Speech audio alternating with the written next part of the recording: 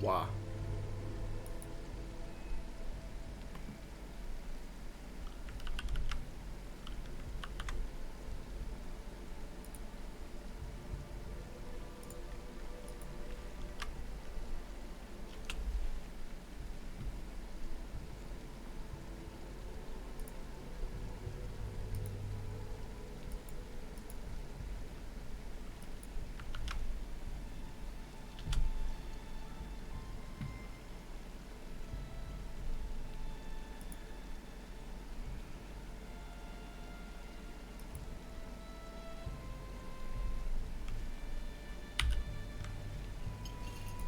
Hello.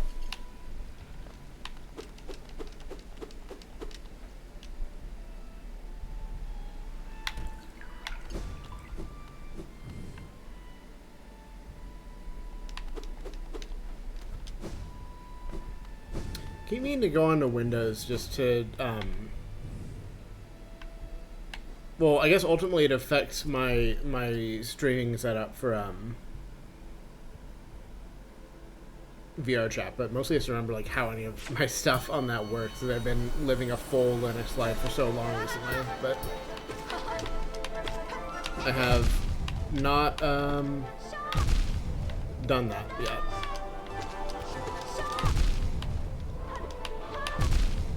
Should not have started a Fortnite, apparently.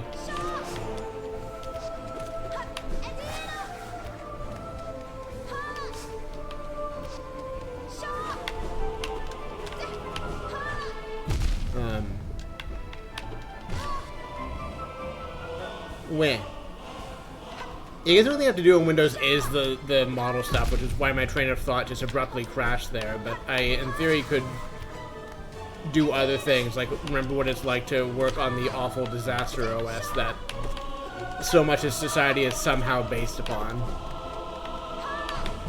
Ow.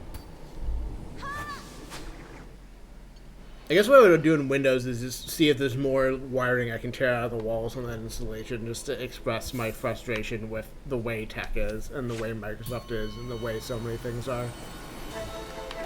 There's only so much more I can do without making that OS entirely unusable, and I do, in theory, need to be able to get into Windows sometimes. For things like playing,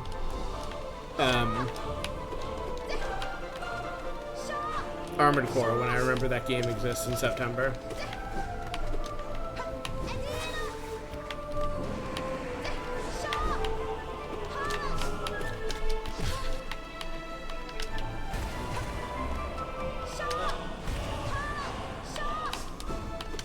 Ow. A little too weedy there.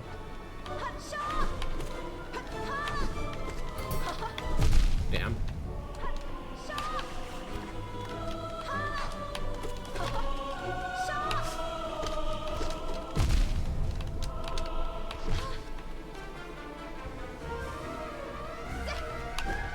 Mostly just dreading the model stuff, because I don't, like, you know, have an existing answer for, like, what is broken or how to fix it, which is one big debuff, like, wanting to work on with the way my brain works. And it's also just not interesting work to fix the stuff that's wrong with my VR chat model, because it's, you know, one part needs to do a bunch of, like, rigging fixes, which are, you know, boring as shit. And it's one part having to, you know, fix, like, why isn't this, like, shape key thing flowing through the way it's supposed to, which also is work that's miserable and sucks, and, like, I don't have an answer to. Which is why it's the thing I would have to solve, of just, like, okay, like, why is this not doing the thing? Not even that, like, it's supposed to do, but that it has done previously, set up in the exact same way with, as far as I can tell, no changes. It just has decided not to work, because fuck me, I guess. I don't know, so hating every part of that process aside, I will eventually interact with it properly, because I would like to have a nice Agent Carmilla model to run around with. I guess to an extent I have that, it's just I am a perfectionist and have a bad brain, and any issues with said model make me deeply sad. So in order to have a happy brain, I need to make the model better. Close up.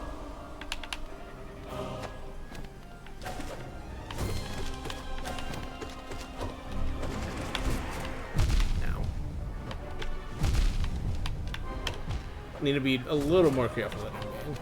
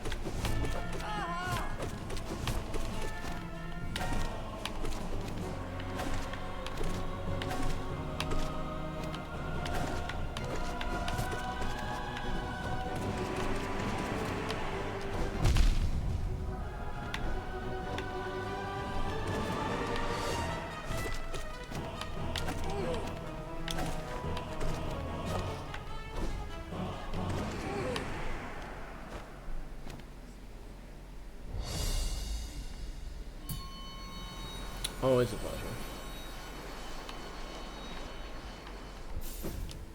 I also posted some more dive line screenshots on socials after I think not doing that for a minute. I should do more of that. I think I've been holding off because of some things that are going into it related to another thing I'm working on that I am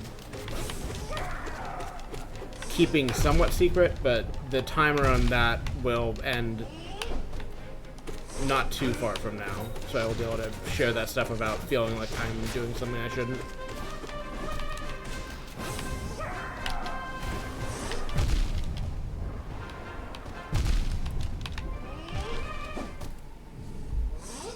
Time Knight isn't difficult, he's just very easy to get hit by, and I need to be like a little more careful if I actually want to clear on this.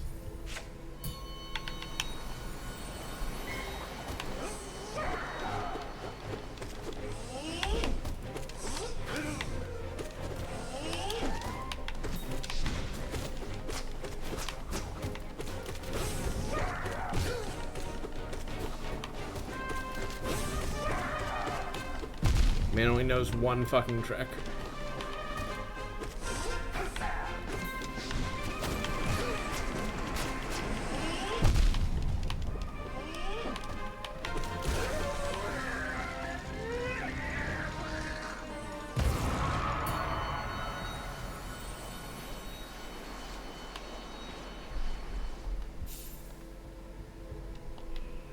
I don't actually want to grind all of these out right now. I think I said specifically to myself when I started like setting up for this that I didn't want to just burn all of my time practicing or getting clues on bosses that don't really matter, as opposed to, you know, practicing the things I gotta practice. But brains work in strange ways, as it turns out. How's the Aurora doing? I know we were just talking, but so I have something to do with myself besides staring at the video game.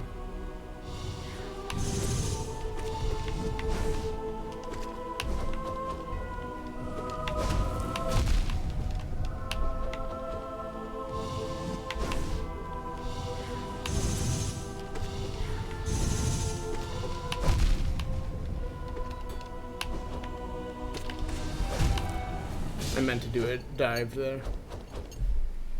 The problem I still have with... Well, I guess there's several problems I still have with Pure Vessel. One is I just need to get much better at fighting him. Another is that, like, I don't have a good answer for how to use my spells. And I guess, like, I should just do side screams and be done with it. But I don't know. I feel like I could do better. Nice.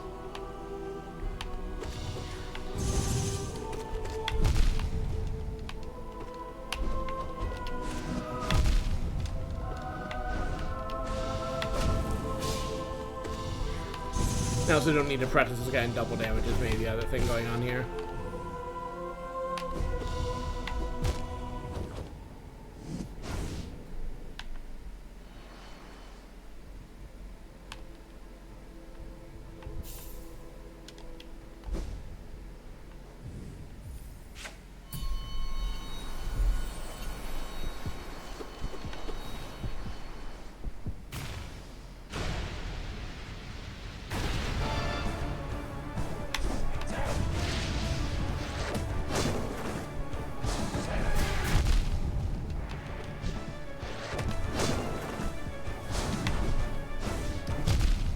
need to stop doing that.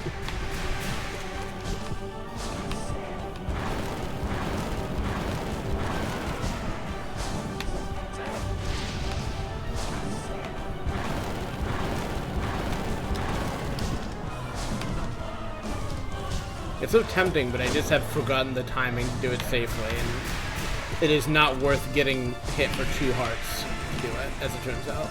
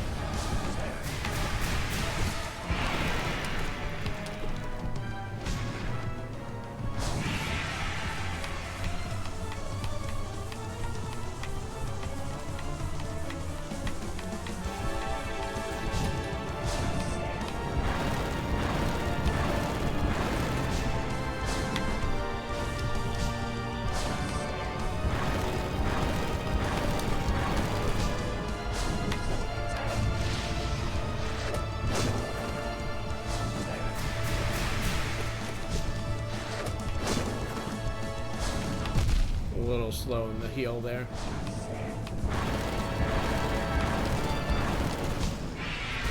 Not that it matters. Can I just fight Nightmare King Grim 3 times instead of having to deal with Pure Vessel? Or if you fuck that, can I just fight him 3 times instead of having to deal with Markov or Zote? I would take that trade in a heartbeat. Because Pure Vessel I'm also not good at, but like I at least like kind of understand it. Markov I still just don't understand.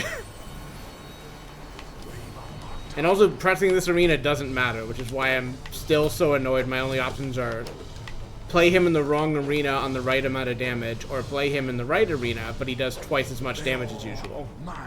Neither of which are, you know, good practice for the actual thing I gotta do, as it turns out.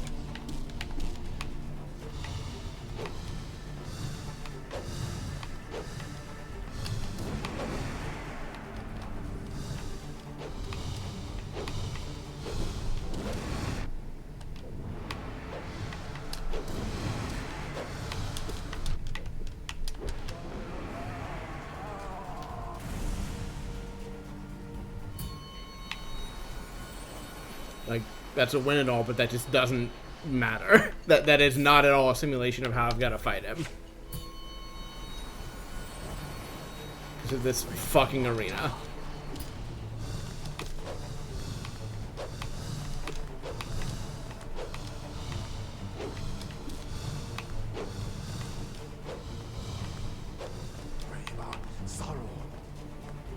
Reebok Sorrow.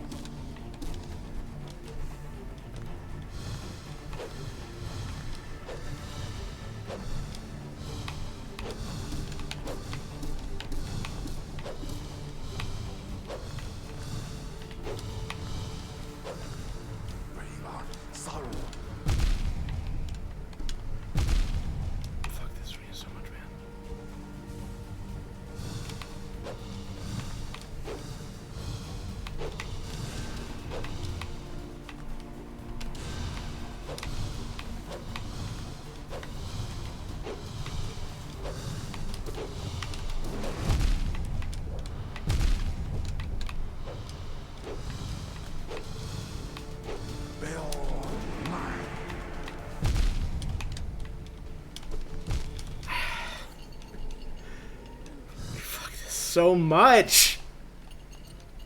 This is just the only way I can practice him that, like, it's close to what I gotta do, and it just sucks shit. And, like, this guy specifically, or Zode after him with, like, 2 hearts, has been where my last, like, 3 or 4 attempts at this Pantheon died. Is this fucking piece of shit and his 2 spinning shields. I hate you so much. Go directly to hell. Like, cool.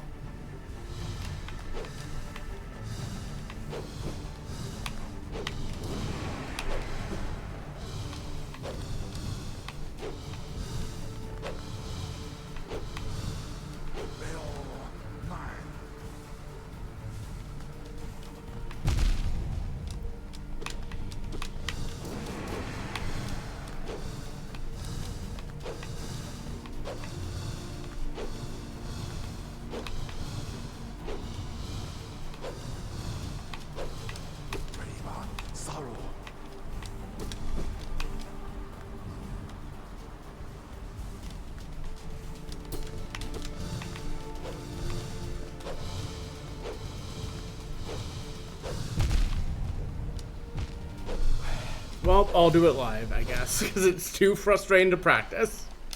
Like, my only way to solve this man is go into his fight with full soul, scream him to death, and hope that I have enough health left to fight fucking, Dipshit Express afterwards, because, God.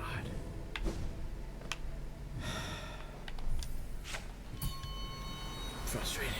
Already frustrated.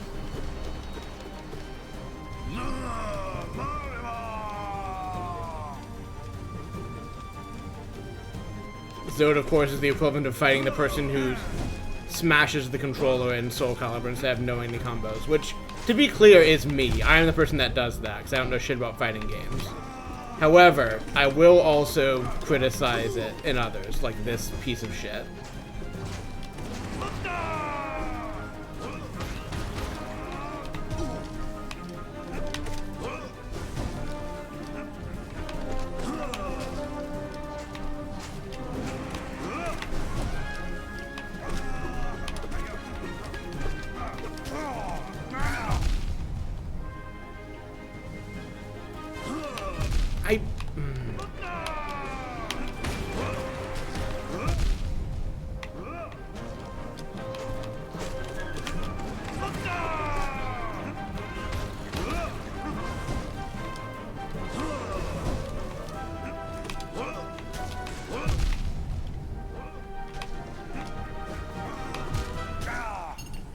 Playing Zode on 2x damage is not going to help my thing, but it's just, God.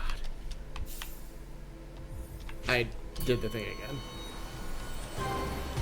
I'm actually, well, I'm going to quit this fight by dying to my least favorite character in the game, and then I'm going to just do Pantheon attempts, I guess, because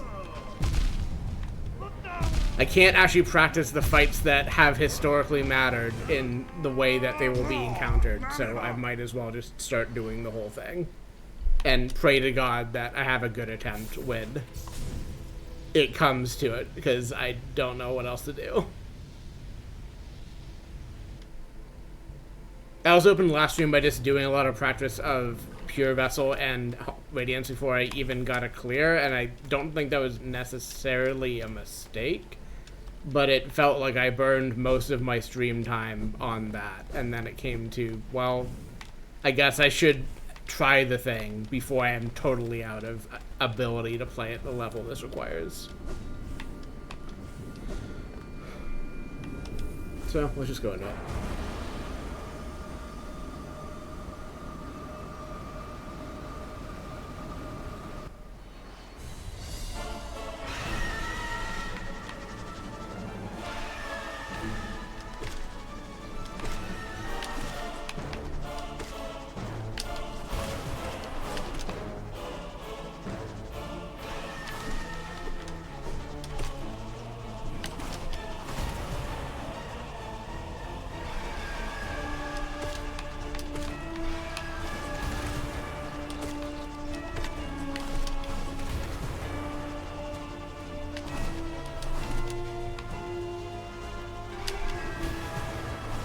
Misjudge.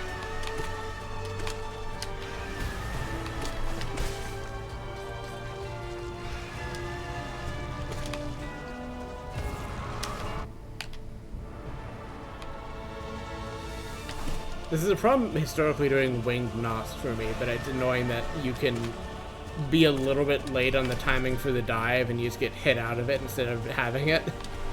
Like, it's not that bad for this boss, but Winged Nosk is like the audio cue for when it's going to do a dive and when it does the dive, and like the height at which it does it is such that like you really need to like hit that immediately or you just are not getting your dive off, which, considering at least for the way I'm doing it, that is like the majority of your damage. Like, you really need that to land and hit.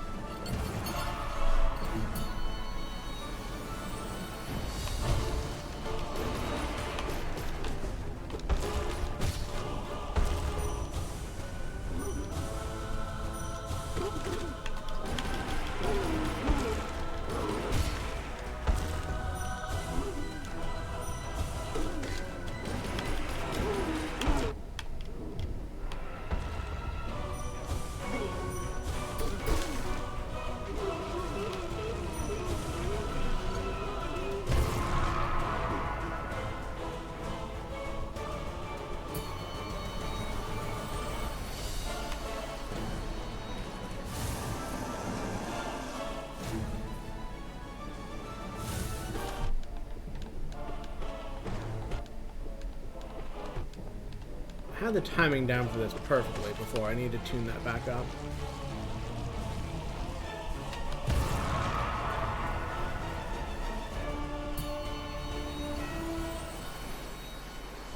Hi, Hornet.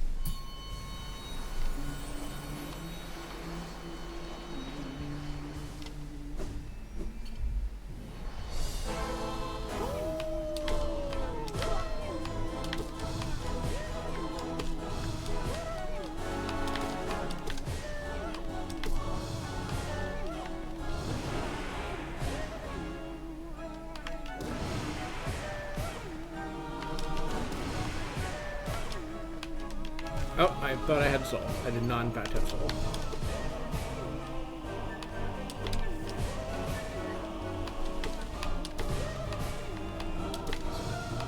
This creature has been demoted from my least favorite boss rankings in this Pantheon due to all of the other contenders, but still is such a just like, please let me kill you, you piece of shit.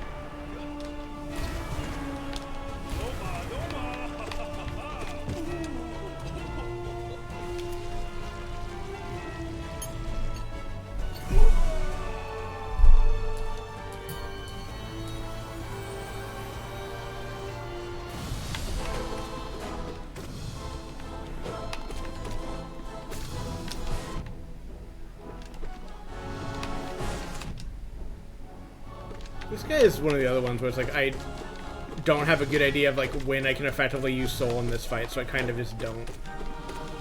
Because it's easier just to kind of like dodge and just beat him into submission with the nail.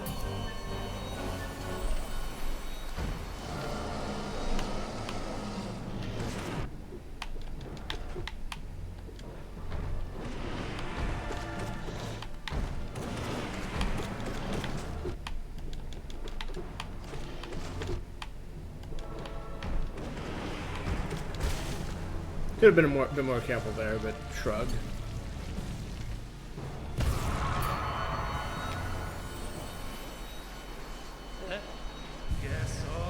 Bros, bros, bros, bros.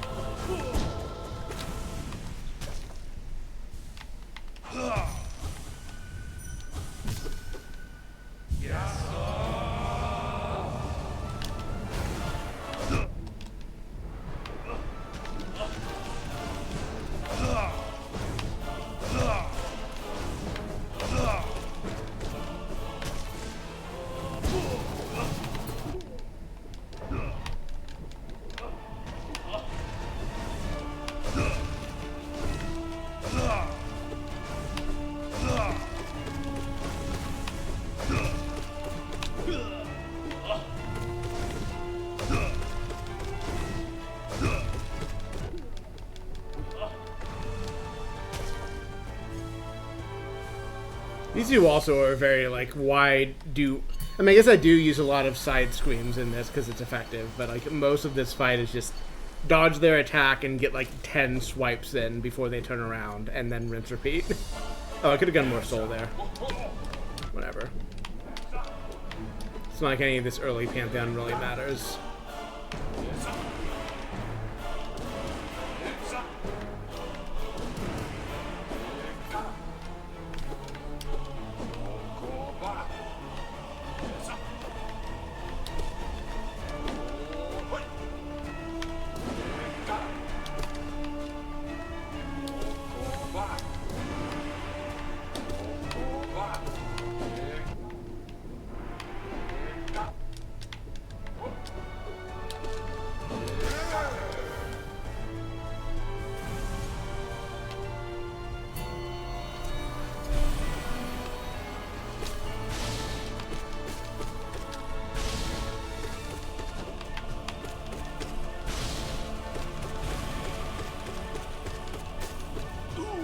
Fuck out of here. I think like Crystal Guardian and like in Range Guardian, one of those fights where I like had a pretty fast clear from like spell strats, and then I realized I could just make it even faster by just never stopping hitting the man. Because he just, you know, stands there for so much of the fight. It's like, I'm going to hit you with my nail for a lot of damage, if that's okay. You want to stop me, I suggest moving or doing anything else other than just standing there. This dipshit also is a very, like, if you want me to just do massive damage to you, you're right, you can let me do that, but if I were a boss, I would simply not take heavy damage constantly from a small bug. I would get good, personally.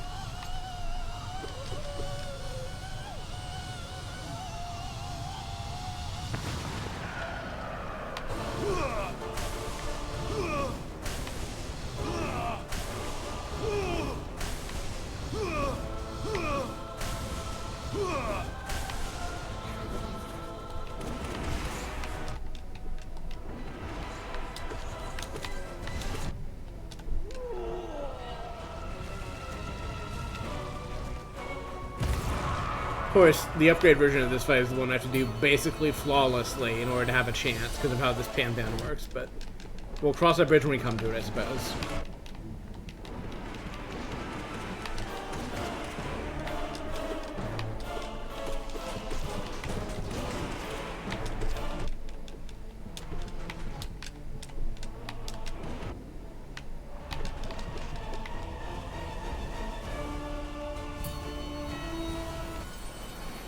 Ladies.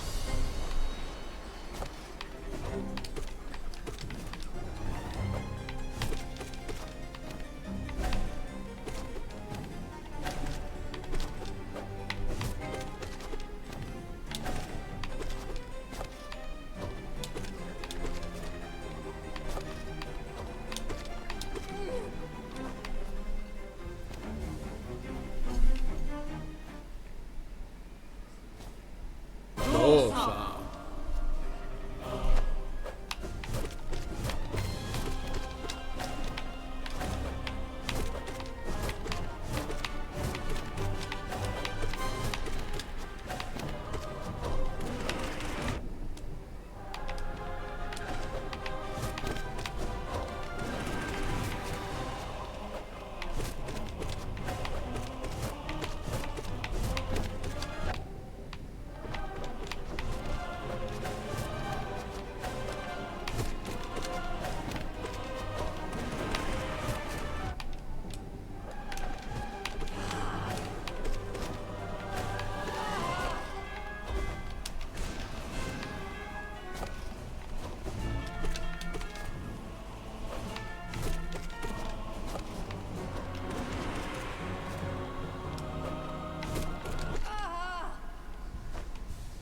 Drone Carmella offering her services as a trainer for this kind of fight. Let my memories work for you.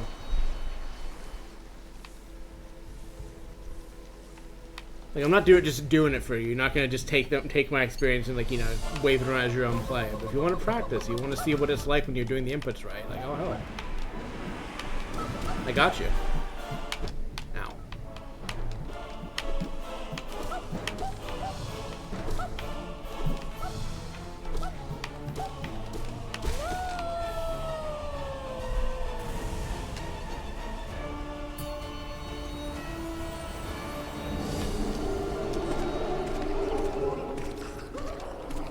I think screaming to death is faster, but I've started preferring doing this because it is about as easy and it gives me extra soul for the next fight.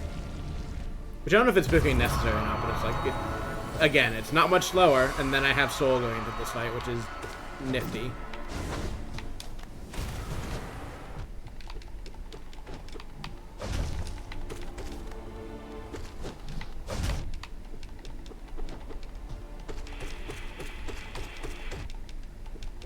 Of course, this fight is, you know, not much, but...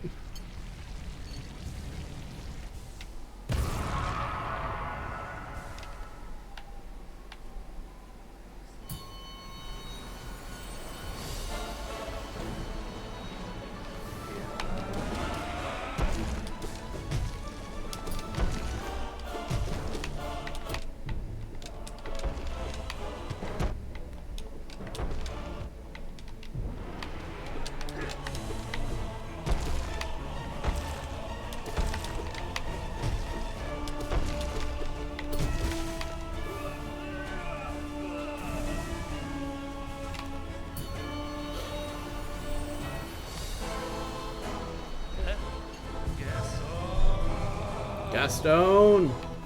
Ow. I'm forgetting how large this guy's hurt box is.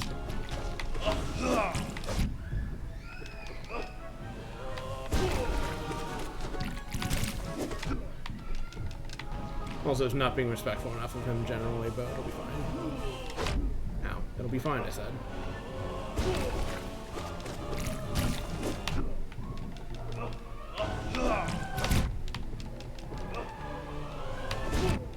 Oh, I misread what he was doing.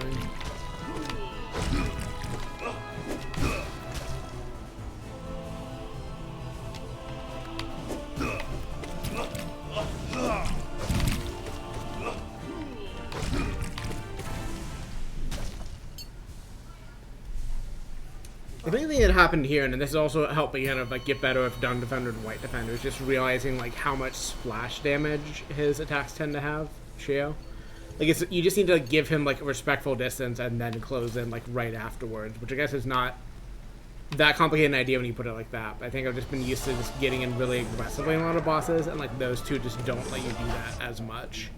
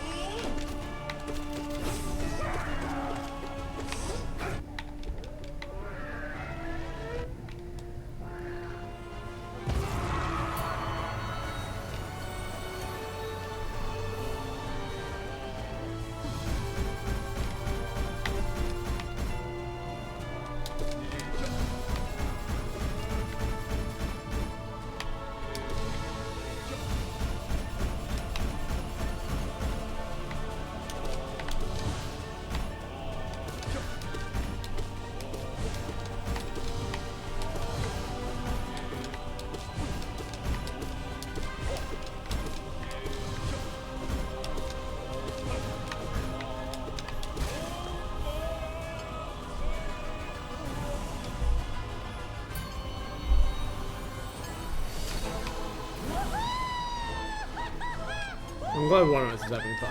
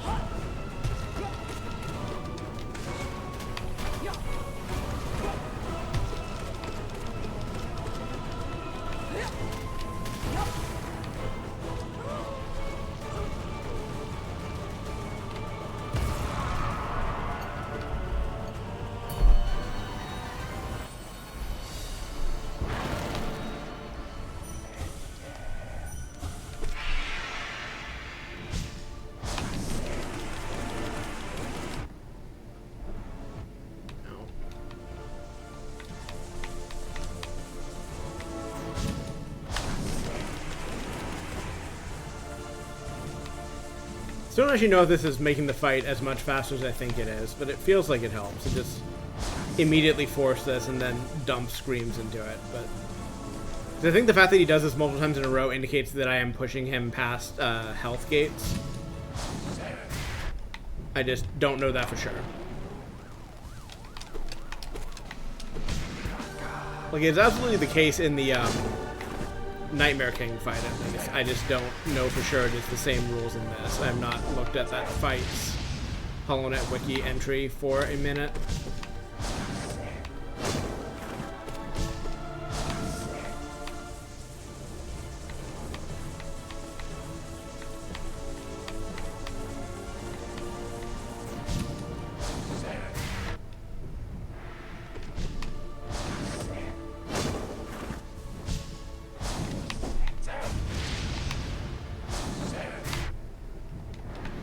I keep forgetting what the pattern is for this version of the fight. I'm so used to Nightmare King. That is what I do for this version of the fight, is I simply jump over it instead of staring at the bats and being hit by them, which is not, as it turns out, the correct strat. Aw, I held on too long. Whatever.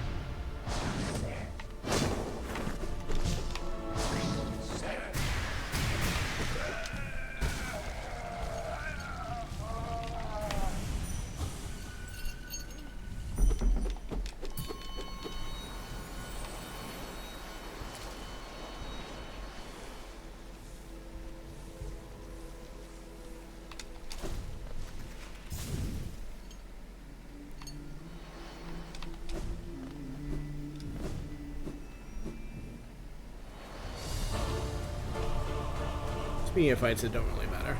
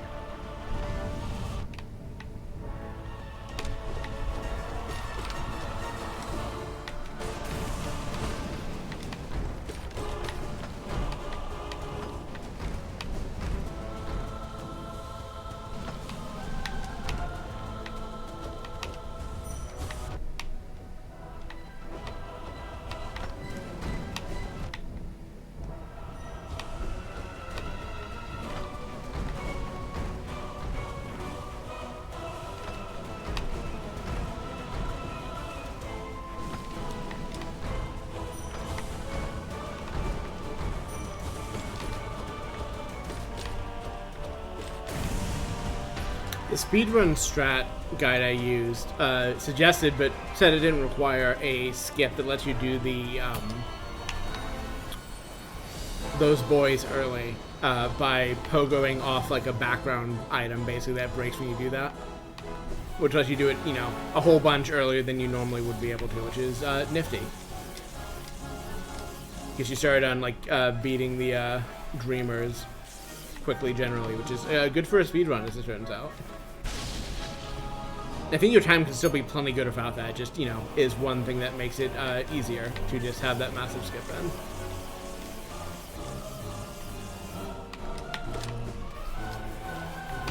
Sure. Ah!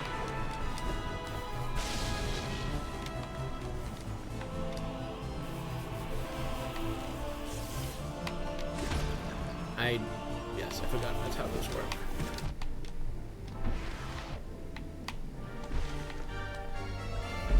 Boss is definitely a lot easier once they patched it in this, but I still hate Uru. Piece of shit, jellyfish.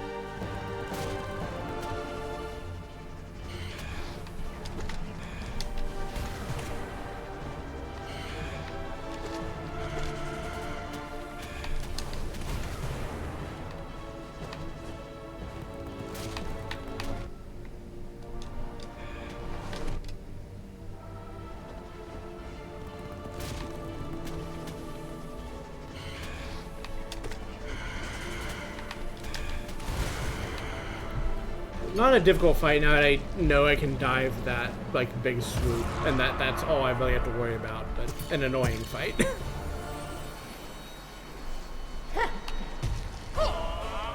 A little nervous about this one each time, but it's usually worked out, so it'll probably be fine.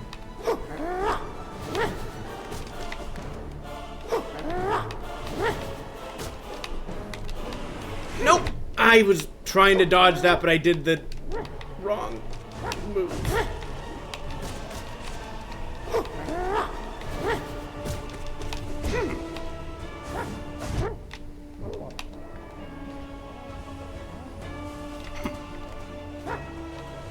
Basically, my strategy for him at this point is to hope to God I get to the last phase, and if I get there, I'm probably fine, no matter how little health I have. But sure is a lot of I am in a real bad spot before that.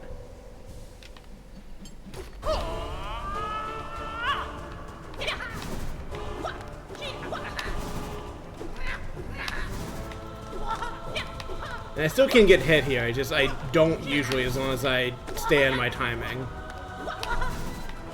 Which I remember being a lot worse at this phase of the fight, and I guess I just never learned how, or I didn't ever observe how regular he is here. Like, he only does this one thing, and you just need to be watching where he is. And time it right. Which, I don't know. To make that not a vacuous statement, he's very regular about that attacks, where a lot of bosses later in the Pantheon are not.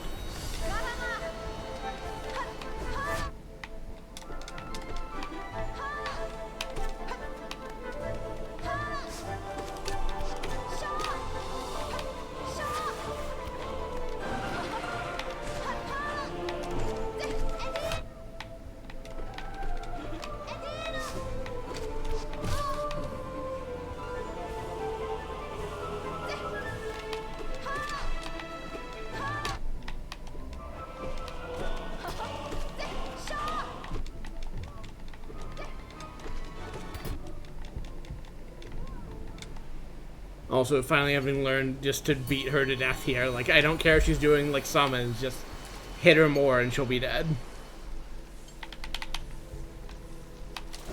I definitely lost a few Pantheon runs at that point, because I just wasn't doing well enough off, Sly into Hornet.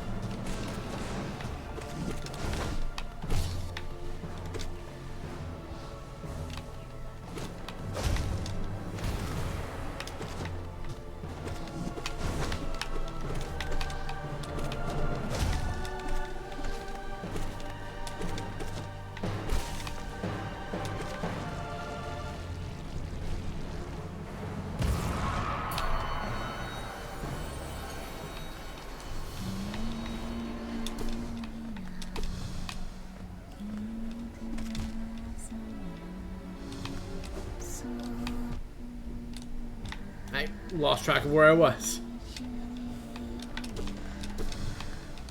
Gotten better at this fight too, mostly because I think this arena is actually better than the base one, but I also continue to not like this fight because it just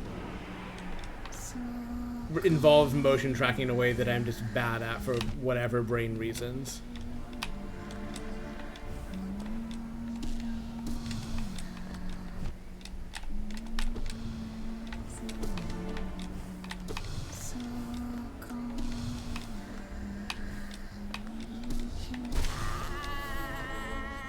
But no eyes does not have that much health, so as long as you simply keep hitting her, it is fine.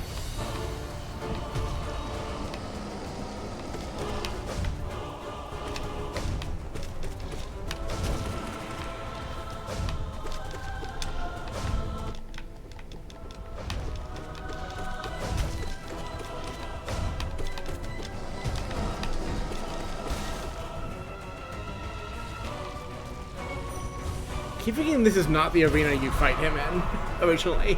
You fight him in like a fucking weird tunnel in the base game. It's so strange.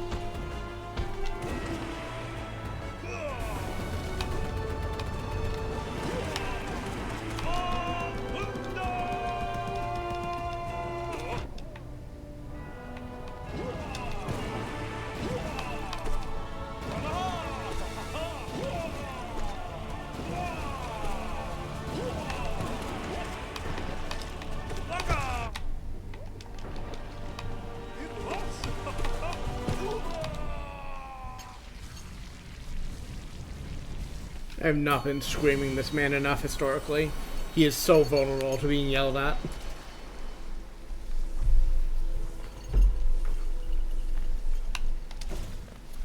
So I should drink any of the beverages in front of me.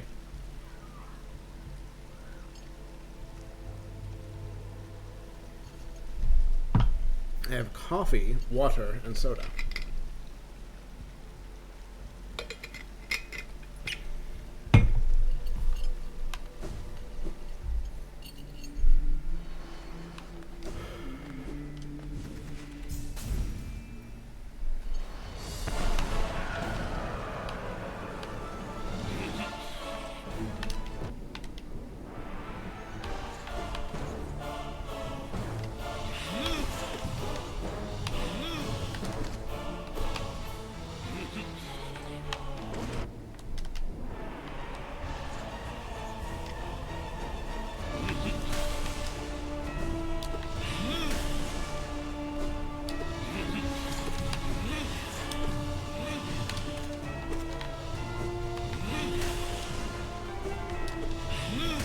This is the thing about Soul Master and Soul Tyrant is that it's not so much they sit there and get hit, but they have very like precise windows and openings, and if you guess correctly where he's going to go next, you do get a free hit. Otherwise, you do not get any hit at all.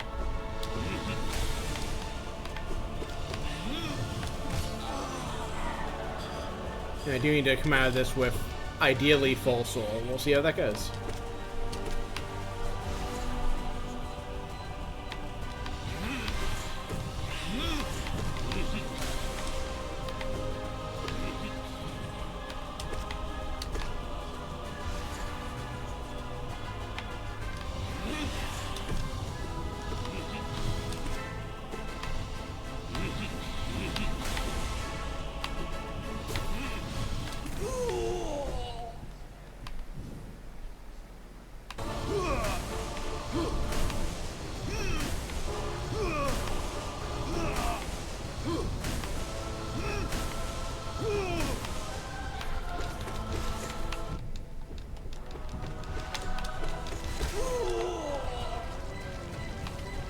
That'll have to be enough.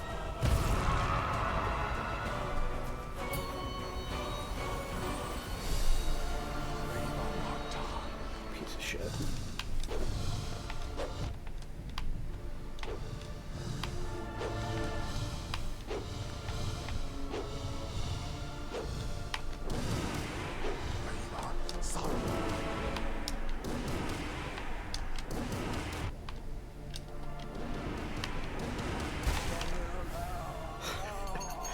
Simply scream him to death, and then he's easy. If you can't scream him to death, he's very difficult.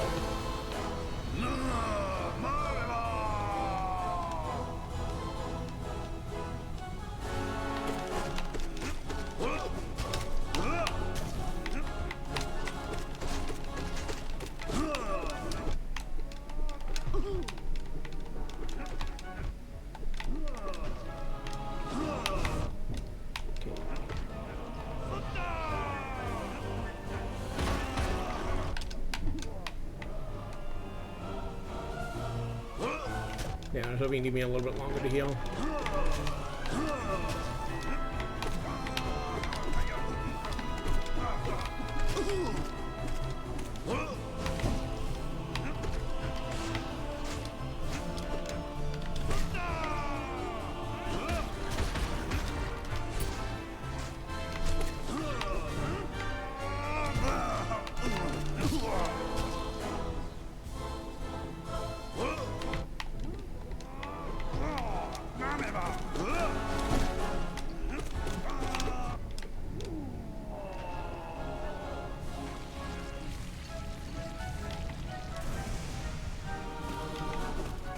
Go to hell. Go to hell. Go to hell.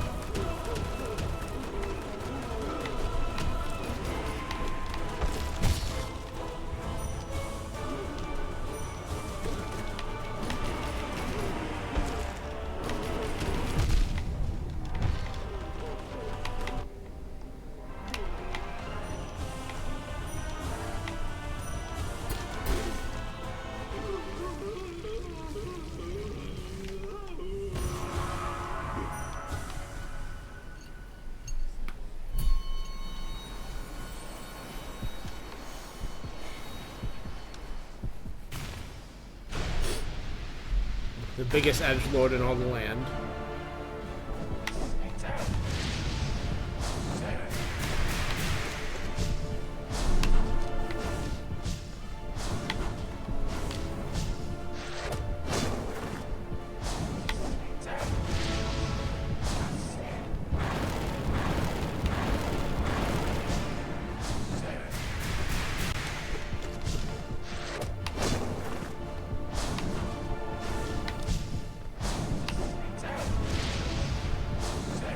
What I used to do for the dodge of the down dash involved dashing in the air too, but I just have relearned a different way to do it, which for the most part is still effective. It just means I'm not getting the same opportunity to punish that I used to, which is fine. Fight's not, you know, noticeably slowing down the tempo or anything.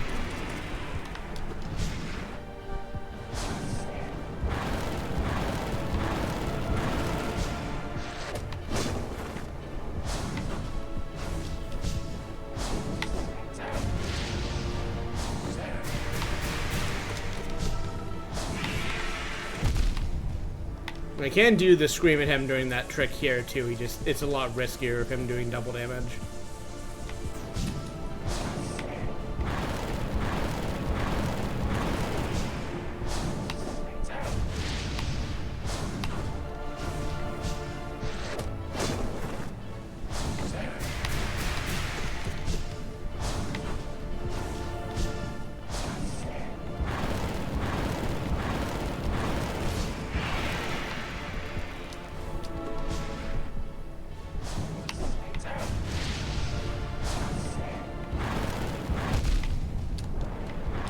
A little too cozy with it.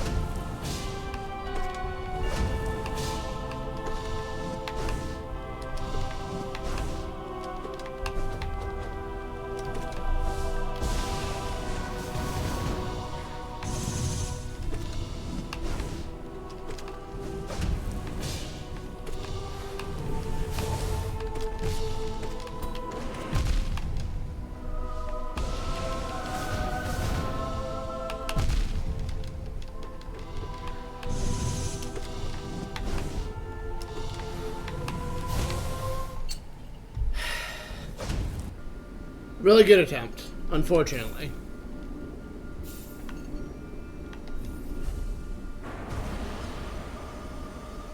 I'll take a break after this attempt. There's unfortunately no practicing the stress of this is for real and I'm 2 bosses away from just being done with this thing. They have not implemented a way to train that besides doing the whole thing.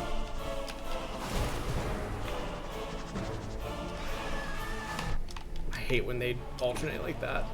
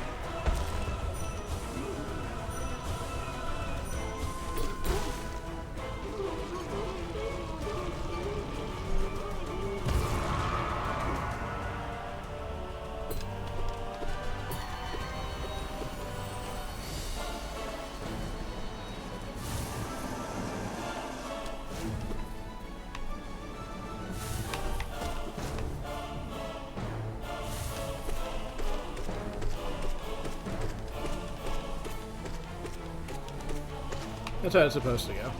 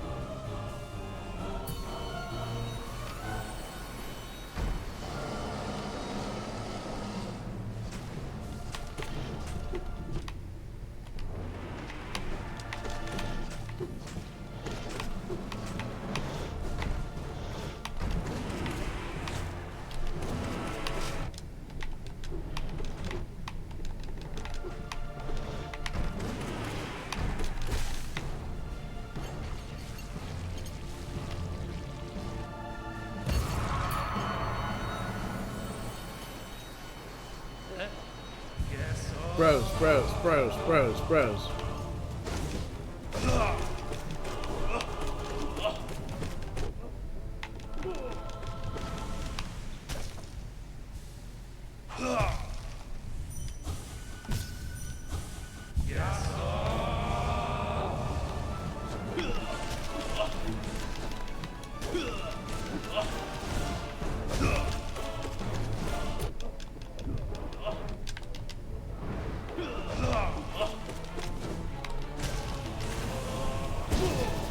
One of them is already dead.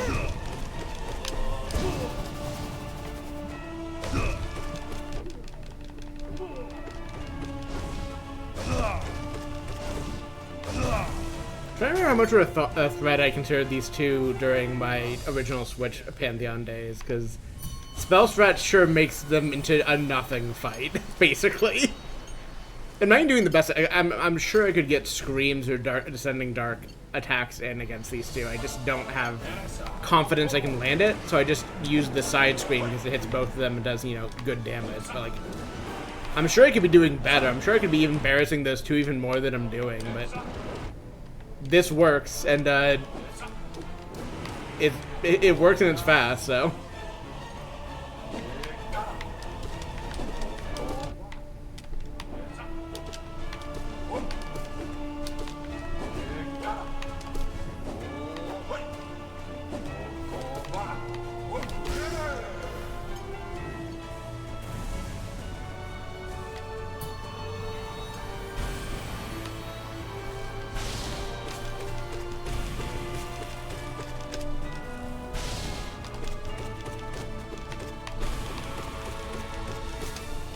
I did different strats with this guy depending on whether I'm trying to get soul or whether I have soul to spend. Like, I could have screamed him, but I was out of soul, so I just beat him to death instead.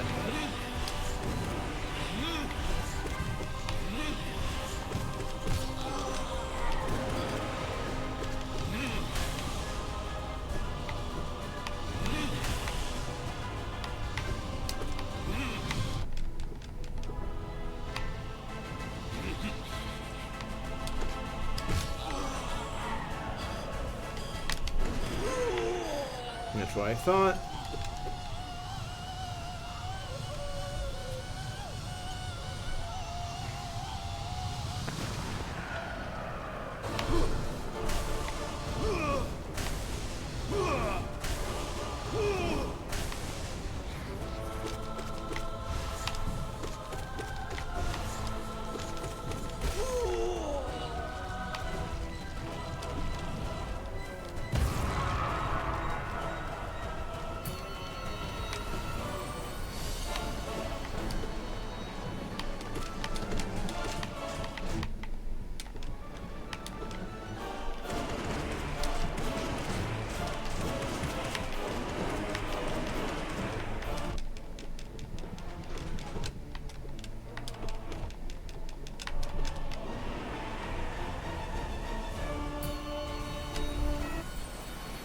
Well, having the sisters fight after just makes it like the lowest pressure thing we got like ever, because like I sometimes have really rough odd bobble fights or whatever they're called, but usually I do fine. And if I do like rough against them, it's like, oh, I just have to do sisters without getting hit. That's not that hard.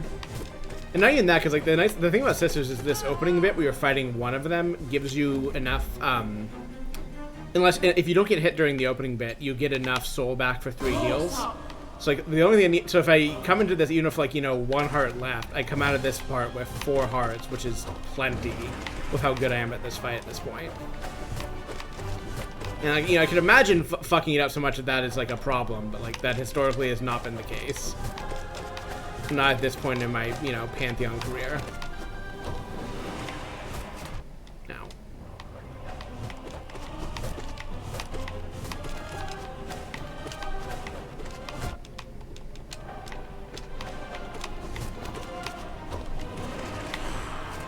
Down to 2.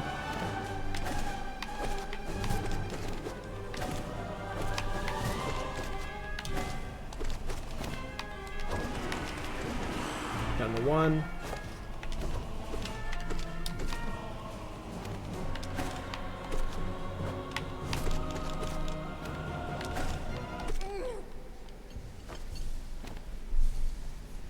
Always a pleasure, ladies. Always a pleasure.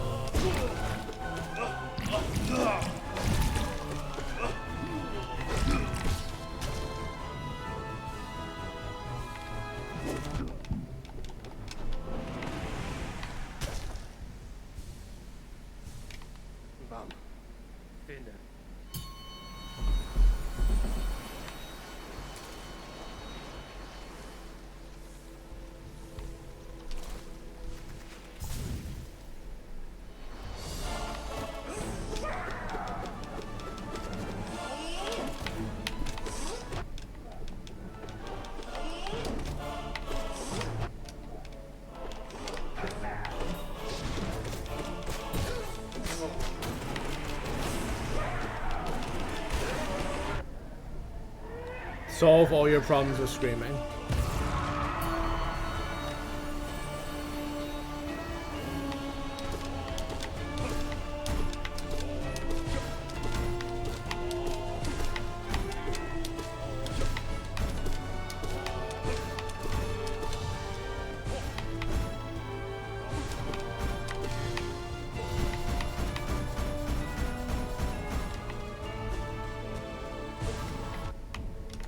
Fight makes you think, because this fight is just basically all like waiting for the opening that you hit the guy, of someone who's complaining on the Peak subreddit about most of the achievements being RNG based, and like their logic I think was a bit flimsy, because like it mostly hinged on like, yeah, some of them are straight RNG based, like you just can't do it on a given run or whatever, like you don't have the items, which sure, but like they also kind of made the point that like, you know, some things are a lot easier depending on the day, and it's like, yeah, get good. Like I don't know what to say that's not being toxic about that, but just like, yeah, sometimes you have an easy climb, sometimes the zone's harder than usual. That is the video game you are playing.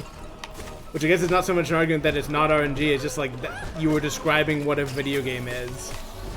It's not always going to be easy, sometimes you have an easier run.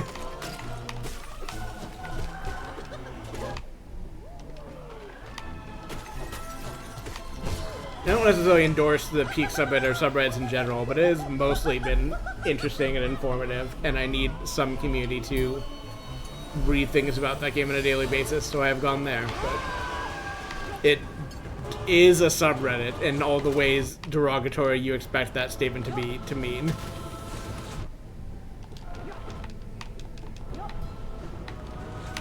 hate this pair for when they do things like this of just like not giving me an opening to get hits. Like, this is the pattern I want, where I can just do this shit.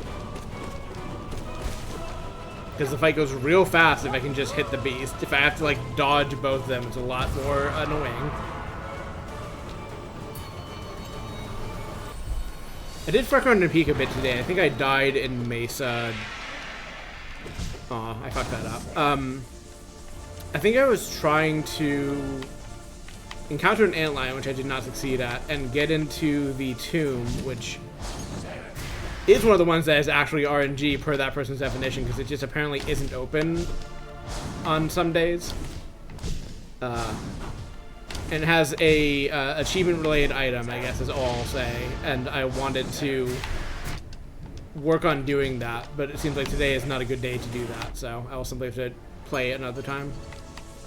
I can't remember how I lost that run. So I got through Tropics. I put it down to Tenderfoot, and I got through Tropics or Shore and Tropics like basically without trying, because with no weight because of the balloons and like my existing level of skill in that game, it just is not hard to climb up on Tenderfoot difficulty.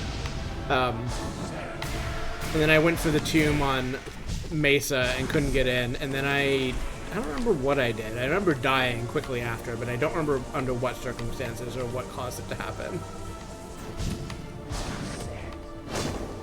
Which I guess makes this story for the stream a lot less compelling than I had hoped, but video game happened, is all I can really say.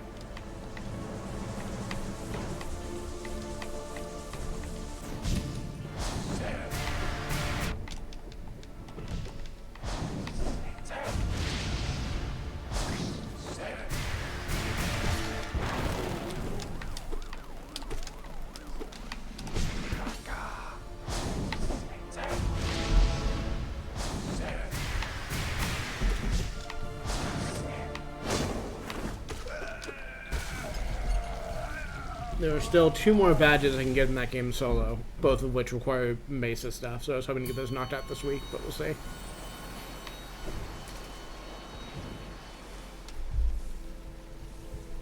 So I played Peak consistently enough at this point that like it wouldn't be a great loss if I don't get the stuff this week, so I'll just, not play on days where Mesa isn't up, but it would be nice to knock those out.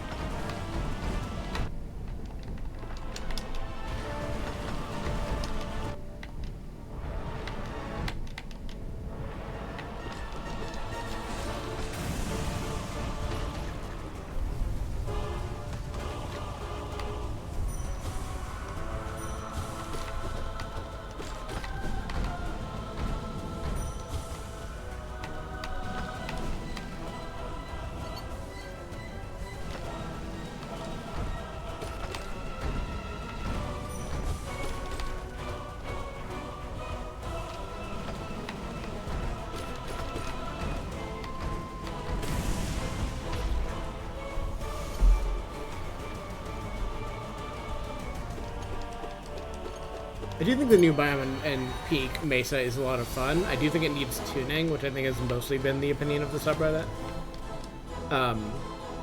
Like it's kind of hard to say because like people would raise the point like we've had Mesa for like less than a week and we've had Alpine and the associated base game for a month.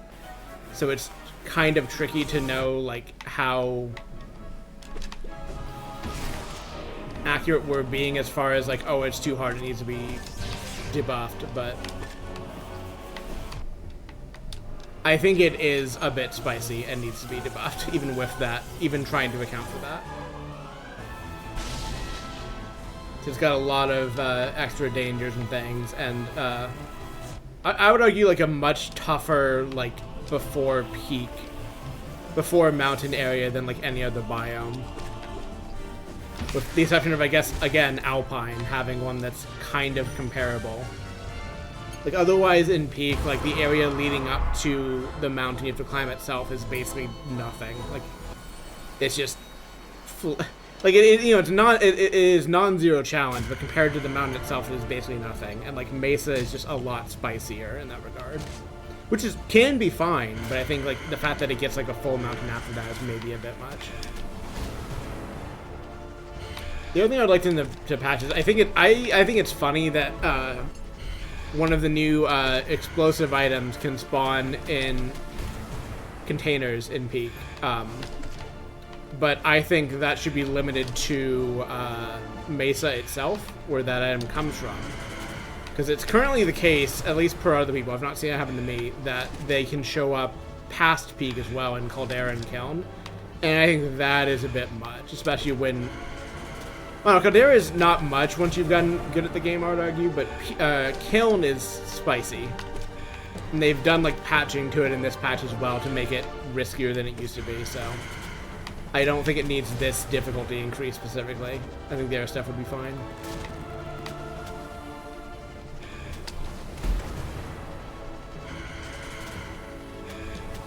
The other thing for me is, like, besides kind of getting used to Mesa, like, I have... dropped my Peak experience back down to base difficulty at highest, sometimes even Tenderfoot, because like I have got nothing to prove anymore. I got my Goat Scout unlock. So the fact that, like, you know, the new zone and like the game itself are harder now is broadly not my problem, because it sure isn't that hard in the base difficulty. All the schmucks that are working on their high level clears can have problems with the can argue the devs into nerfing things back down. That's their problem, not my problem.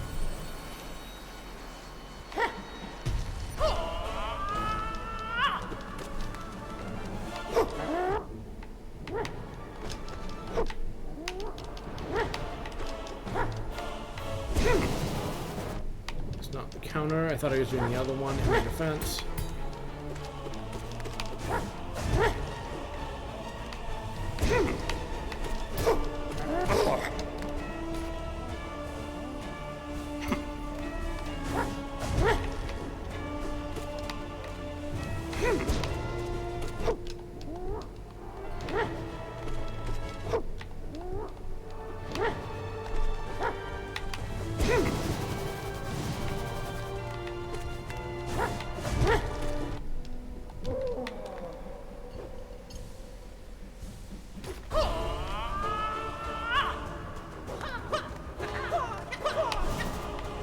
I'm glad they're doing more stuff with Peak, though. I think like the new area, the new items are fun generally. Like tuning Need aside, like it's fun.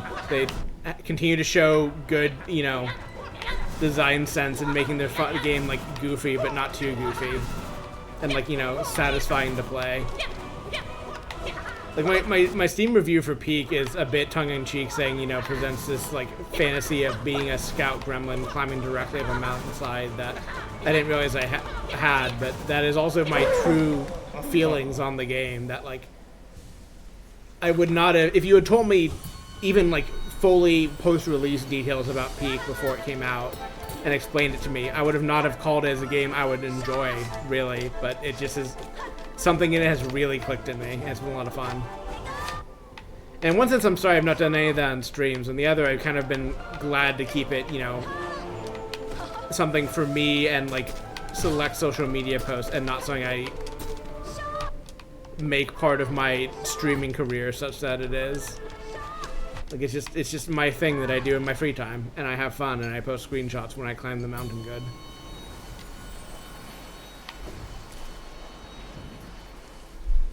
And I probably will continue to do that until I have nothing to achieve in the game besides daily clears, because they keep putting stuff in that's fun.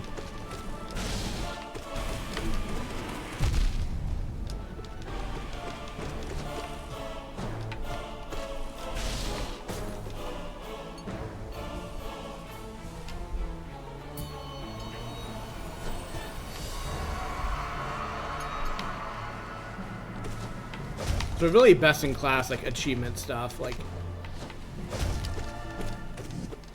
I feel like that's why I had to caveat this, because, like, I don't want to come across as, like, some weird gamer score freak, because I feel like that's the only kind of, like, popularly known, like, person who cares a lot about achievements. But, like, I don't know, I've never wanted them just for the sake of having them. I've wanted them for the sake of, like, you know, feeling a sense of accomplishment, like, having a thing to wave around as part of that.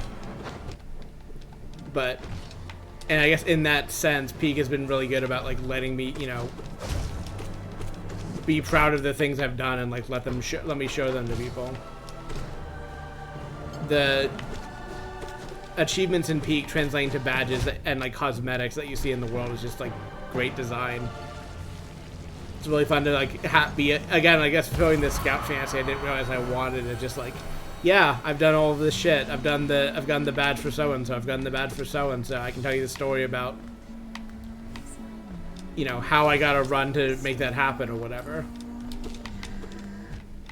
Like, I don't remember all of the stories of all of the ways I've gotten every badge. Like, there's a few where, like, I'm pretty sure I could remember if I thought about it. And, like, it's fun to have a story, I guess.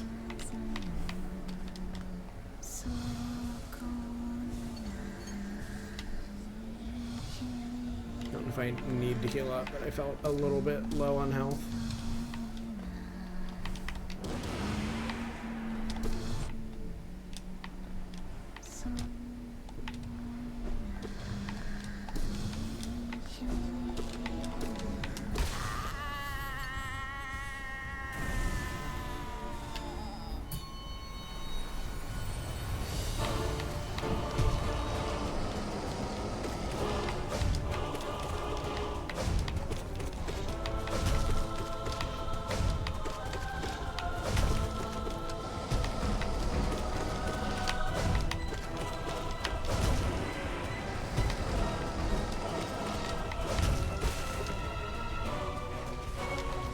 Could fit more screams in there, I'm sure. But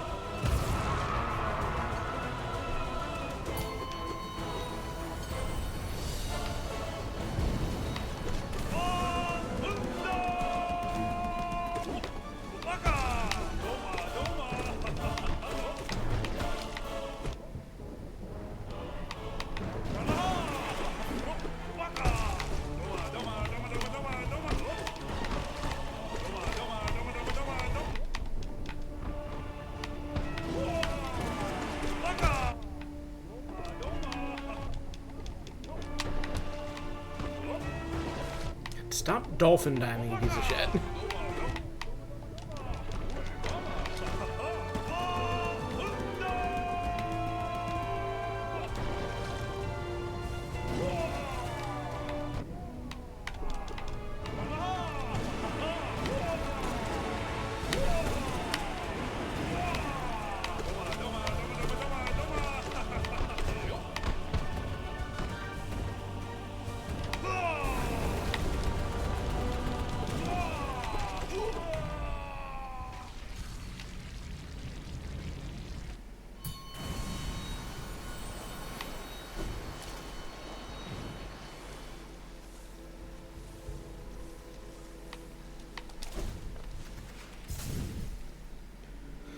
Wow.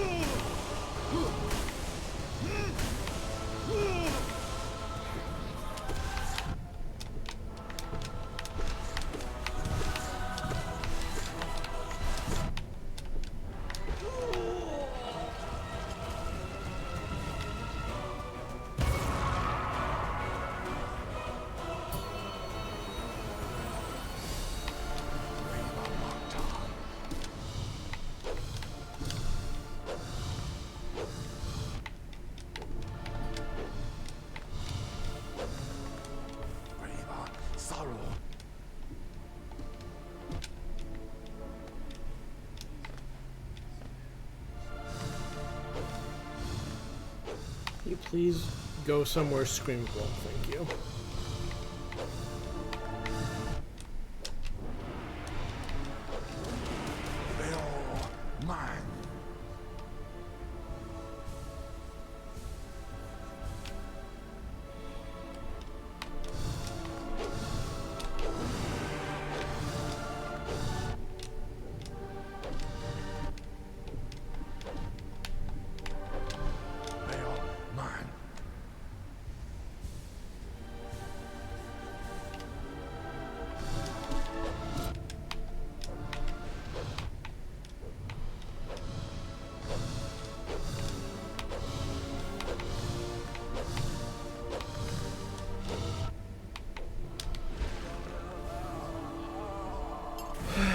Gary's out, but might be okay.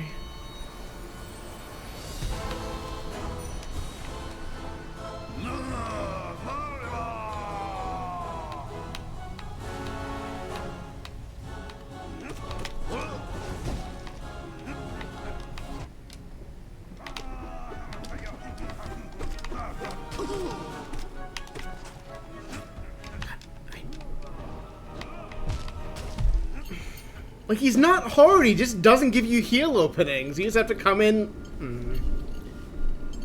I will take my break before I yell at the video game more.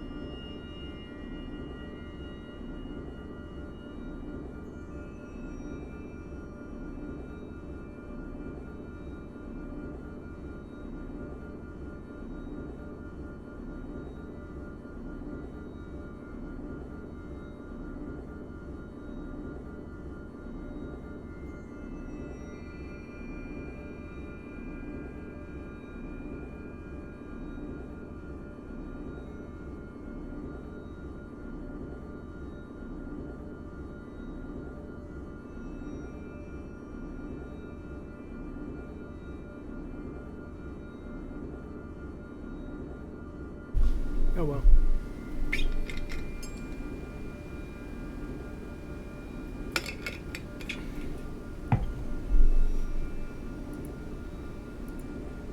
I am thinking I will give another couple attempts, maybe more if they're not full attempts. If they're full, definitely just a couple, and then take a slightly longer break to eat like dinner, and then just keep doing this until I do the thing or run out of steam, whichever happens first.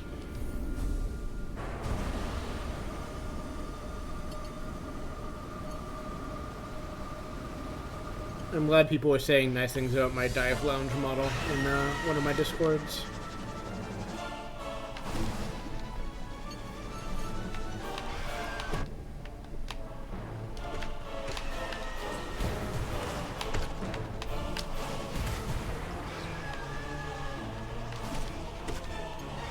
I'm glad my brain feels bad, need to do something, hyper-focused task is in fact producing results. It's weird that that works out.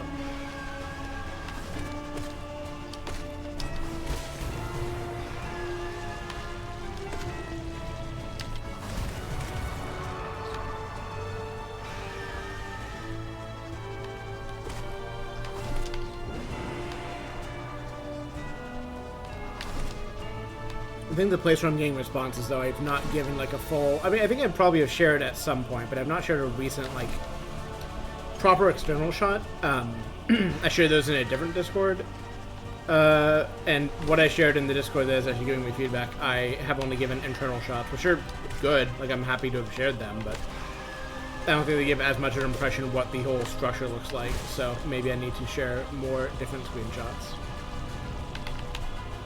Also slowly writing the chapter where the dive lounge is relevant to my story, and it will eventually be finished, presumably. Much like in the way Xeno's arrow will eventually reach its target.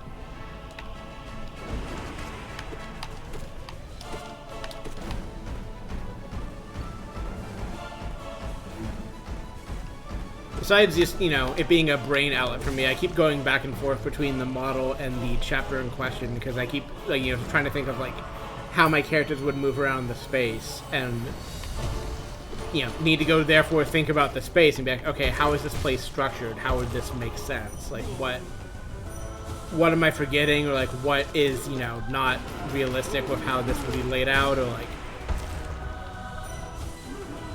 you know, what constraints am I missing, if any? I think for the most part I kind of have a handle on the thing, but I do keep thinking, like, do I, though? Do I need to change this, though? You know, as shown in that chapter, it's like it's a space for, like, you know, 2 dozen to 3 dozen people is what I've had in my head, though I also need to check that figure and see if that makes sense, but, like, that's the kind of scale I'm thinking. And I just keep, like, rotating my head, like, okay, like, what kind of egress would that... If I was trying to make this, you know, as a real space, to an extent, like, you know, under kind of different constraints in a core base and on, you know, in the real world or on a surface, but roughly under, like, realistic constraints, what does that mean? Like, how many X's does it need? Would I ensure there's enough, like, space to move around? Like, what kind of facilities would it, like, need? Like, one of the things I kind of need to, well, actually finish designing, but I've at least, like, partially settled in my head as far as, like, design intent is, it's gonna have 2 restrooms. Like, one's, like, the kind of, like, main floor restroom, and then there's one that is also available for guests, but is mainly for, like, the staff and, like, people who are, you know, staying at the lounge for a longer term. And, you know, also showers. And, like, the base floor, I'm thinking has, like, you know, like, 8 floor-to-ceiling stalls and, like, shared sinks. Which, I didn't need that lag spike, thank you, game.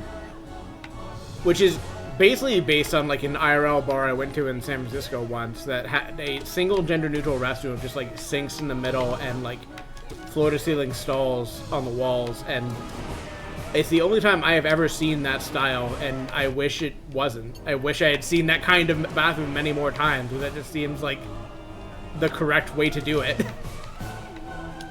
Igniting the gender neutralness alone, which obviously is good, but, like, the, like, floor-to-ceiling stall doors are so rare in the US because we're a hell country. founded by perverts brackets derogatory, and it means that like we have just horrendous bathroom situations that we all deal with, and then, you know, motivated players find new ways to add violence on top of that, because again, we live in a hell society for hell people. But, you know, I get to design my ideal space the way I want it to be, and I get to be like, yes, this is going to be a gender-neutral bathroom with floor-to-ceiling stall doors. Fuck you. It's a sex club, so one of them is also, fuck, how am I forgetting the term? It's got a pair of stalls, what you suck a guy off in, which has a name that I'm just forgetting, but, like, it's gonna have that, but they're gonna be floor-to-ceiling doors, goddammit, they're gonna be good.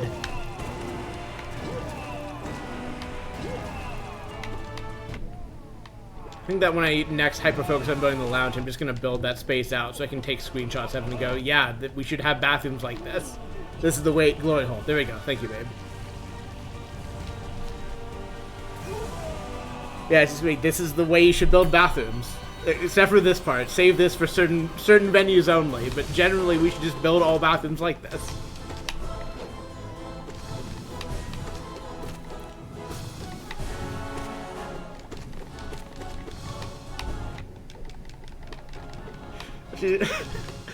God, I've had the opinion, I don't actually believe this, but I want to believe this, that every, like, you know, for adults only, like, venue should just have a glory hole. It just comes standard.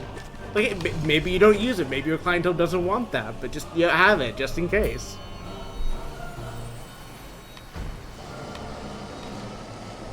You never know. Maybe they've been wanting that, you just never thought to ask before.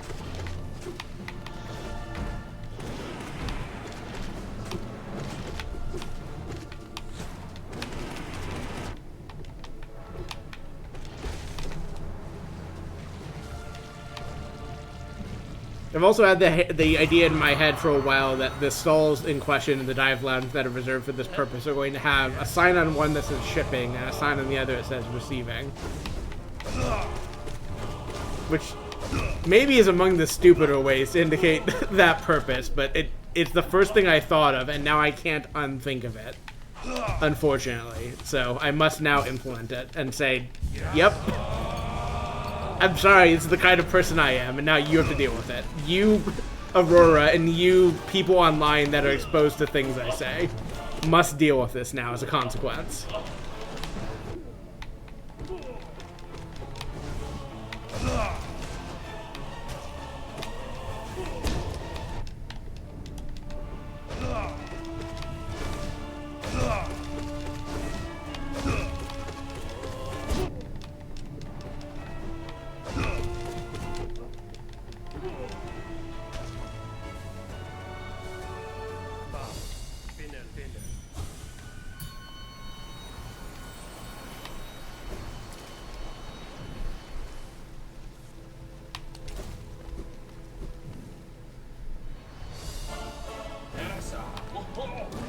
I'm gonna put myself on the esteemed list of people who have modeled glory holes in Blender. I'm not so conceited as to think it's necessarily a like highly exclusive list. I'm sure many people have done so before and will do so again, but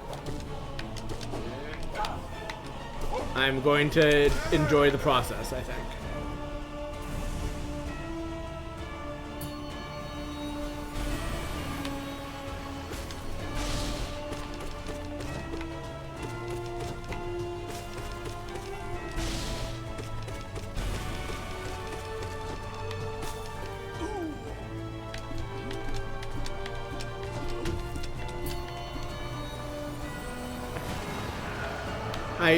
Among the many reasons more people should watch these streams is so that more people have to be exposed to this, besides just you, Aurora. I mean, you have signed up for this in Neo and reiterated at many points that you are entertained by the way I am, and in fact enjoy it. I think more people should have to enjoy and or suffer the way I am, besides just you.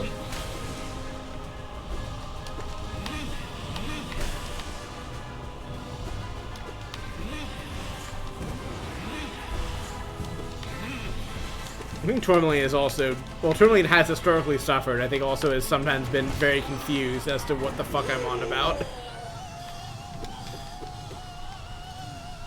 there's something I was trying to look up for where we'd had an exchange and Tourmaline didn't understand something you or I had said, and I don't remember the context anymore, but I was trying to dig up which video it was, because I think I remembered the moment when you talked about it in DMs with me a while back, but I didn't remember which stream it was during, and I was like, I need to go look this back up and see what the fuck I'm even thinking of at this point.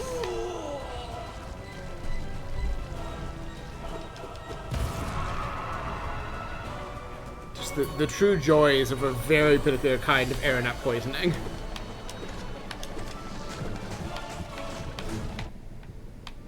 Get a little closer, thank you.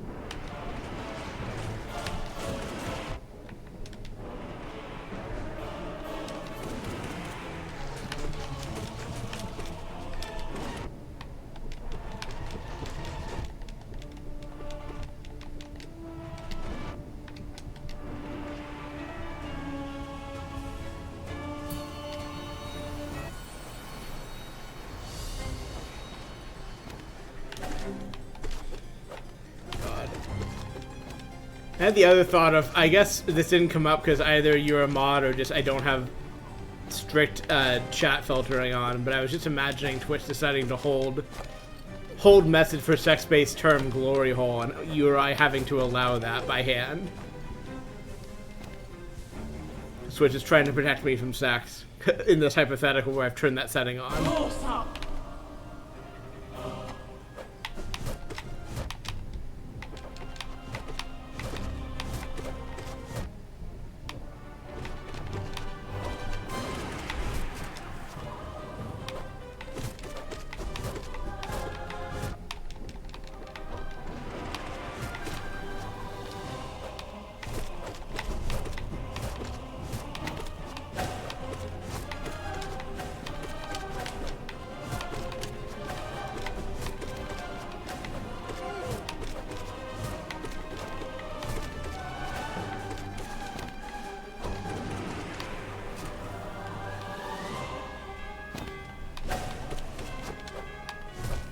That was not really the way to play that, but it was fine.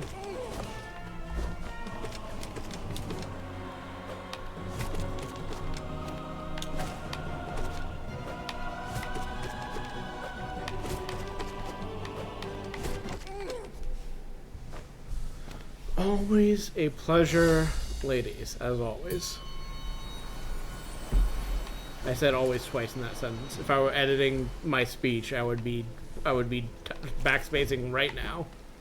Saying no, don't use the same word twice in the same sentence. Don't use it in adjacent sentences even. Rephrase, find a new framing.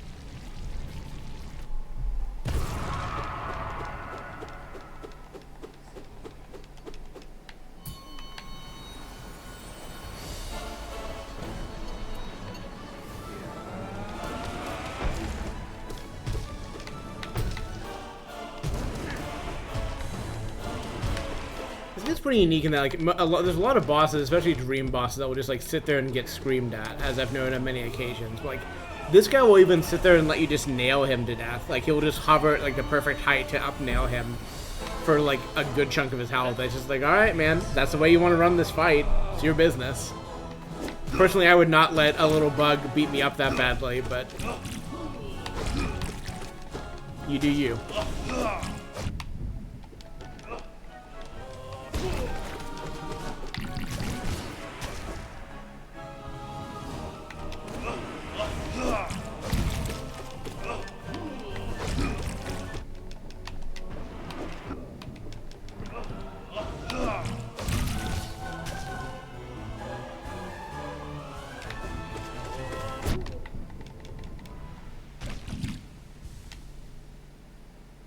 come. Fender.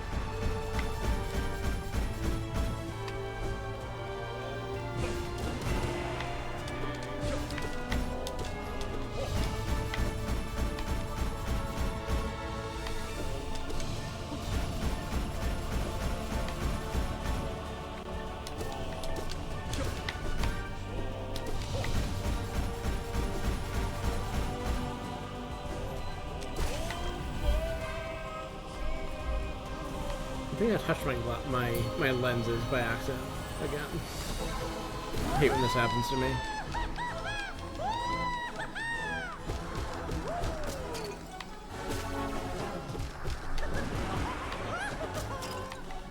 So I can't really continue that thought in character mode because the thing about my synth character Carmilla is that among the things she does not have to deal with are oils on human skin, as it turns out, which is the culprit for my glasses being smudged 99% of the time on my real face. And I've corrected the lenses as an attempt to stay in character, but I guess the problem really is that, or the thing really is that she just doesn't have that problem. That is not among the problems she has to deal with.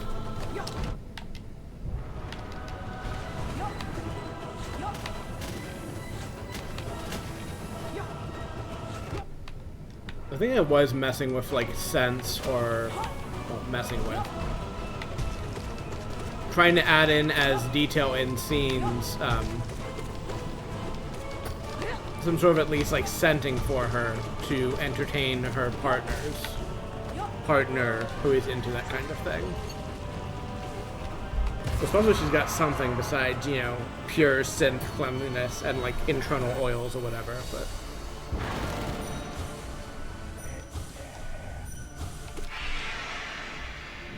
let's send you back. Let's put you to bed, old man.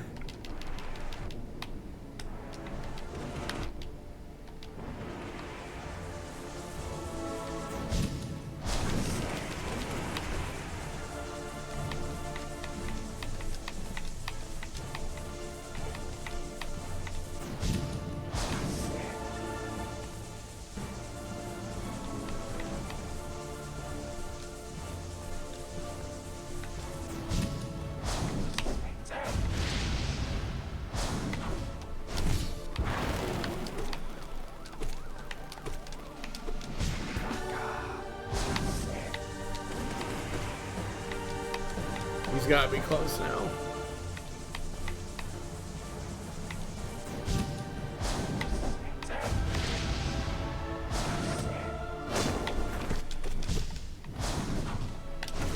Yep.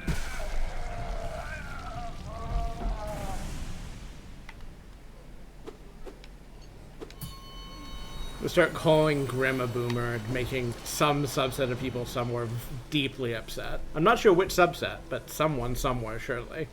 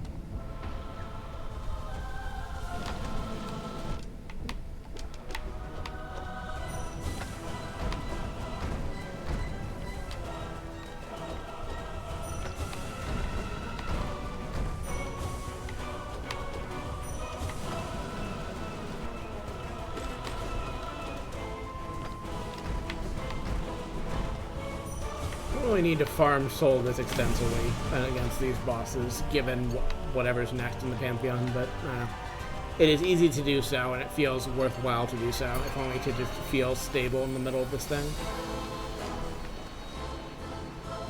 I think, again, it was much more useful in my original Switch playthrough when I was much worse at Uru here. And also, they hadn't patched him to make him less fucking annoying. So just, you know, take a lot of damage trying to kite this boss perfectly just to get the one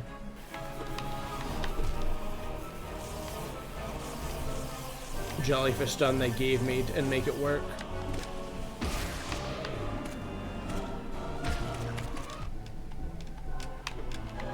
Well, that works.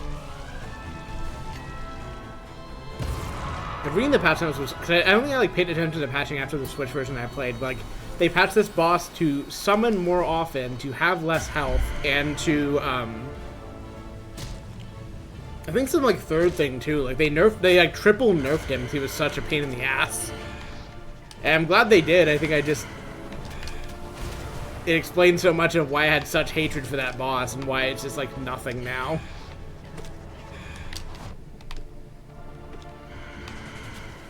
So yeah, I wasn't making this boss up as being an awful, awful piece of shit. They made it better. God.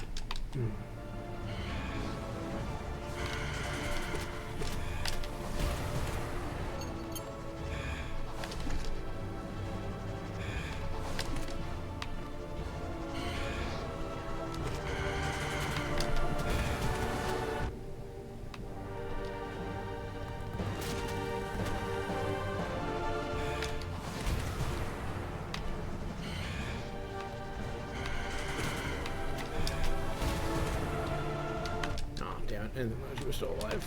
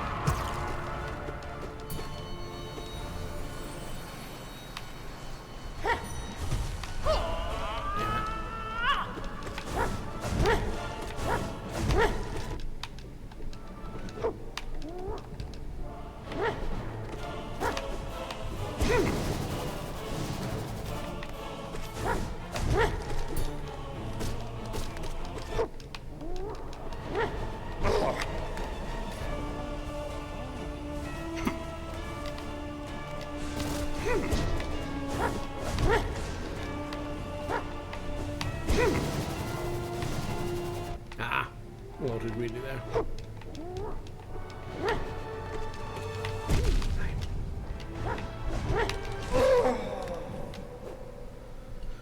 Dicey, but survivable.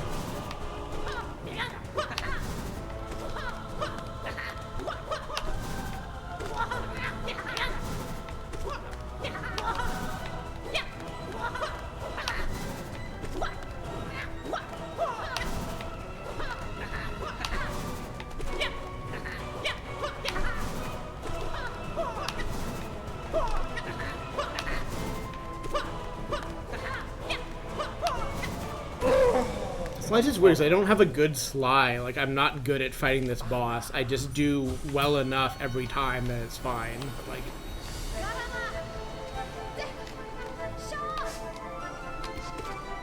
compared to like a lot of these other bosses that are basically like solved for me at this point.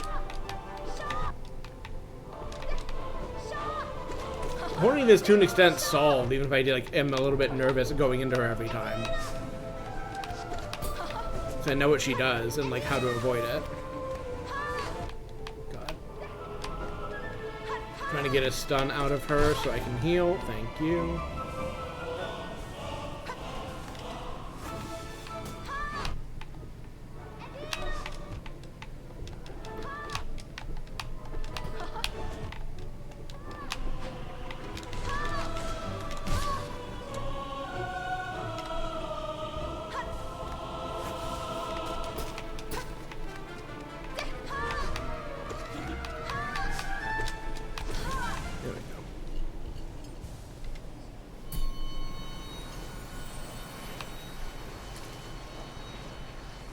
I'm not clean on that Hornet fight either, but I am cleaner on it than Sly at least, to an extent. Sly has a lot of attacks where I just like take a hit or have to like parry out of a hit, and I don't like know like what is a good way to avoid that happening, I suppose.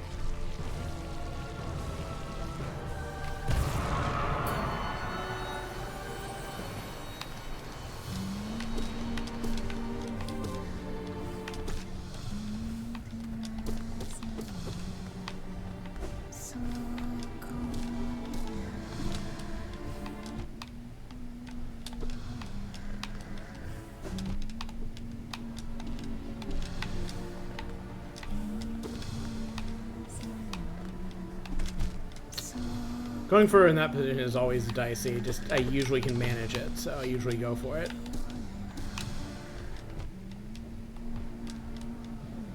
Okay, let's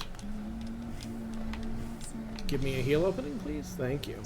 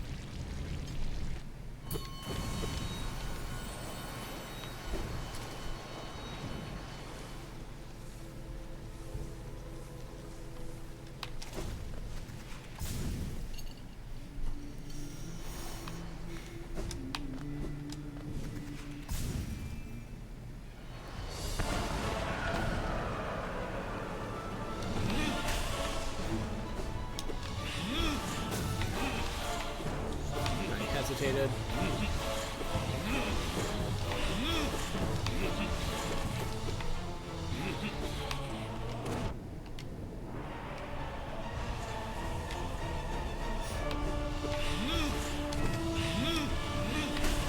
Ah, dodged the wrong way. Rip. Risky heal, not punished. Probably more screaming than I can justify, given what I need, the soul I need coming out of this fight. But it'll probably be fine.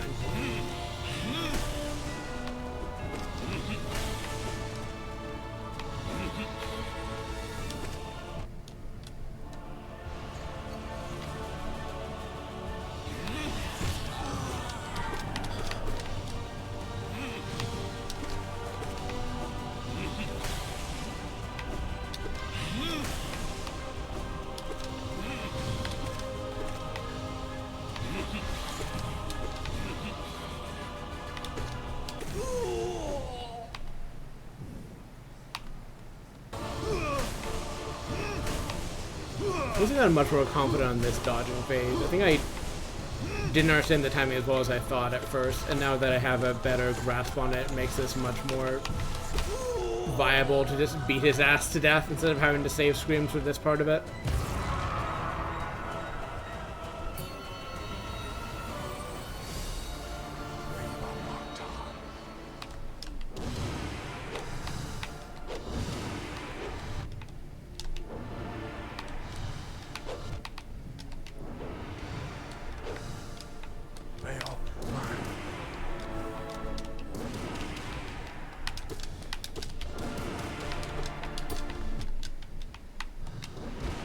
There we go. Go directly to hell, Markov. Do not pass go.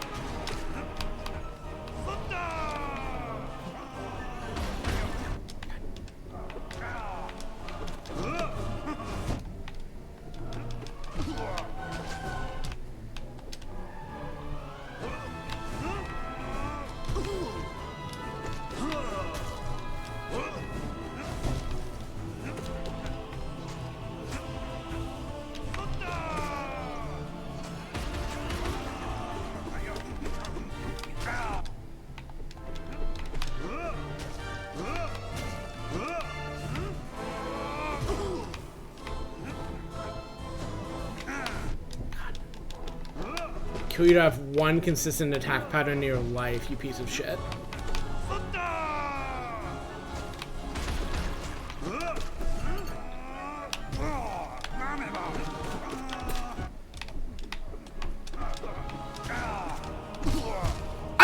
Fuck you, bitch! God damn it!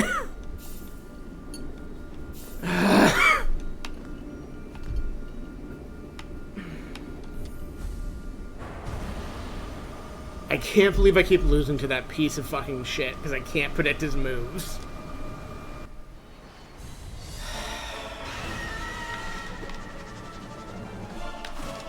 Kill me during a fucking stun, of course you would.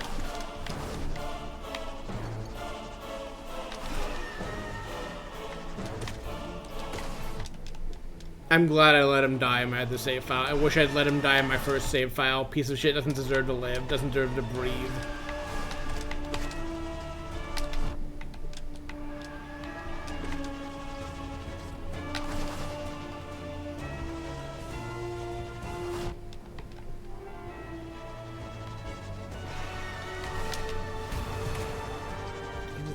This is such a pain.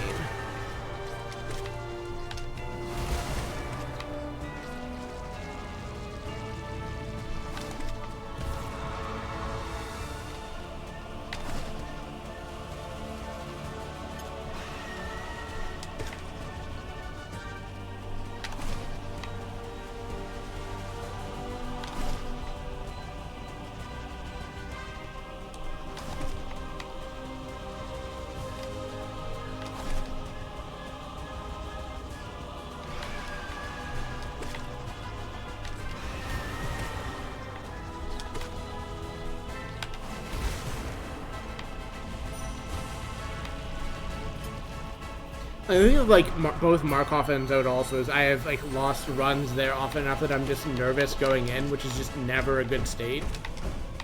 Like Souls bosses, like dogs or horses, can fucking smell fear, and like will just give you worse attempts as a result of that.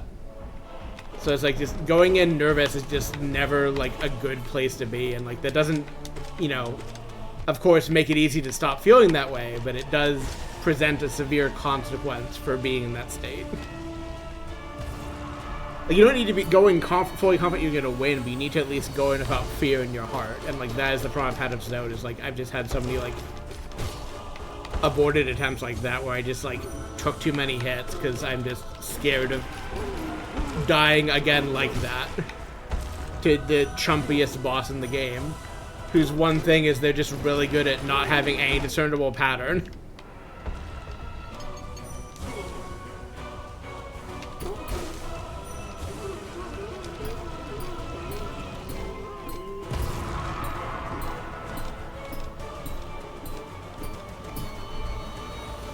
I feel like Markov, again, must have been a problem for me in my original run, but I just can't remember anything else about when I was playing this on the Switch in 2017 or whatever. It's been too long. Too many things have changed.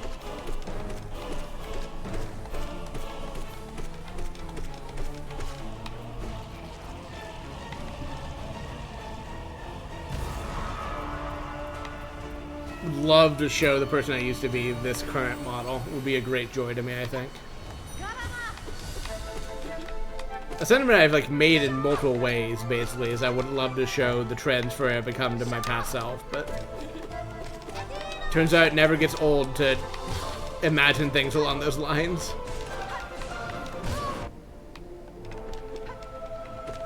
Or at least if it does, I have not yet reached that point, so.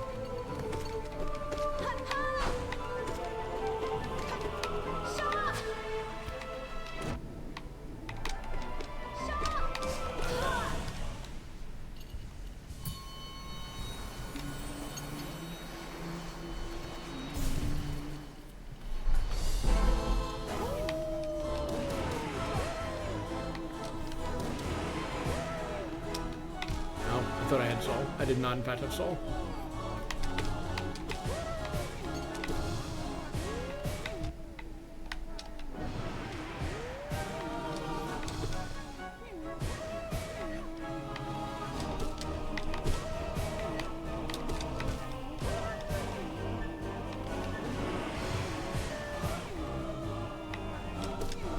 Do you mind being somewhere I can scream at you, please?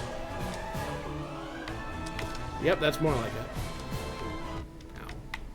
Nope, you had it. You had it. Go back. Go back. Ow. I need to respect this guy a little more and or kill him fast. One of the two.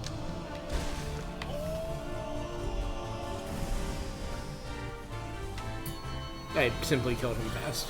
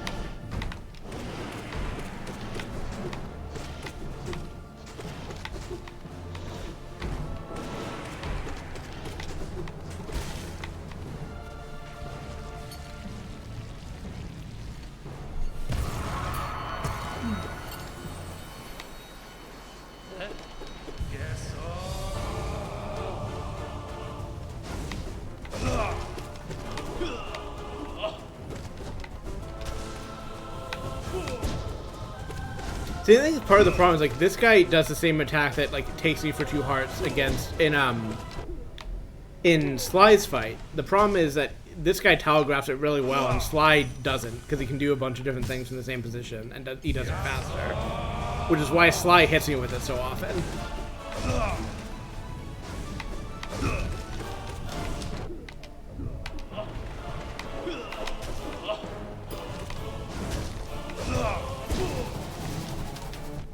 Come on, I was in the middle of my time.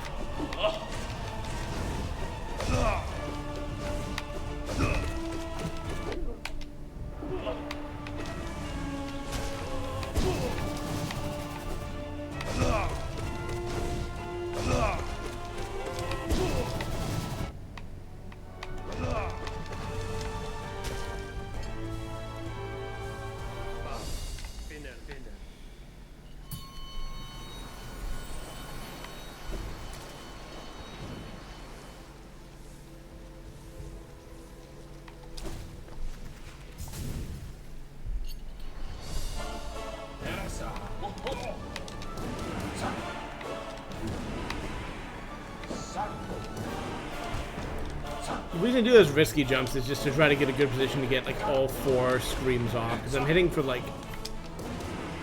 1 or 2 times a lot of these screams, which is still somewhat good damage, but not nearly as good damage as it could be. In just the interest of making this fight faster, so that I get back to the ones that matter faster, I am trying to squeeze extra hits out wherever possible. And, you know, fit in screams and spell use into fights where I'm not already using them to good effect.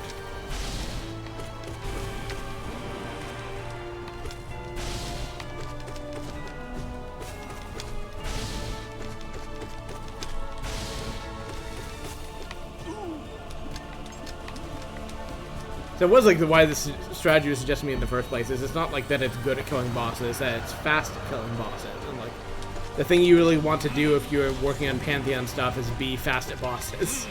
Especially if you're speed running, which is like where this strat, or like, yeah, where this strat came to me from, like ultimately, is speedrunners were using this kit to do fights this way for a while.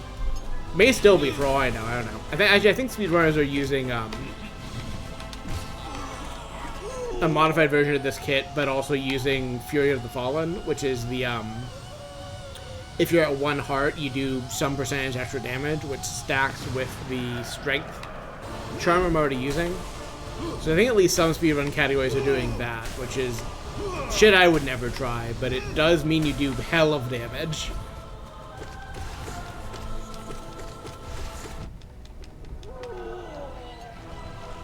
I am fine if my 1.5 times damage on my nail and like double spell or whatever Shaman Stone does.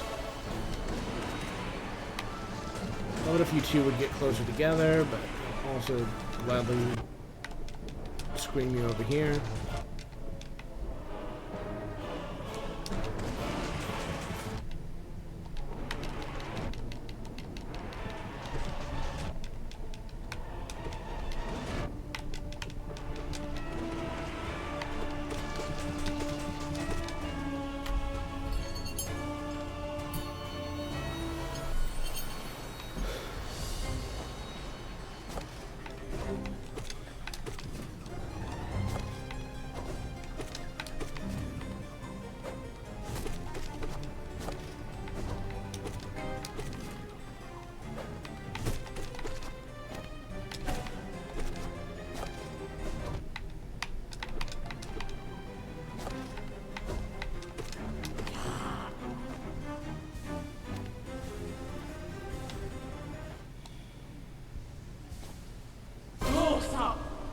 Oh, so.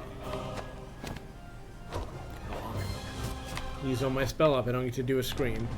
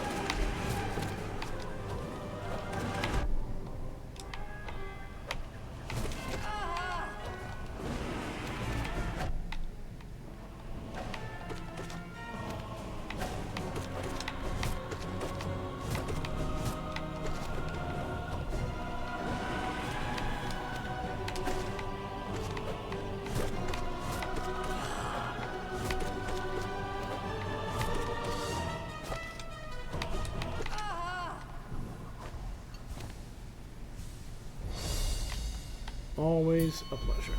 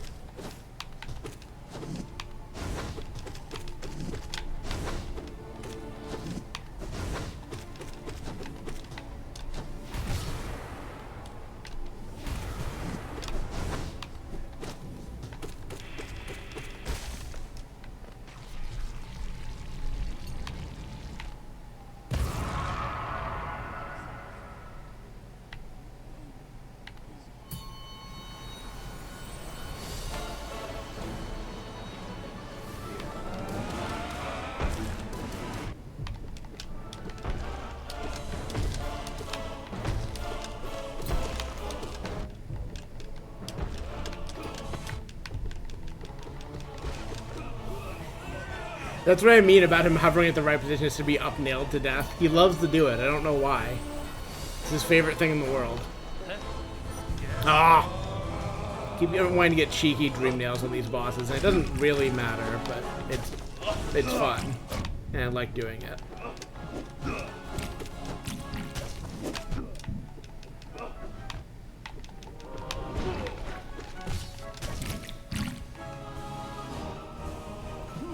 Ah!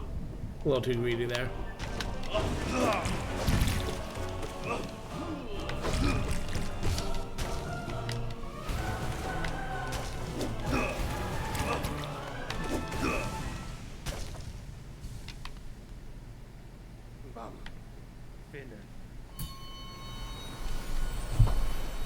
I guess like, that's what I should be doing against Zote, is not just screaming, but descending darking, because it gives me invulnerability. I think not as much as I understand. Like, I don't know. People talk about that as giving more vulnerability than I in practice seem to get. Even trying to account for the fact that like moving after using it apparently is what takes away the iframes. But even if it's not giving me full invulnerability, it gives me a little bit, which is nifty.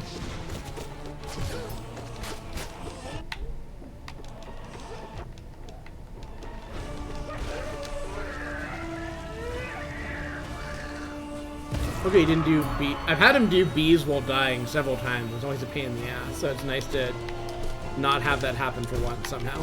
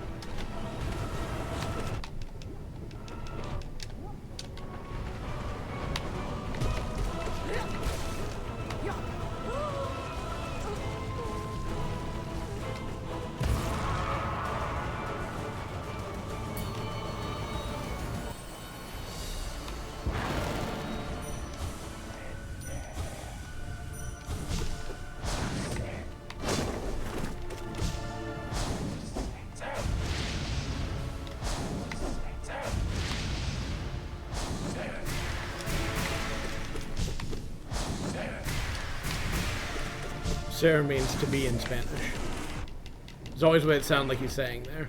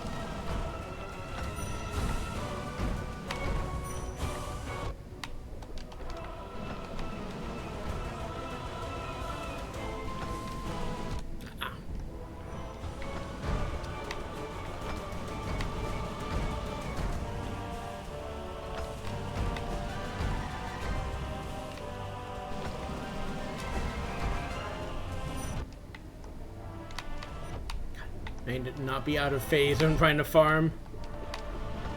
It's not necessarily a problem to take damage doing it. I just need to, you know, not have that be every hit where I take damage doing it, and actually gain some soul out of the interaction. Otherwise, it is not worth it. Okay, do you bounce? That works.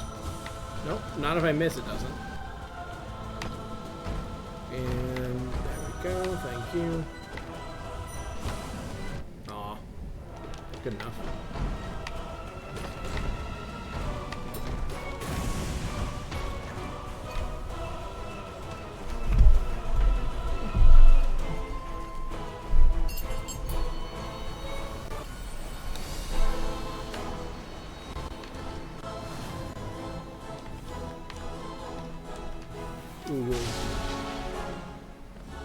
The only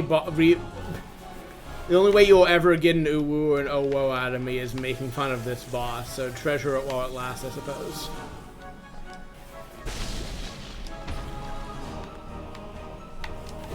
Oh, come on, you piece of shit.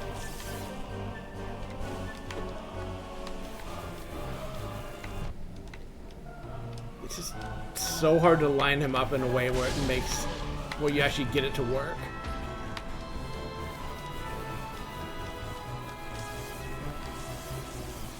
So whenever I complain about how this boss used to be, just imagine basically what's happening now, except for he did this attack like a third as often, and when he did it, I got less damage out of it. Or like, he had more damage, more health. There we go. Christ. more health for me to take off with it. There we go. That's what I was trying to say.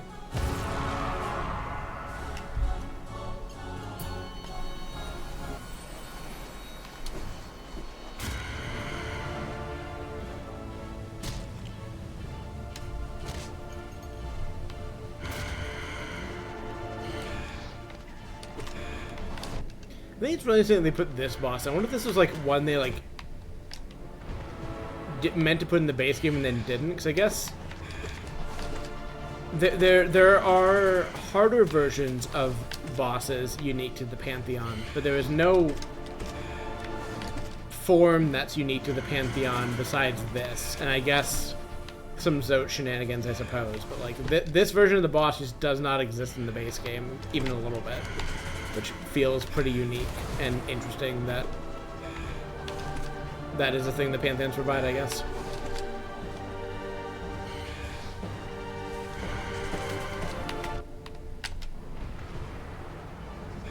I guess also like an easier version of the base boss, I would argue. Like, as someone who's like never been great with base Nosk, like and thinks it has like some of the same hard to predict problems that Zote does. Like, this version just feels much easier for me to fight. And maybe the patterns it uses are not that dissimilar from base Nosk, and I could learn it that way. But at least, like, in practice to date, I have found this boss, like, significantly easier than the base one every time I've fought it. Even, like, not really understanding the patterns.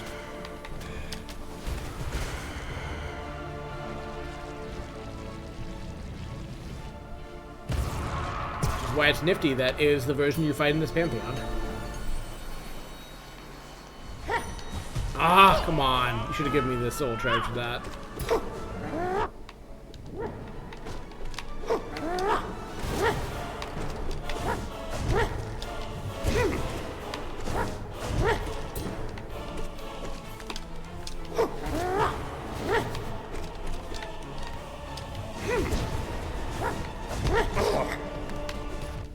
Oh, I meant to do that.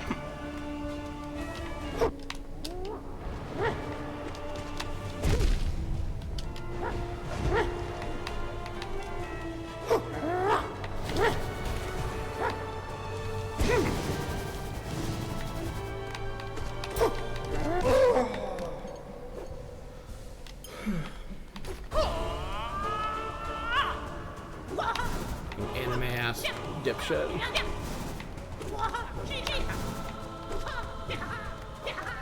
You just know that this man in the basement of his shop that you donate all your Geo to is just racks upon racks of anime. The man has all of JoJo's comics and also every anime adaptation to date. Got a whole like collection of One Piece in there. I don't know what kind of anime guy particularly I was going for. Those are just the first ones that came to mind. And I really have no, you know, stones to throw from my glass house here, being an anime asshole, just not necessarily that kind of anime asshole. Aw.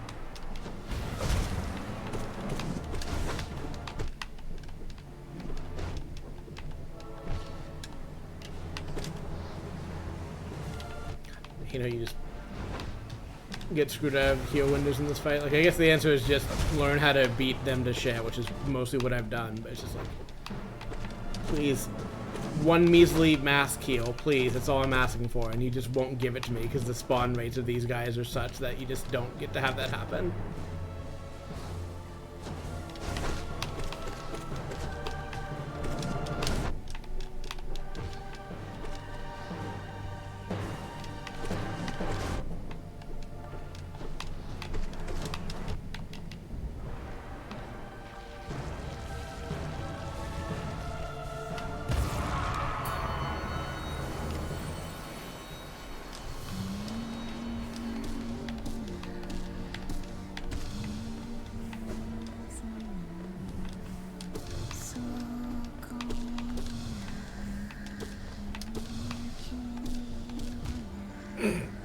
Unorthodox death. Orthodox death. Okay, let's just heal, actually.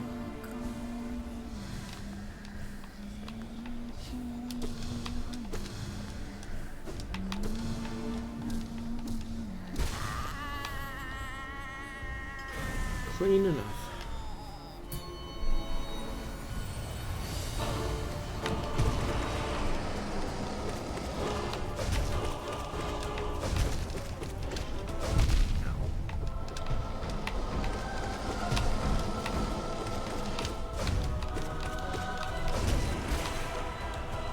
I'm trying to fit in screams more on this, but I keep getting nervous about messing up jump versus dash for this boss.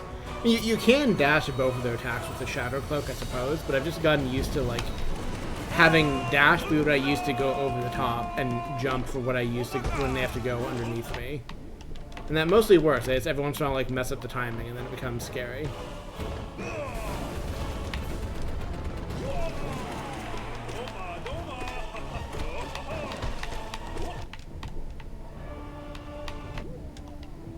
Going for, but that's fine.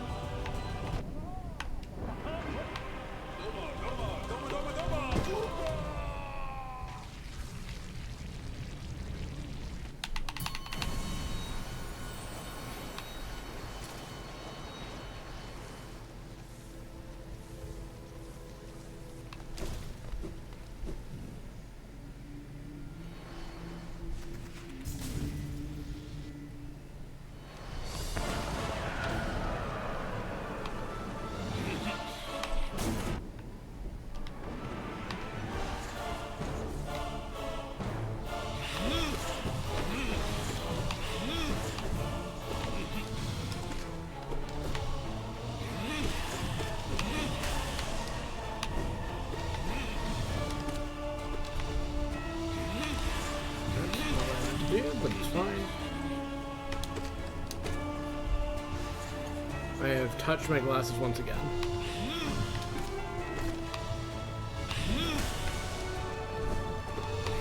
I think it should not be illegal for my face to get itchy near my glasses when I have glasses. My face would simply detect that this is the case and just stop.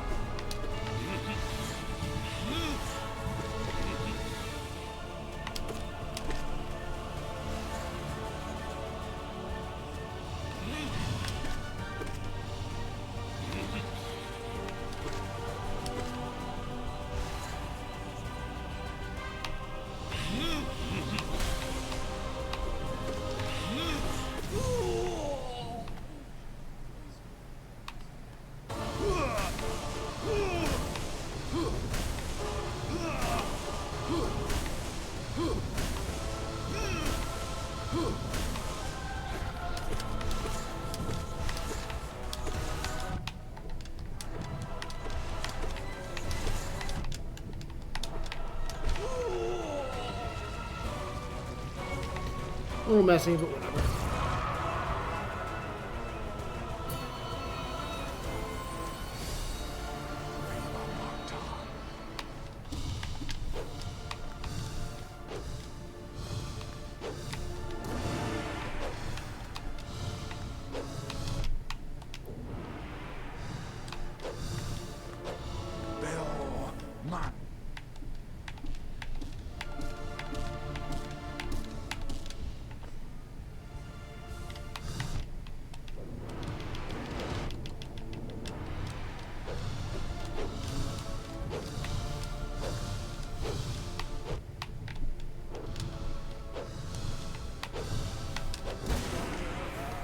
That'll work. Now simply to not eat shit ends out for no reason. Ah! I keep messing up the timing on getting the pre-match soul. It's not necessary, it just helps.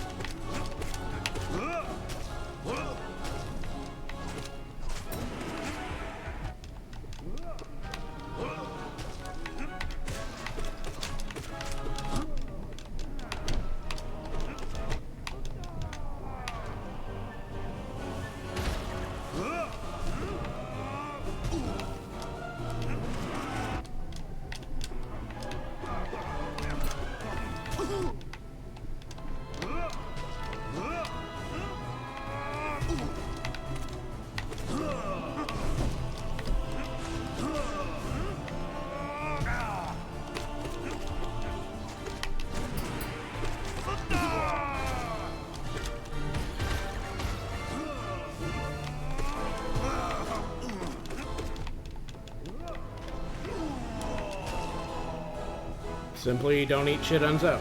It's that easy.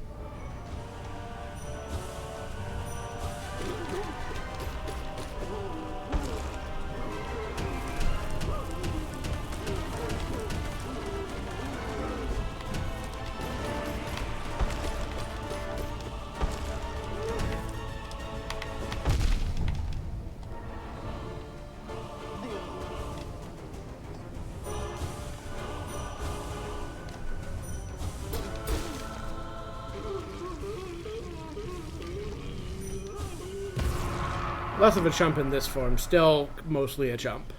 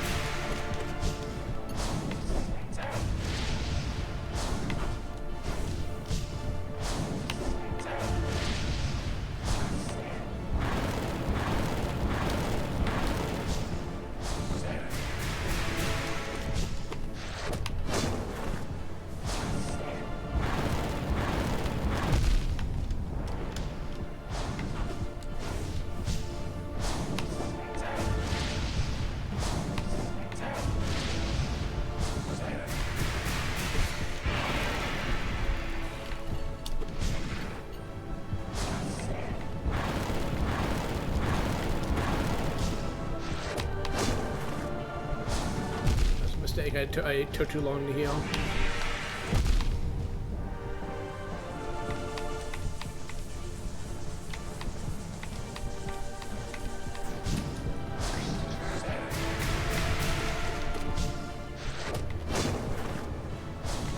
Almost made the same mistake, but got a nicer follow-up afterwards that time.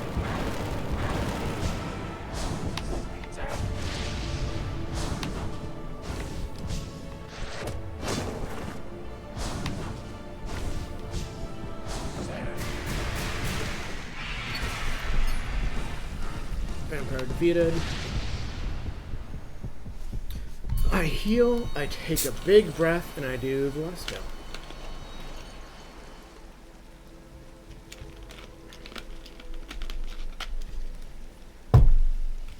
Also, maybe I fix these smudges on my glasses.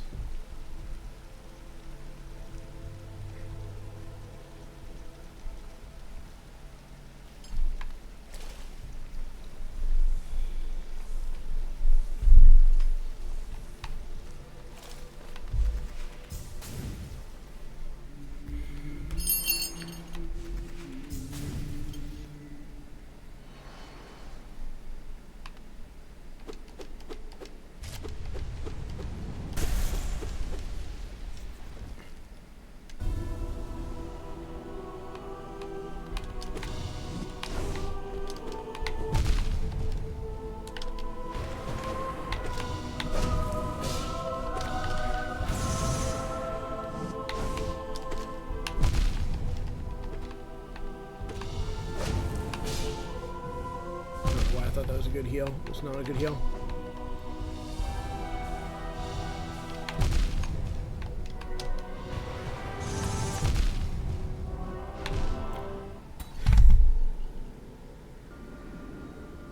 I don't know what to say. I just choked hard. I'm gonna take my late dinner break. I just wish I knew how to use spell effectively in that, because I feel like whenever I try anything besides, like, the side spell, I just eat shit immediately. Like, whatever iframes Ascending Dark has do not work for me, I guess, or at least don't work for me in this boss. Like, it seems like it is actively worse for me to try than to not.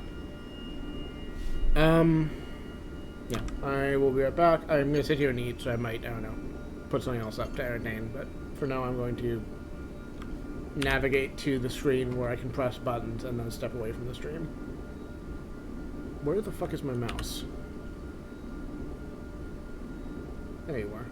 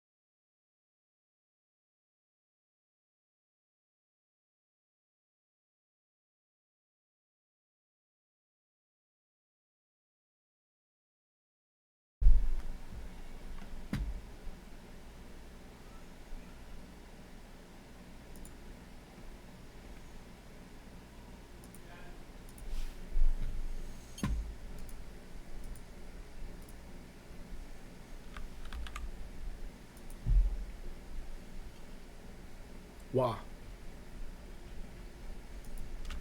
Now, will this start up at 4K again? I see by the way my stream immediately hits that it probably has. We'll see. We're going to find out together. It'll be exciting.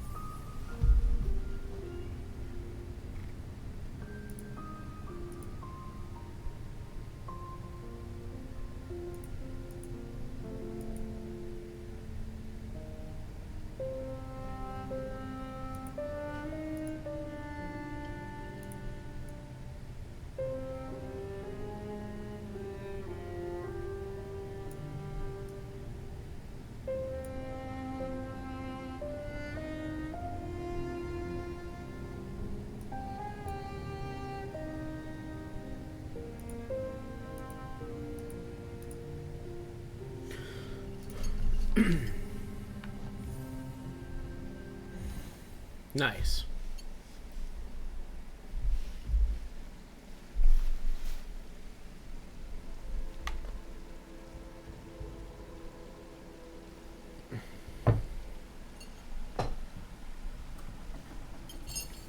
So I need more of the beverages on my desk before I actually get back into attempts, but at least I've launched the video game again. I don't know. I need to work out various, I'm gonna drink the soda and then finish this thought.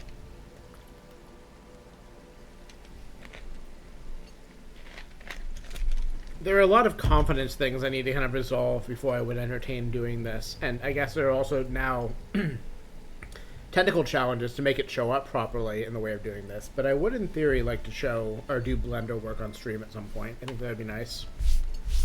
Having watched a lot of other streamers I like, who are also artists, do art streams and enjoyed it, I would like to also do art streams and presumably have people enjoy watching me work and seeing how I go about things.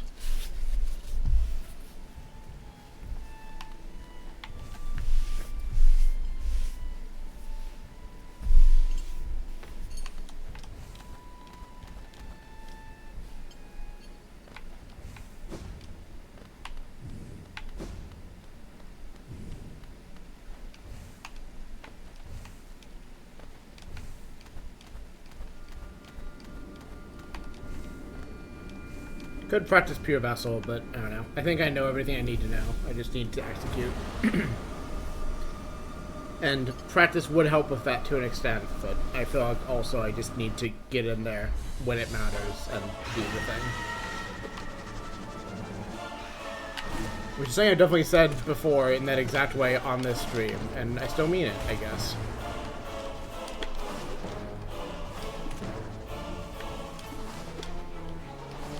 I don't quite understand how to do it, but when I was watching speedruns of this Pantheon, I saw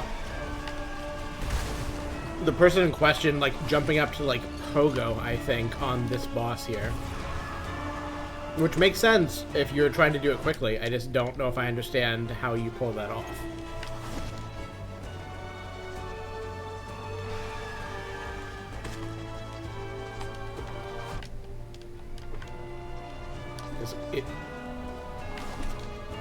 They do attempt to prevent you from doing that, so you must have to kind of get up there in a certain way to pull it off, or like, you know, collision your way through and sacrifice some health, which I suppose I could look into, but with this boss being the way it is, I think even if I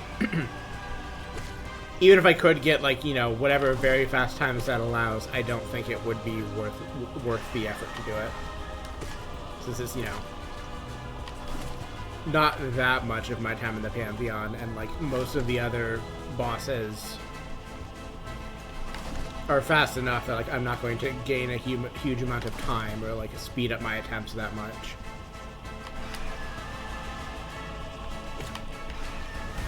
Please stop something.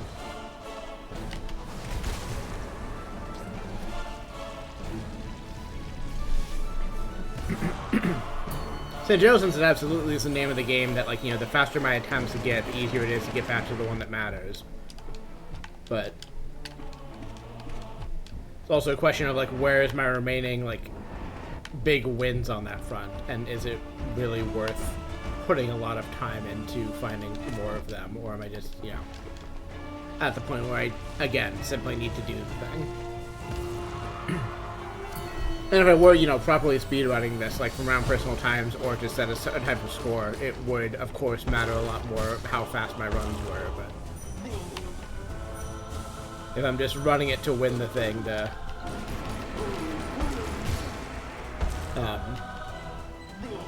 value runs out after a point.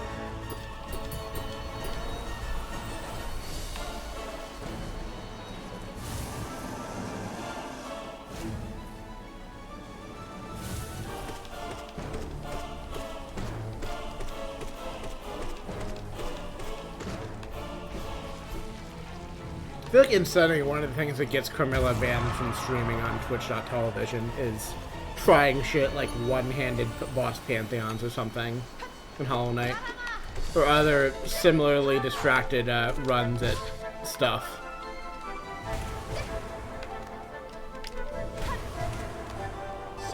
So say you just say, like, you know, you could wink wink nod nod it, or if you know, were clearly involving a second player, as it were, in the festivities, you could kind of cover that up, but, like, to motivated reporters, or if you're, you know, not as subtle about hiding what you're doing as you think you are, you could definitely get yourself into trouble.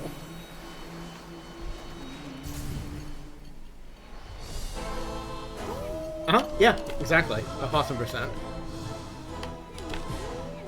You could really call it a double speed run in a sense if you think about it.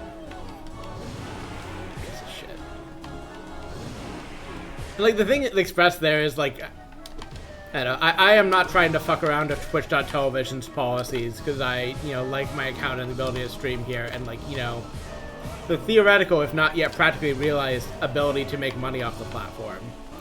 But my blurbo in the setting where, you know, crime is good, actually, and money isn't important because of traits of the people she associates with, would much more be willing to give into my other, tendencies, which is I love to fuck around with brands and platforms and with rules that are stupid. And, you know, Carmilla in setting would absolutely try a lot of shit and frequently be punished for it. And, you know, have that be the point of the exercise. The goal, even. And, you know, among the many, many things the core setting is cathartic for is, you know, a neurodiverse trans woman going through a fucking lot right now. One of them is like, hey, what if I could just fuck with the rules and the law and do whatever the fuck I wanted, and, you know that people have my back. Good way to live.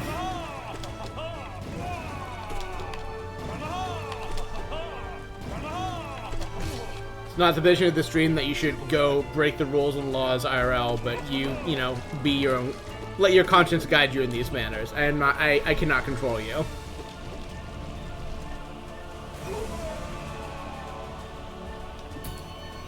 Yeah, I did see an endurance speedrun, but didn't have a quip to go for that as well. But yes, I agree.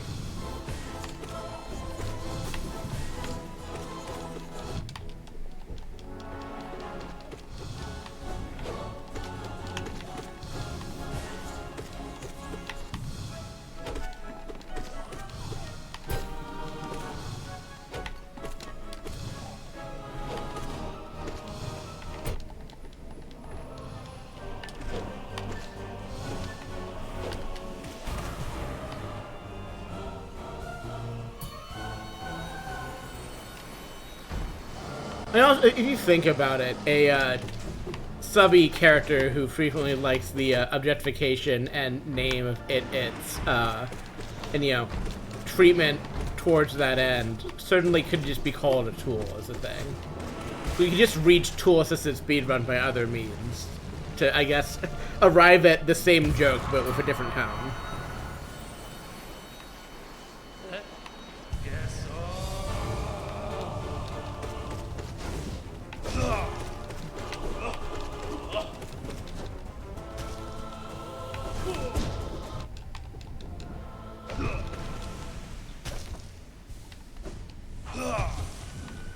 Or, different kind of tool, I guess, to get to the same joke by a third different means.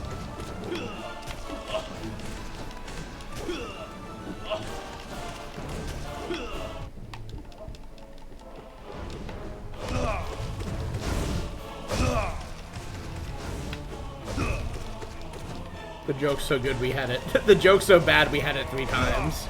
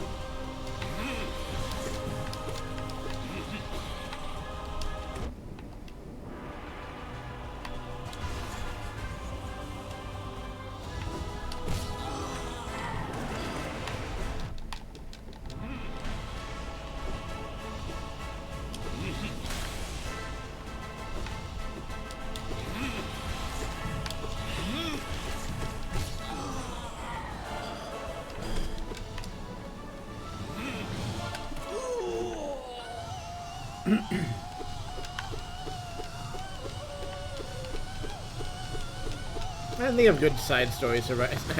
I should just probably take the web dev break to update my site to have minor characters in a more thorough and useful way. I have an idea of how I want to do it.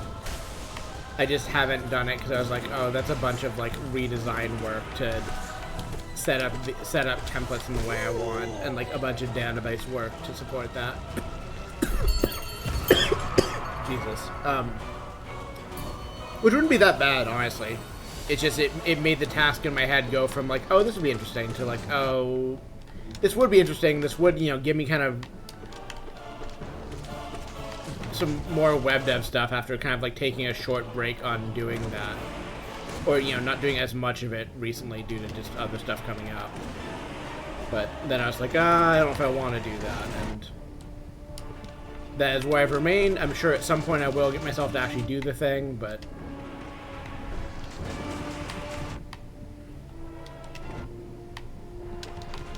damn. Fucking around too much. A little bummed about that, but not as bummed as dying high on. It's just kind of I need to, I guess. Most of these bosses mean nothing to me, but some of them I do need to kind of respect a little bit, and that is the first one that's really bitten me, I think.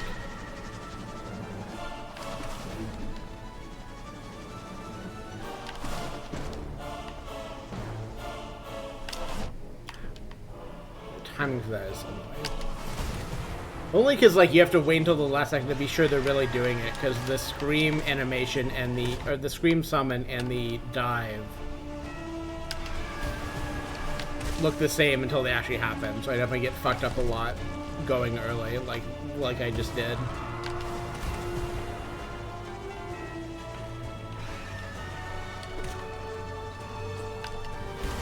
And unlike Nosk, I mean, I don't know, maybe they have some logic as to which they can do, but from the player side, it feels like they effectively flip a coin every time to see whether they're going to summon or dive. Compared to Nosk, who, like, mostly does that, but has some specific patterns where they'll always do a dive afterwards, in my experience. Which makes it a little bit easier to tell they're gonna have one. Like, when Flying Nosk does the, like X-shaped infection bubble, like spit. They always follow it up with a dodge or a dive, or possibly like a summon then a dive, like always that way. Which again is convenient to have as a pattern in the back of my head to know what they're gonna do.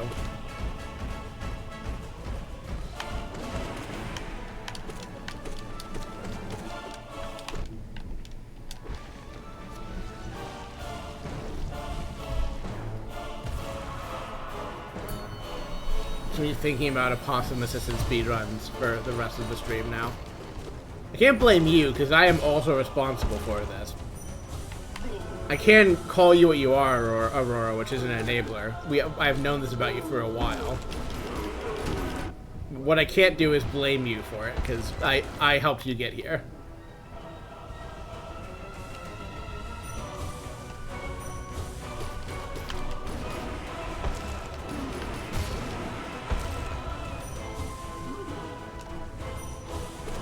A team effort, you might say.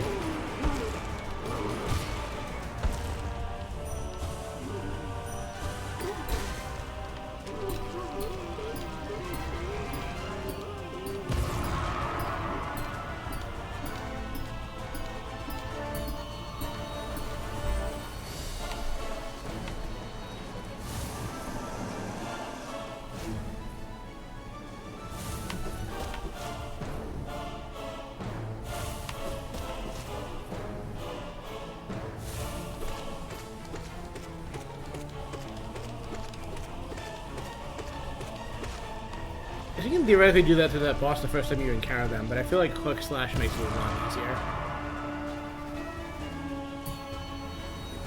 Or at least makes the timing less tight than it would be otherwise.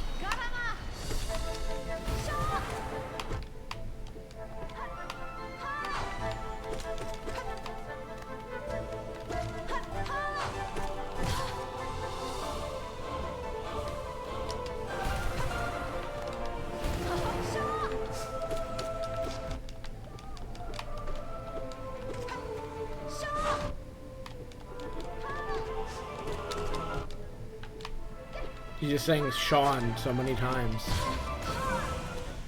While she's been waiting for a game to come out, Hornet has been watching those Heavy Rain videos. She's watched the Sean scream, she's watched the every quick time event miss, just all of these things while she's waiting for her turn in the spotlight.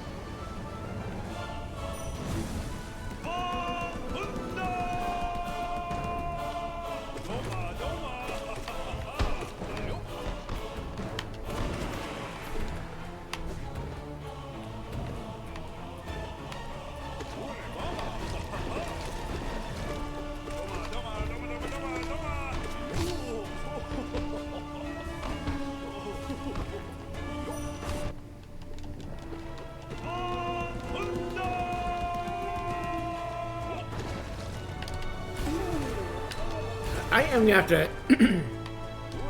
I was happy... Jesus. Sorry, the sandwich has gone right to my throat, apparently, which is where sandwiches go, but I still feel me in a way that means I am unable to talk coherently. I was happy with having Carmilla does, like, streaming on the side as just, like, a character fact, the kind of thing I would, you know,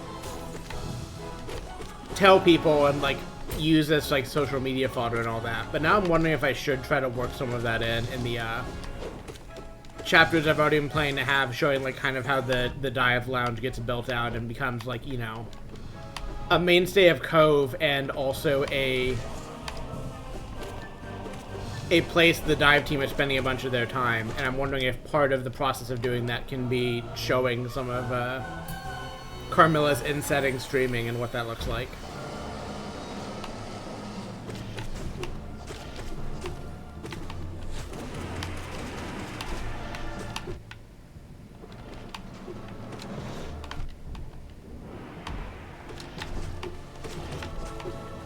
I'll have to think of, well, I'll have to finish, again, the chapters I'm currently writing and, like, at least the rough path I have for the next couple or so. But certainly, there we go. Could certainly see, like, having a little aside or part of a chapter that's just, like, Carmilla, like, running a stream or two.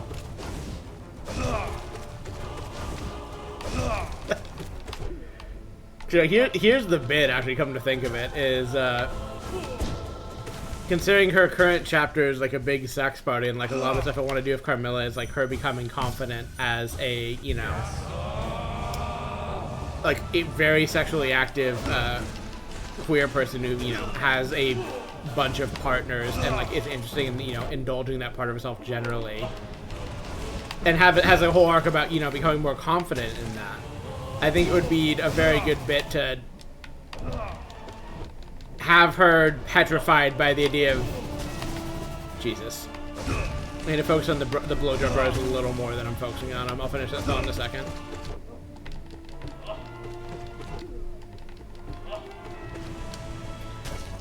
Having it be a fucking ordeal for her to stream online after that, I think would be a good bit. Like, after all the stuff she's done to gain, you know, IRL confidence in, like, intimate scenarios and all that, just be like, fuck, I'm so nervous about going online, playing a video game, and to have someone, or maybe several someones be like, honey, what do you mean? And what she's streaming, I don't know, we'll get to that. I'm sure I can either just name drop several games I like, or make some up, or something. What she's streaming is not nearly as important as why she's doing it, or how it makes her feel. There's also for reasons of a character I'm introducing later that Aurora knows about and no one else listening to this will know about. Not until I update the minor characters have been on my website, at least. I think it would be good to have Peak the video game be one of the things she tries to stream in setting. Because I think of the ways Carmilla is just me, I think enjoying that game is absolutely one of them. We have enough of the same history where I think that would just develop the same way in her as it has developed in me.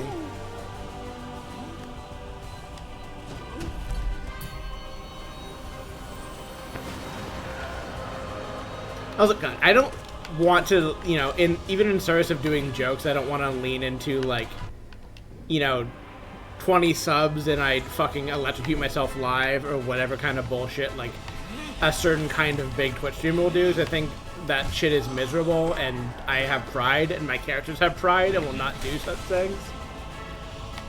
But I think a degree of fucking around, not dissimilar from that, but with, you know, more self-respect and less chat gets to tell me how to live my life, certainly can generate a lot of things akin to a possum-assisted speedrun, say.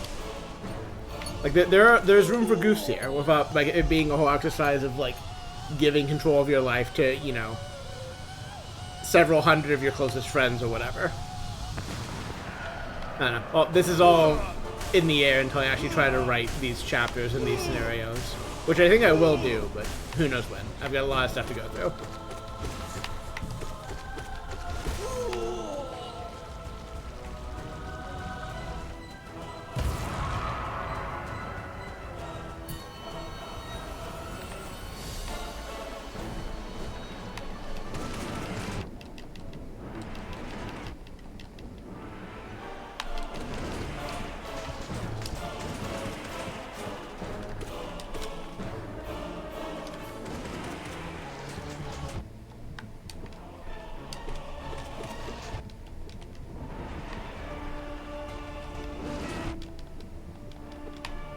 That's more like it. I think one of the other things about Carmilla's like streaming career that could fulfill a thing I've wanted to do is like, I've never been in a position with streaming where I can make any money off it. Like, I am not an affiliate. Please invite, hypothetical person that's not my girlfriend listening to this, please invite 10 of your closest friends to my next stream and chat at once, and the next 3 streams after that, so I can become affiliate. I've never been in a position like on Twitch or YouTube where I can actually make money off the enterprise, so this has been kind of like a weird hypothetical. But I always like the idea of, you know, being financially secure through other means and streaming for fun, and then having people be like, hey, if you feel inclined to give me money on top of this, don't, and instead give it to, you know, here's some charities or whatever. And Carmilla, you know, being a criminal and like in an enterprise where like her needs are just taken care of, I think would do the same kind of thing where it's like, hey, I don't need donations or bits or whatever. Like, if you really feel compelled to give them, I am going to give them directly to, you know, one of these charities, and I encourage you to do the same instead of paying me money, because I don't need it. I do not need your money.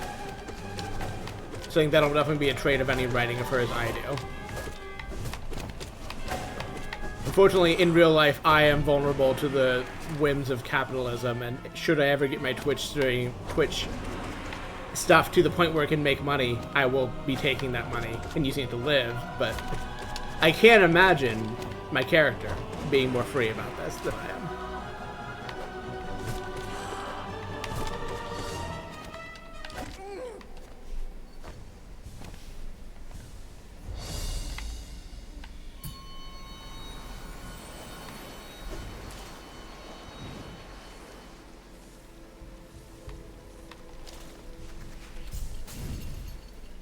I also imagine, like, with, like, one of the characterizations I've already put in for, like, Carmilla's streaming stuff being, like, you know, frequently banned for sexual content because, you know, core agent.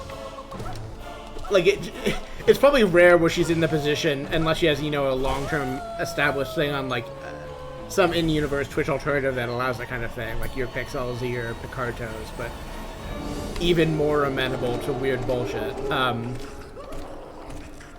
I imagine she's just not in the position to be earning money, so it probably doesn't come up that people are sending her money she does not need. Even if she manages, like, an in-universe, like, good following. Which, hey, maybe she does. I don't know. I don't know what kind of arc I want for her in-universe streaming career. I kind of want it to be, like, a thing she does in her downtime, but that doesn't necessarily mean it has to be a minor part of her character.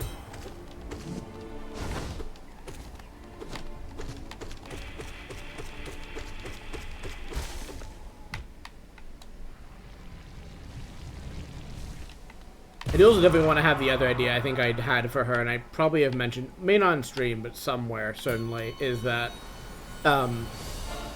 while she does stream under her own accounts frequently and get banned from them frequently, I think one of her other things, her other favorite things to do with her streaming presence is to find less than savory but popular Twitch streamers. I'm sure you can think of many names here who I will not, mention, who I will not bring the attention to, but you can think of such people. I think she finds those accounts, collects, you know, hacks or other backdoor ways to get those credentials, and then just streams on those people's accounts. And when she does, oh, those streams are probably something to see, I would have to imagine. Because, you know, she's at least making an effort to not get banned from her, you know, main accounts, even if that enterprise in universe is frequently foiled by, you know, being a known criminal, being a known villain, etc. But, you know, when it comes to rooting someone else's account, someone who deserves it, then all the gloves are off in that case. Then things take a turn.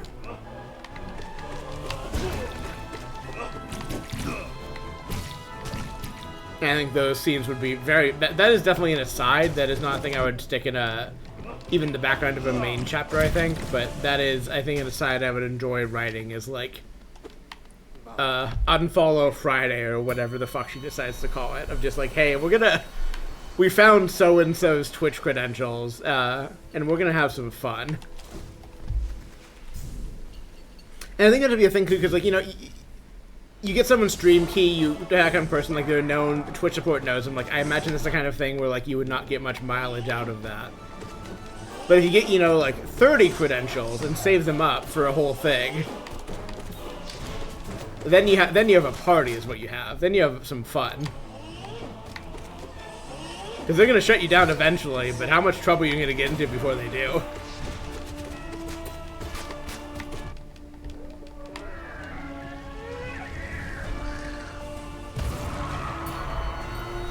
I should just write a side story for that.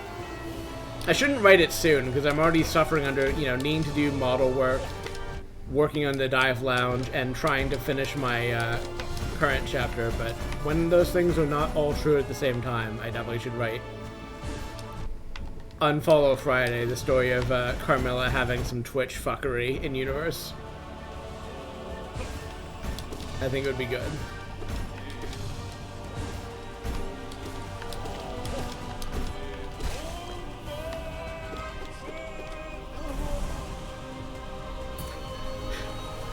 "24-hour Galgun marathon on Galgun's not even pornographic enough for what I have in mind, but it was the first thing that came to mind.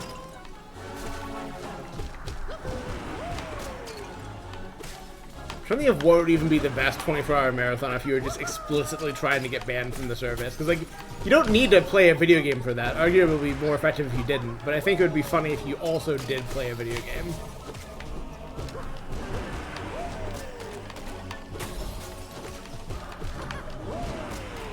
The fucking desert bus, but, well, some other unsavory things are happening in the background of the stream. Oh, you're not dead yet.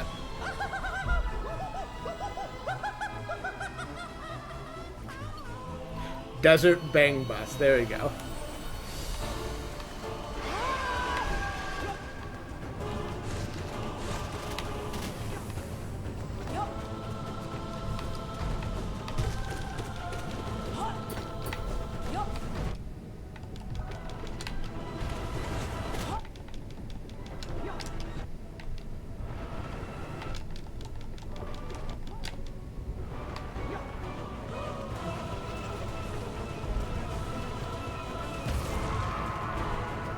See, I like when I say a bunch of just incredibly stupid things in a row, because I get to look over at your previous comment saying yes, good, and just assume that you're still countersigning all my nonsense. Even if you decided that my utterings are no longer worthy of your time. Love you, Aurora.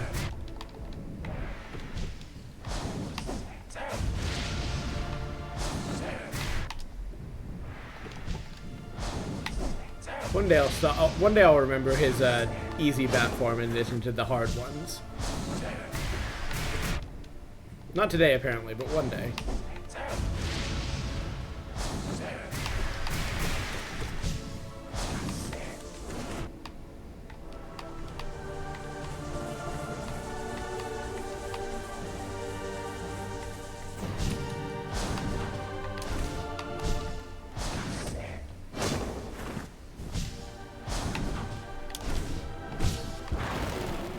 Don't really need to heal here, but why not?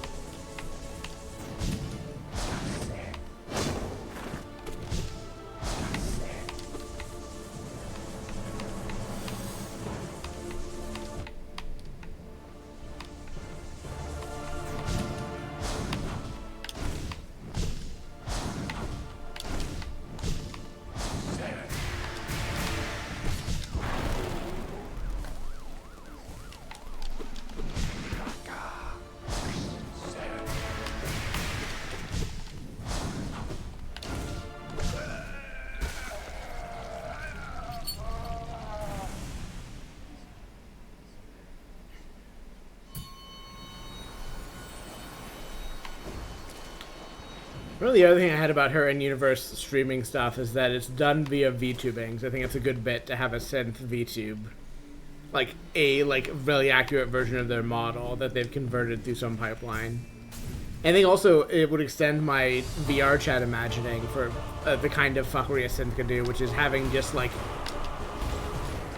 preposterously good tracking, because you're just, you know, doing direct body sensors for like every part of the face and the arms and everything. So you have just like a level of like accuracy that no person would manage, not with all the slime VR sensors in the world. And I think that would be also good for a good bit for VTubing of just like, yeah, my model is just like preposterously accurate. What tech do you use? Don't worry about it.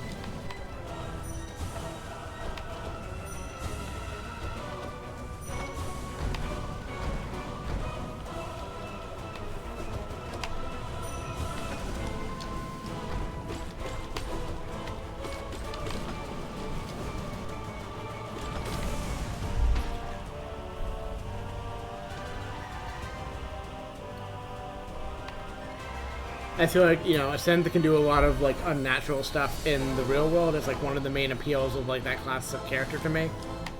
You know, one of the main things outside a metaphor for body V-shaping, of course. But besides that, I think just the kind of shenanigans you can get up to in the digital realm, like having sensors or a vision of your body in a way no organic could, is definitely something I also want to fuck around with, because I think it would be entertaining and good. Come on, man! Get...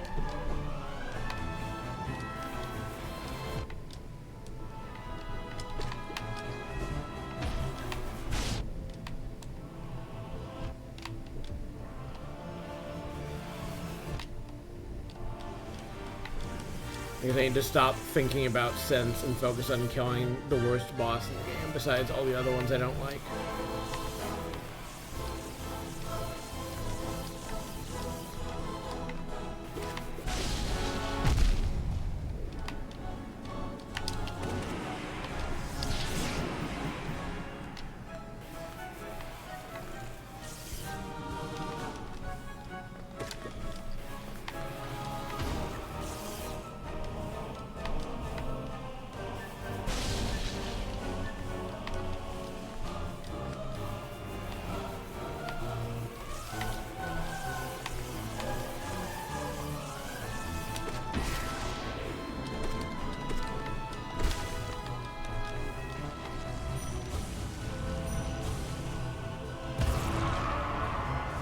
Got there.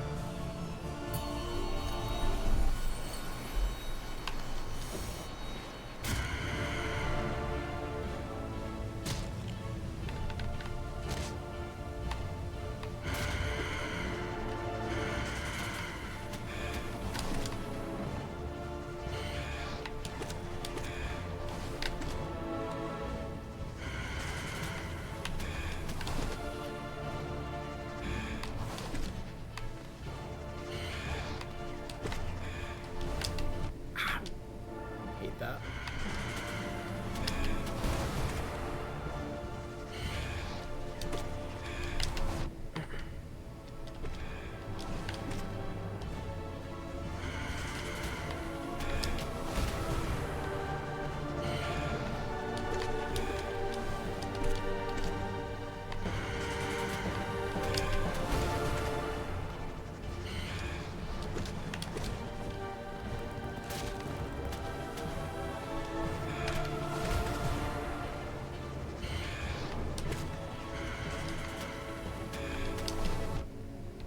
Disagree. I was mid-dive basically already. You say I'm too late and I can still be hit during that. I disagree.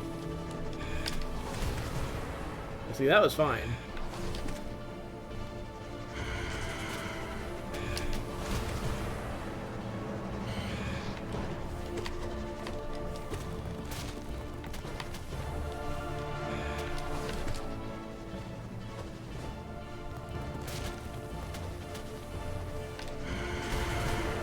guessed wrong.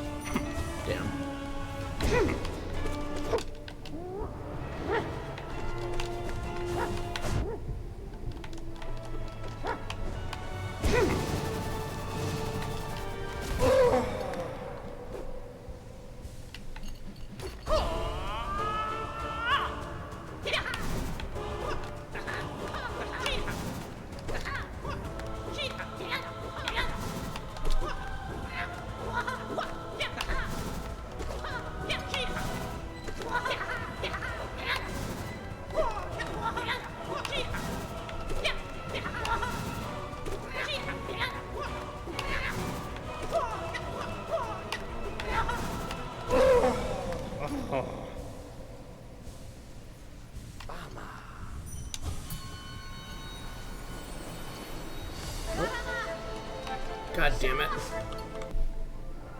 I will fix it on the stream, and as soon as I can. You're gonna miss the Hornet fight, unfortunately, because I can't. She's too fast a fighter to fix this the way I know how to fix this. It's been so long since that happened that I hope the game had just gotten tired of glitching out in this way, but I suppose not.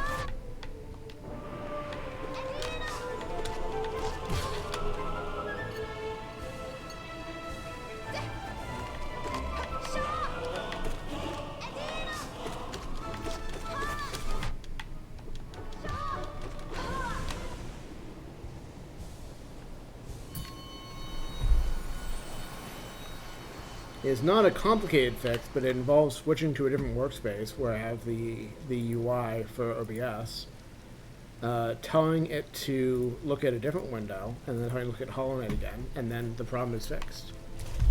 Unfortunately, that is too hard to do when I'm going to get hit for like several hearts of damage, so.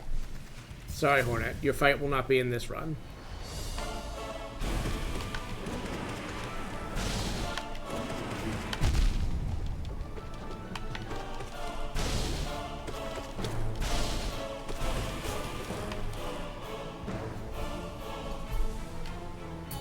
Fixing it for my end is as simple as making the window full screen and then unfull screen. Or I guess it's the way around. Making it not full screen and then full screen again fixes it for unknown reasons. But OBS doesn't pick up the fix until I swap. But I guess this is one of the things that makes you think like maybe it would be able to switch to Wayland, because maybe it wouldn't have this problem that I've repeatedly encountered during the stream series. But unfortunately, I'm pretty sure swapping to Wayland will introduce many more problems for me. So, probably is not something I will undertake in the near future. Probably eventually, but...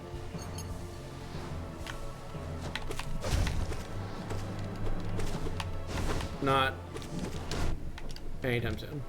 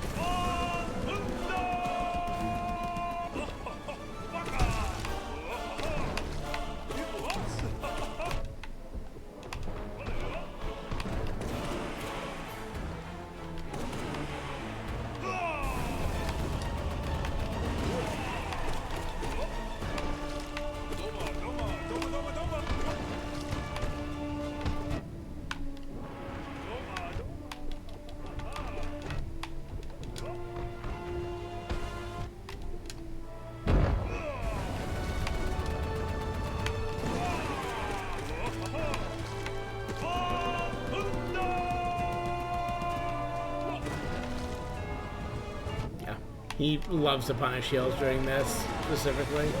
Which is his right, I think, but...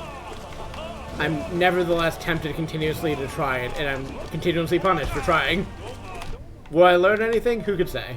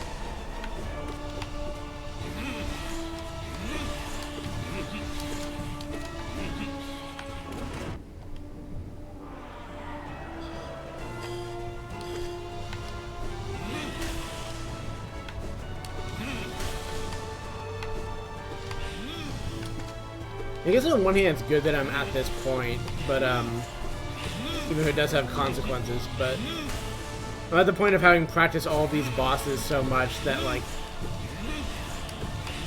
until about this point I don't really like it isn't what I'm in my head calling like the easy bosses, the bosses I'm not worried about. So this is just here and beyond where I become worried. Which is like a great state to be in, but it also feels conceited? Silly? I don't know. Like, oh, 90% of the Pantheon doesn't matter, it's just these ones that do, but that is just how I feel after the amount of practice I've gotten.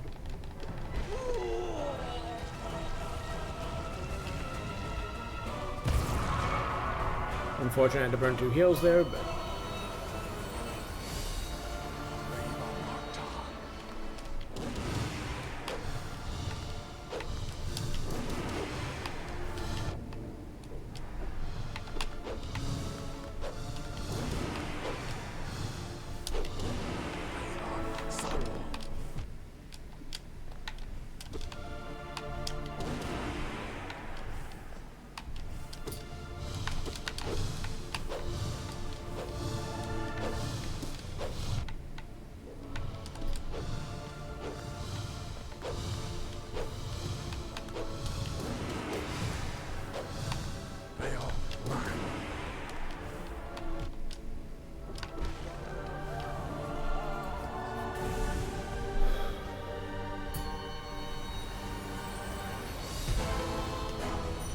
There we go. Good luck.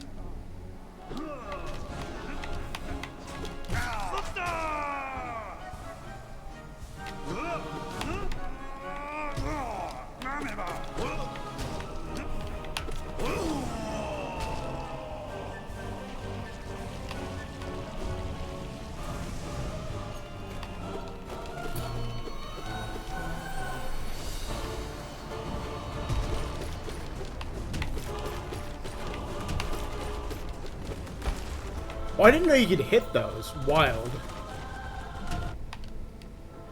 I mean, that's not what happened, but it's certainly what it looked like it happened.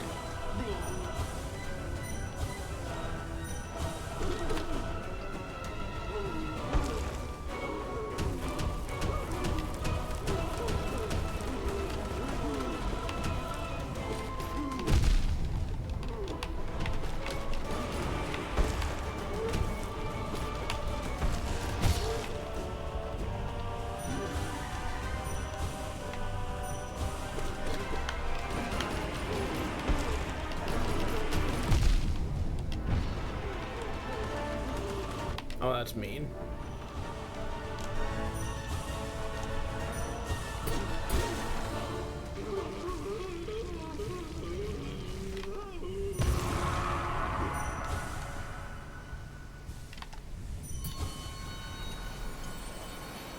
Full heal for Grim. Wonderful.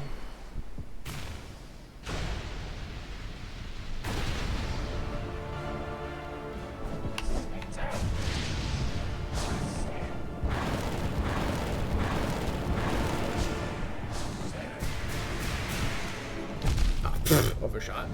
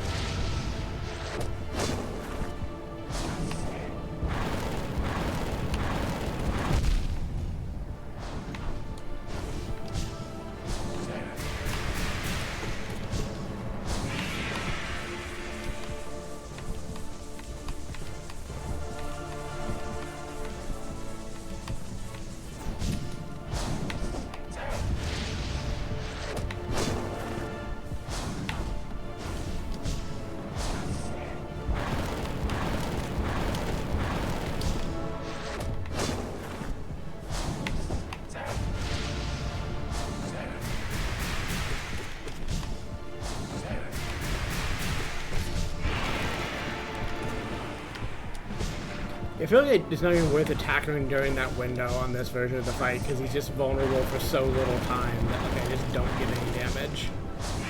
Like there's only 1 out of 4 hits of the Scream, which means only does like 40 damage, I think, unless I'm doing my math wrong. Which is more than my nail does, to be fair, but is not that much more than it does. Compared to, you know, the full 160 if it hits every shot, which I get like here, for instance. Or at least I get 2 or 3 hits of it, which is a lot more.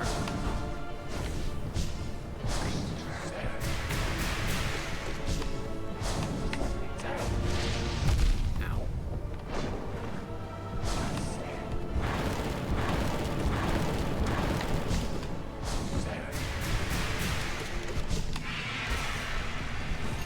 Okay.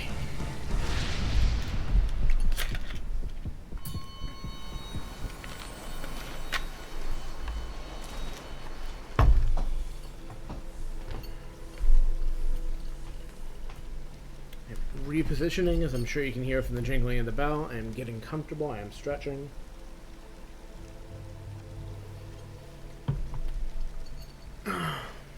Wow. It's fine. I'm just going to kick older siblings' ass. And then I'm going to kill God.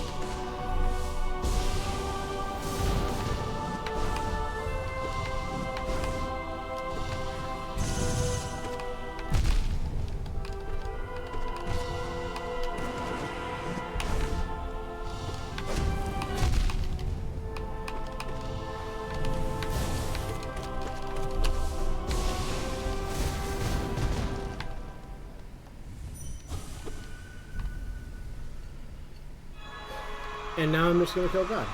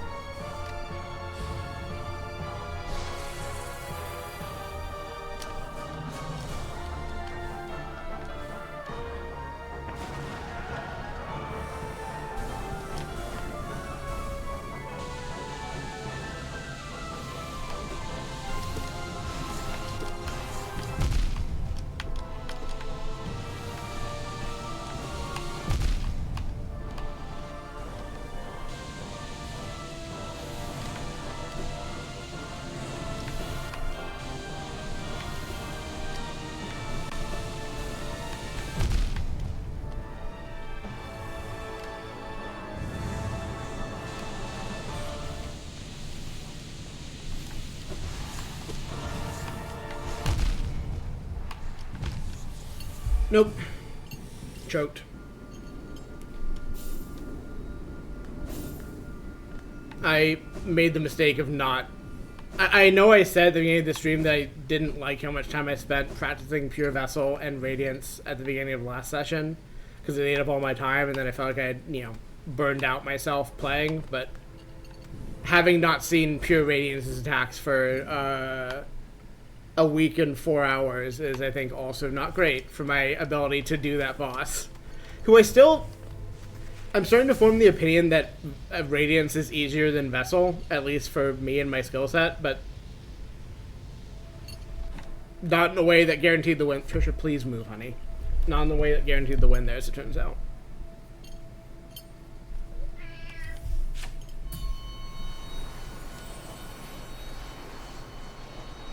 I was also shaking the entire time, which is not great, but again, it's just the nerves of it doing it for real, and like it's hard to turn that off, as it turns out.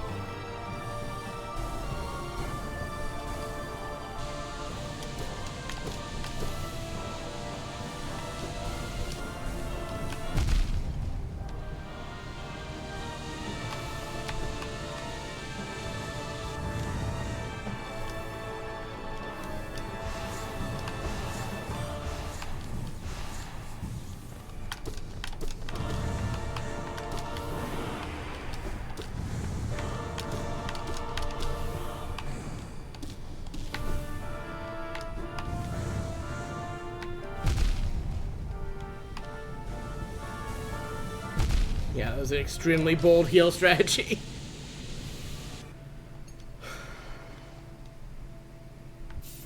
Part of I need to learn to stop being scared against these bosses. I just need to learn to stop trying to heal against these two. Like, I know when my heal window is for Radiance. I get the one of them. It should be all I need.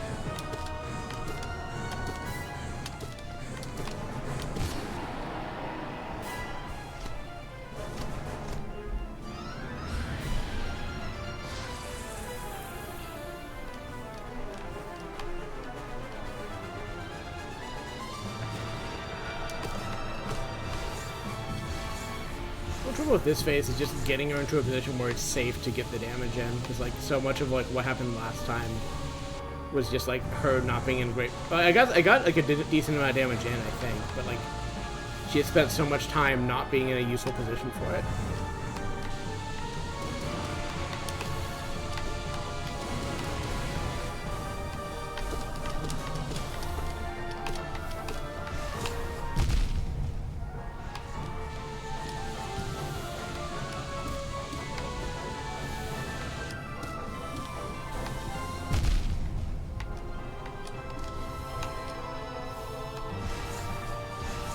I thought there was ground there. There was not ground there.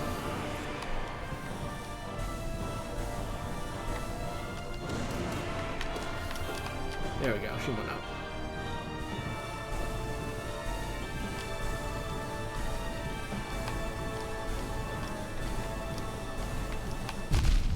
Unlucky.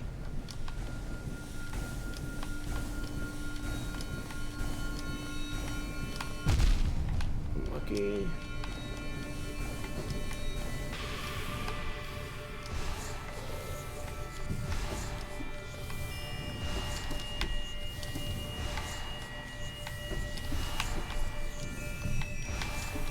Will you?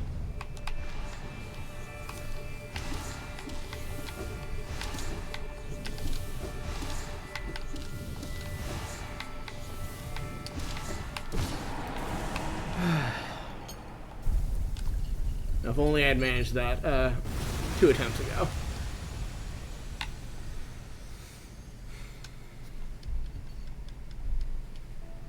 I think I could in fact hope. I just have not managed to execute on it yet.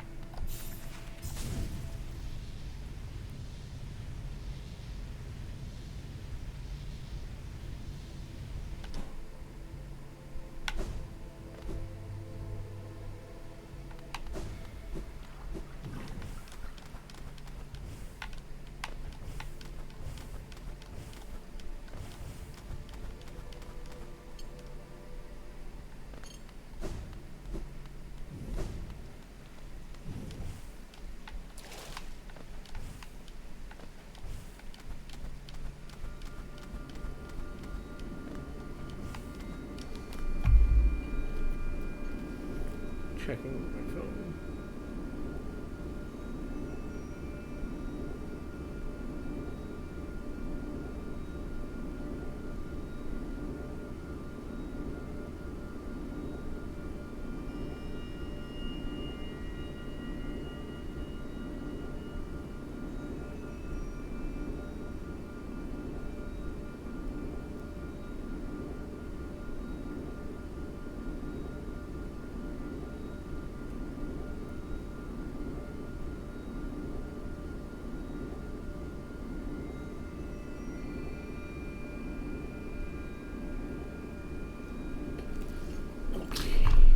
Sorry, Trishy. I made a noise she didn't expect and she was startled by it.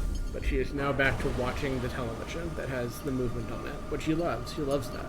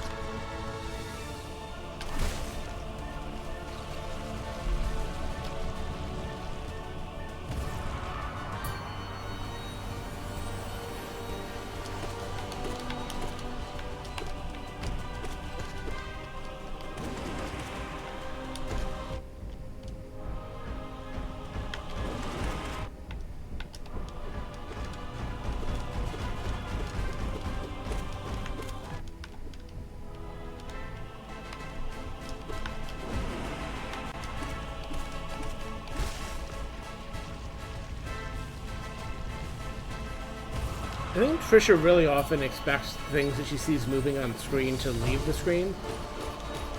Which is not like an unreasonable position for her to have, considering she knows nothing about computers or electronics, but it's always very funny.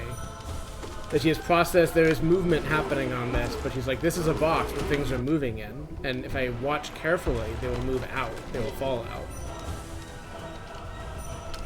I'm trying to do 50 things at once, and it's not working. It's not going to be, again, that careful with the first version of this boss, but...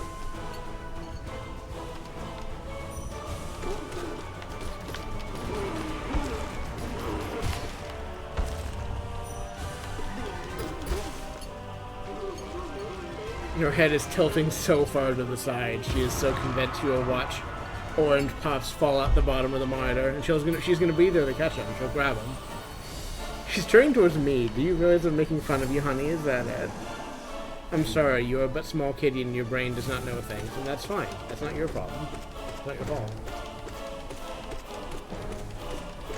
You're doing just fine at your role of house cat, Trisha. You're doing just fine. The little kitty, what makes the big kitty happy. By your warm, encouraging presence. She gets Trisha. I mean, she gets. I'm not sure what time she has in mind for what bedtime is anymore.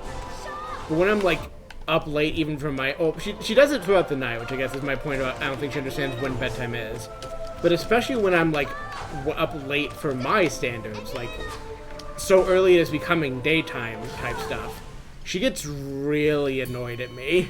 She'll just like stand there and meow at me and be like, I want to go to bed. I want to be curled up on the bed while you sleep. Please let me do this. Why are you not doing this? Why are you staring at the motion box and not Trisha? She says.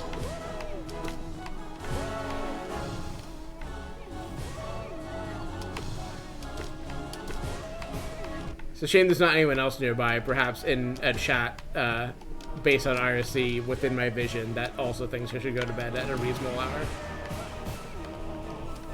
If only there was such a person.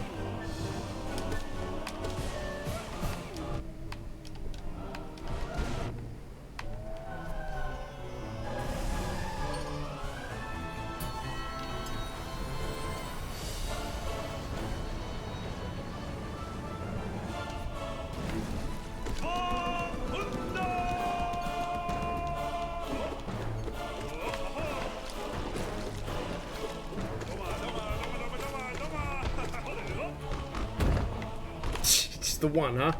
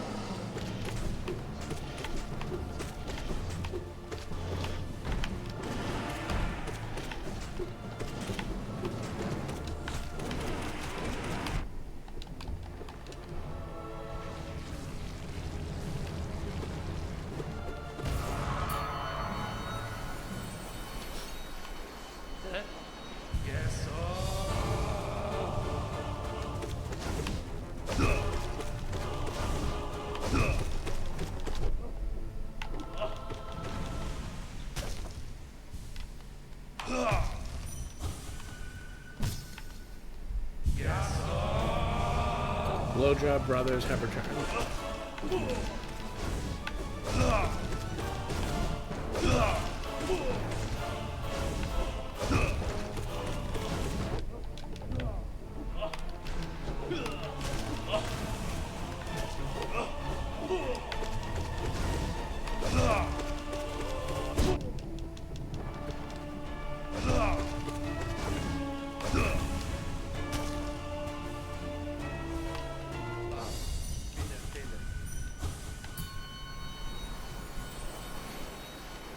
Checking full soul. Yep.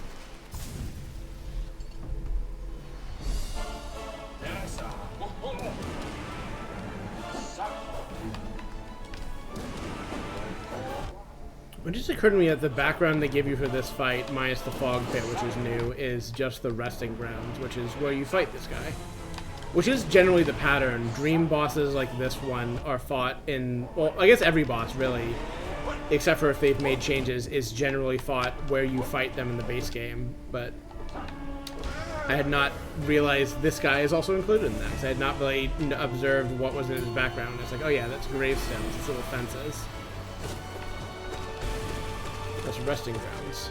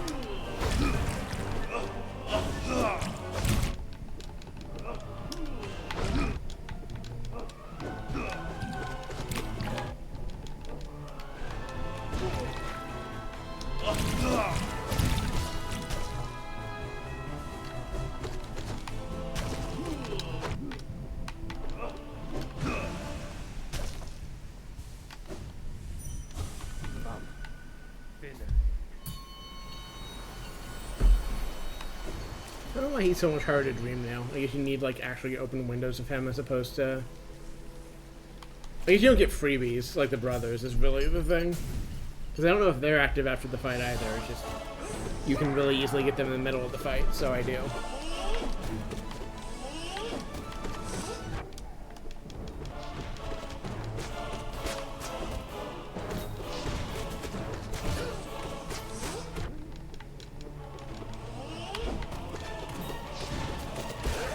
You want to just keep handing the fight to me on a platter, you are free to do that, sir. That's your business and your business alone. Screaming at him probably would have helped too, but I feel like I don't have a good feel for like when I can scream at him and he just did hit him with a nail.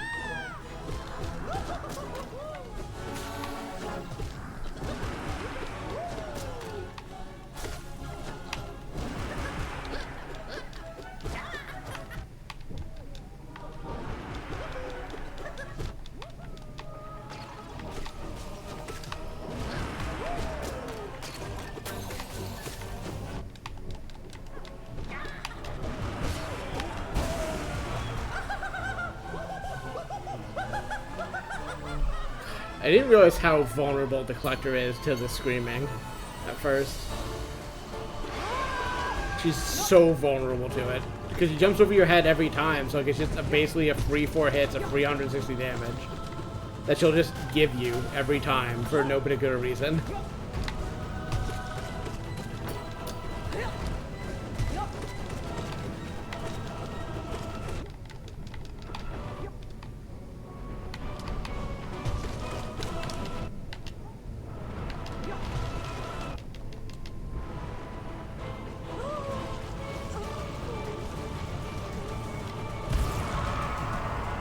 And I love free damage on the boss, as it turns out.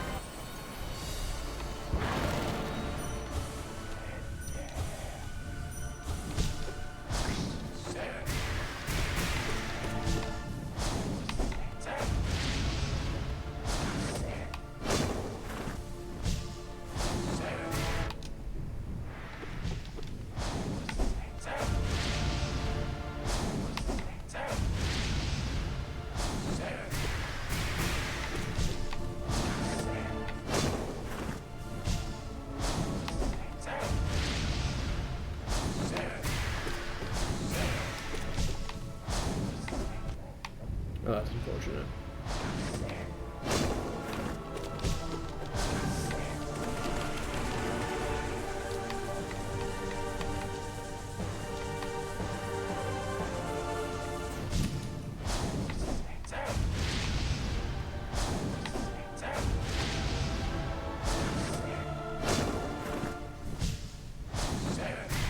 I need to stop getting hit by that.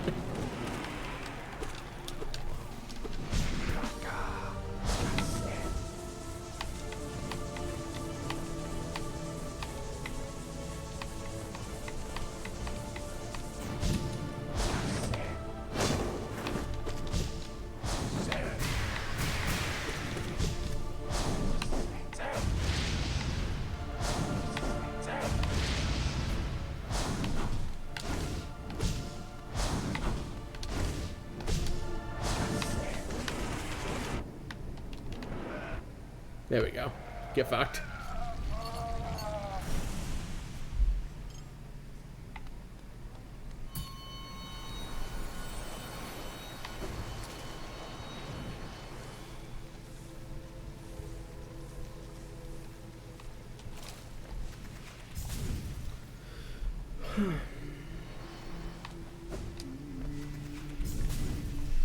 Trisha, baby, why are you pawing? poking my soda bottle.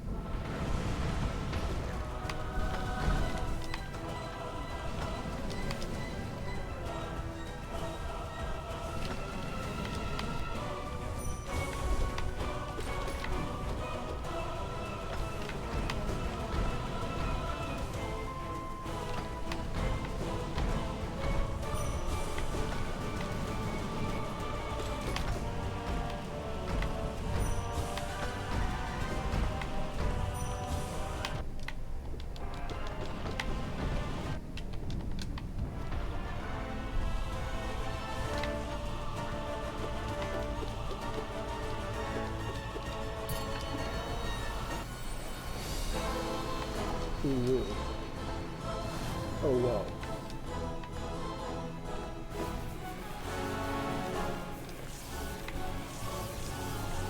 As you said earlier, like, you may have a higher chance of pulling that out of me in private chats and other contacts, Aurora, but generally I'm not willing to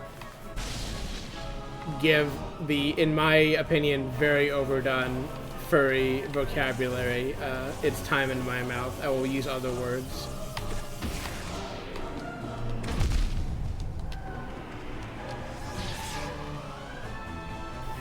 But for this boss, it's just I gotta. It's just what he's called. I don't know what else I'm supposed to say.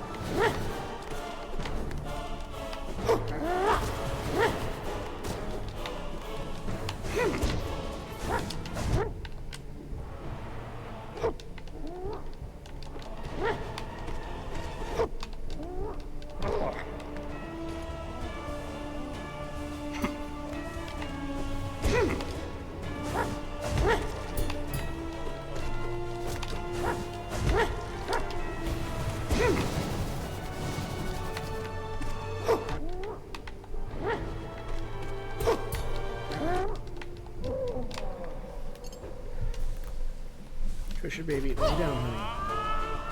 I know you want us to see the screen better, but you're becoming in the way of the screen.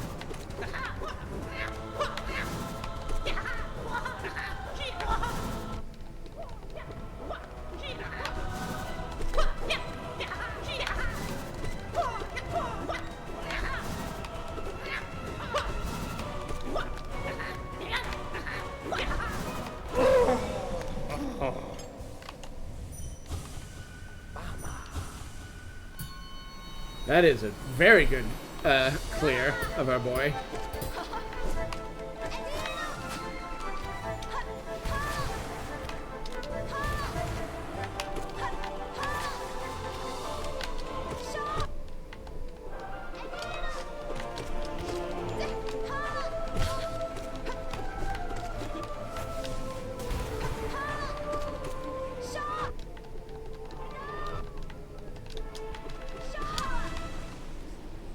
And a good helmet.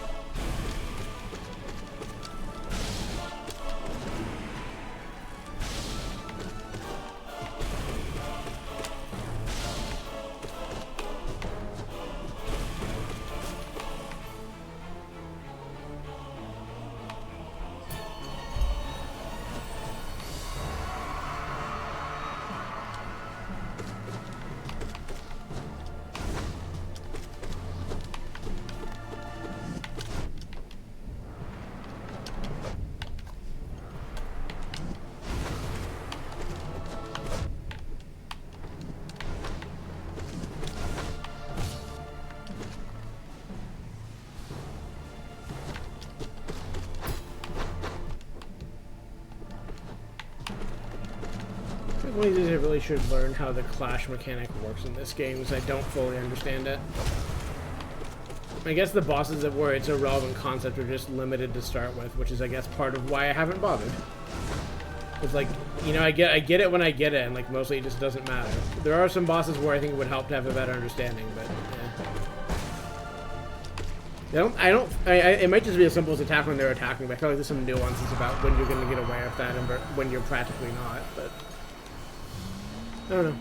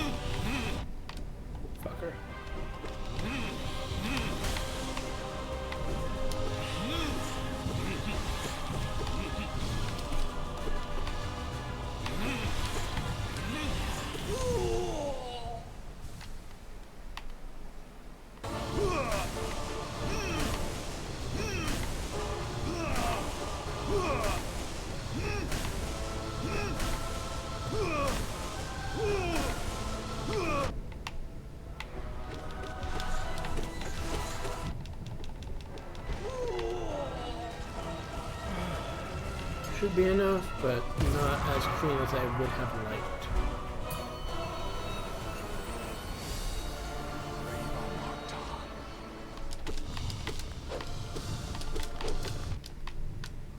Can you please go somewhere more useful?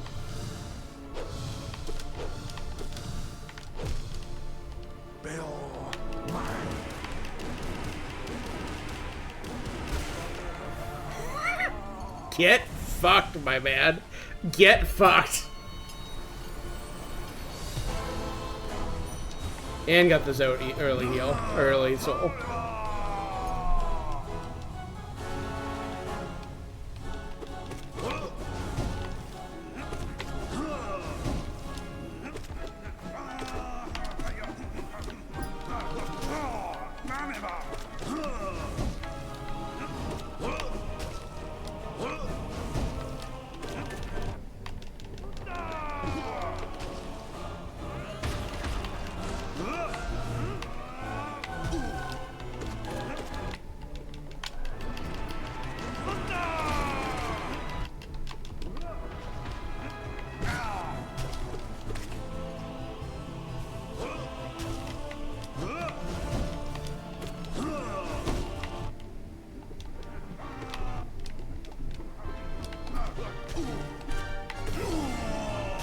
That is more like it.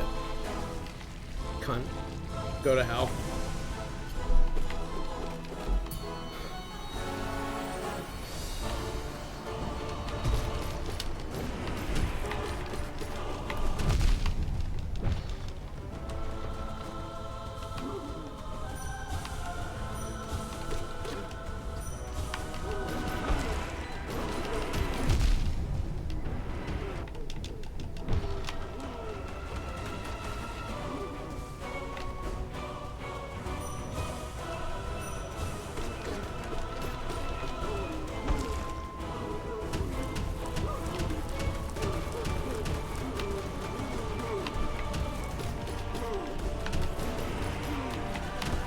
Hesitated.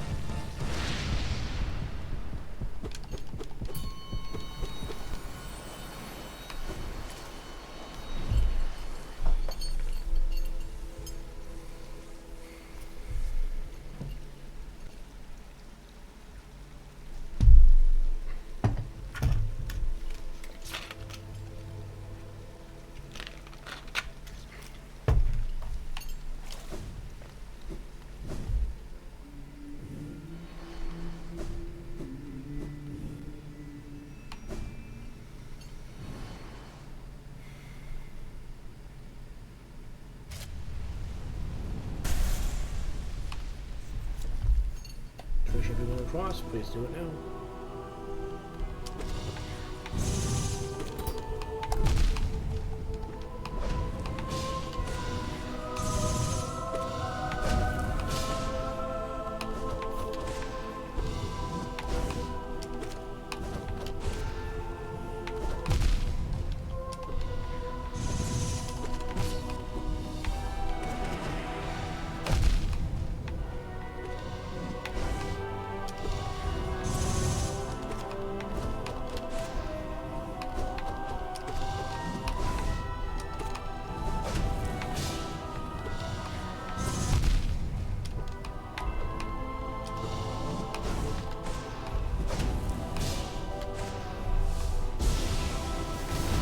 I shouldn't have tried to heal. That only works if you don't have a thing spawn on you, and it did, because of course it would.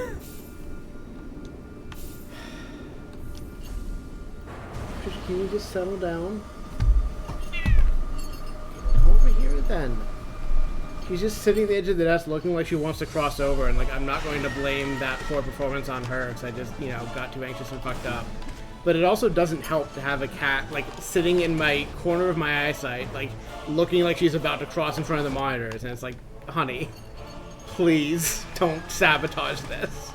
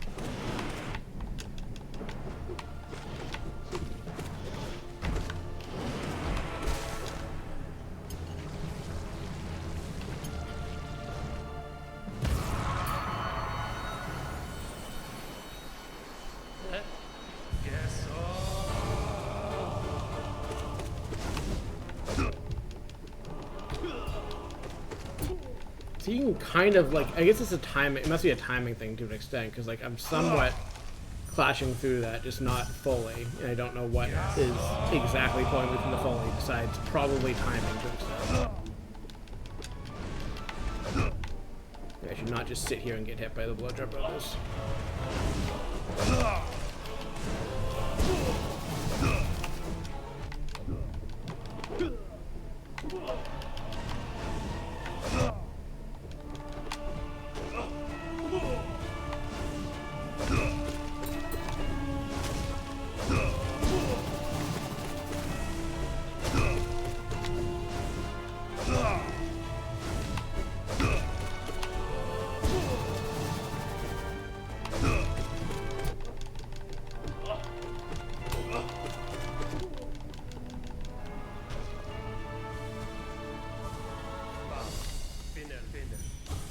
Is he? I don't know why you can Dream Nail those guys after the fight's end, but you can't Dream Nail Shao that way. Weird. I don't need to do it here because it's just a thing afterwards anyways, but it's good habit to be Dream Nailing for Free Soul whenever you can be. It's just weird that that is a time when it works as opposed to another time that you would think would also work, but no.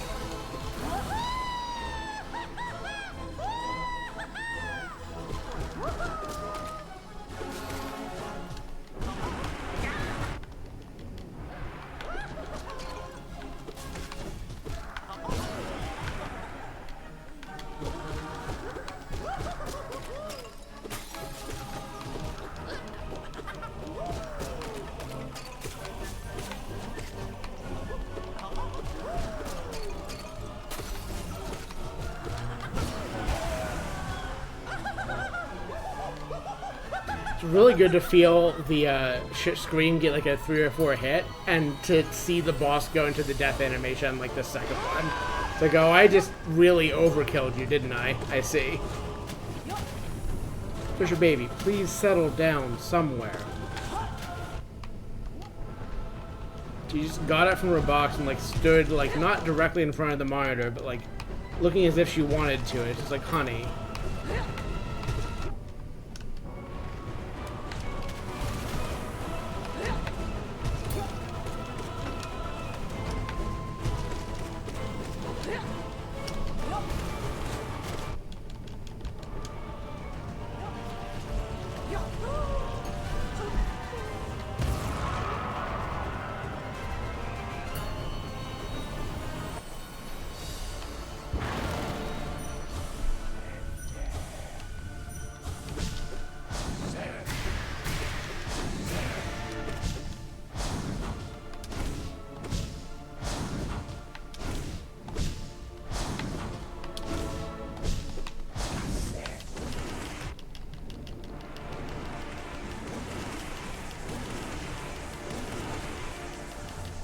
I didn't know that was a safe spot until just then.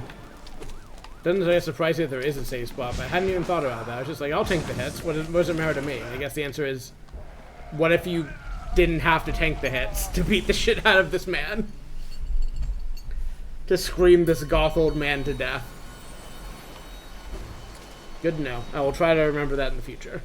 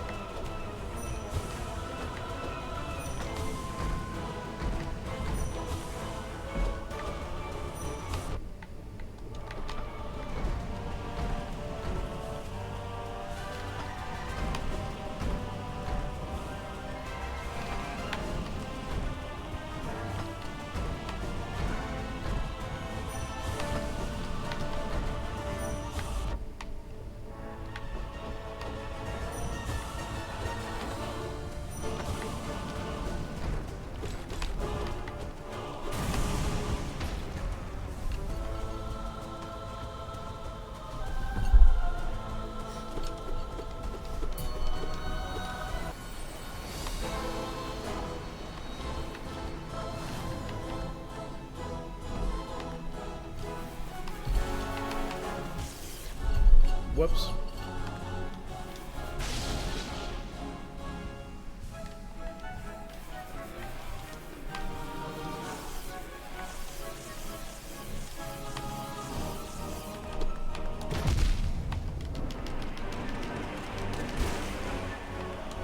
Go to hell, Wu.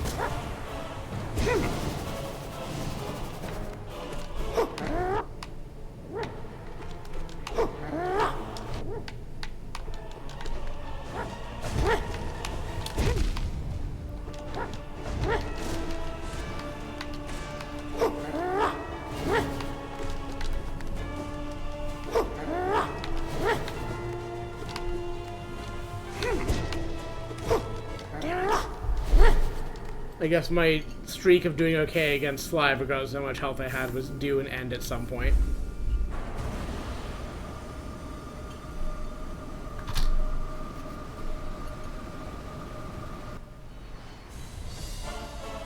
I meant to check my phone and then start again, but I reflexively started again before I did the first thing, so...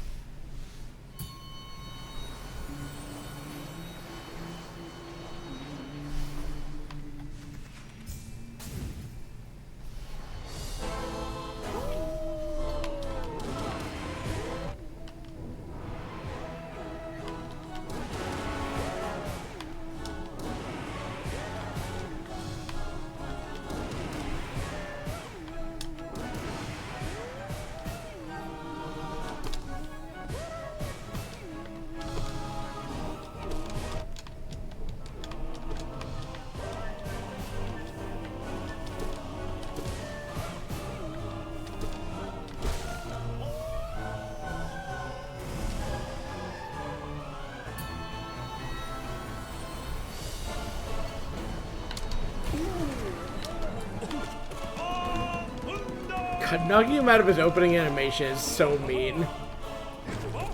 I'm sorry, Dung Defender. I wouldn't do it if I weren't trying to get through this fucking boss hell as fast as possible.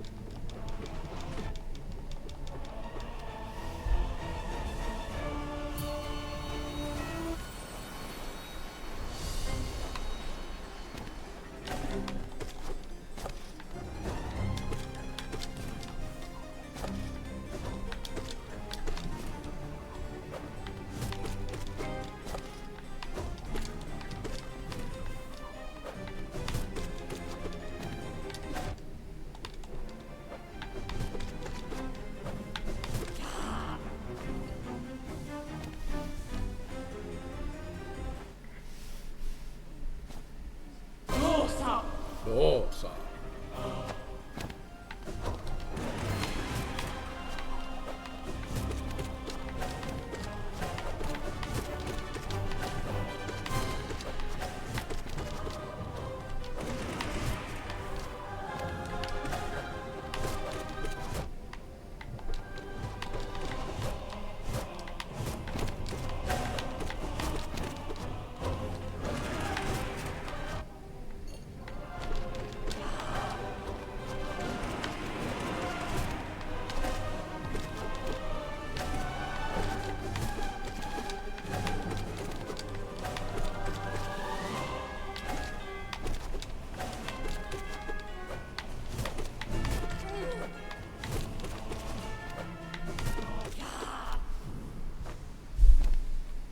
Always a pleasure, ladies.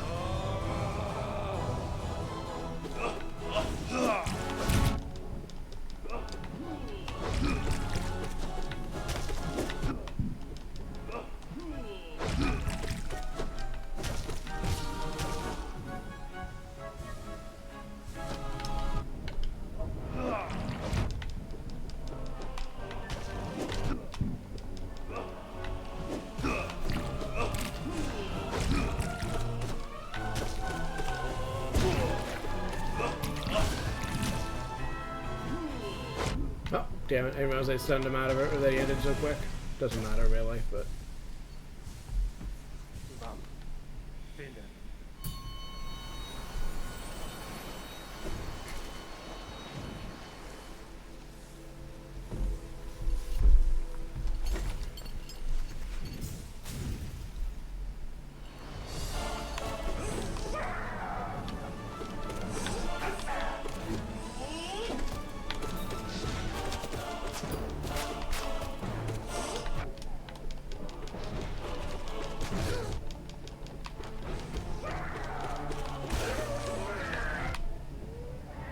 dreaded after fight bees continue moment.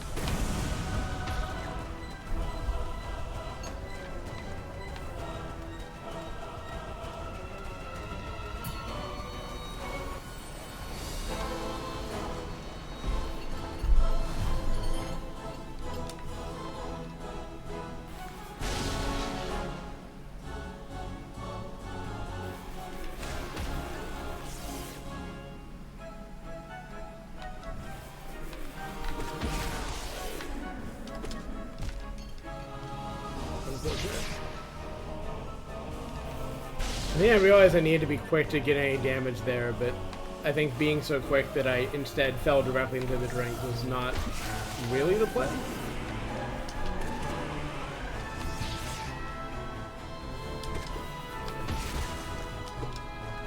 That'll work though.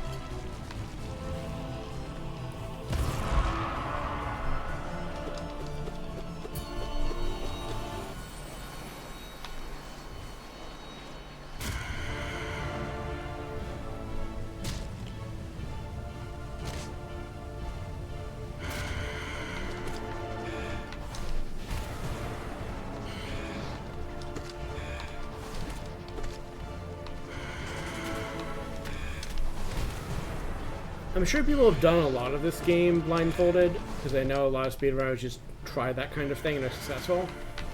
This is one of the bosses where I see very easily how you could do it. With the kit I'm using, with the strategy I'm using, I could definitely see training enough to do this purely based on audio cue.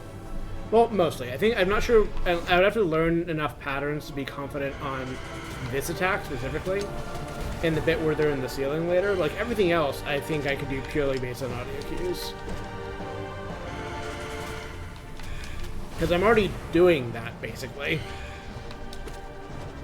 Like, I'm sure there's, like, positioning stuff I'm overlooking like that I have to, you know, account for. But, like, as far as, you know, jump and dive when I hear a specific sound, I can do that pretty easily. I think like this you could even handle with a dash correctly timed if you wanted.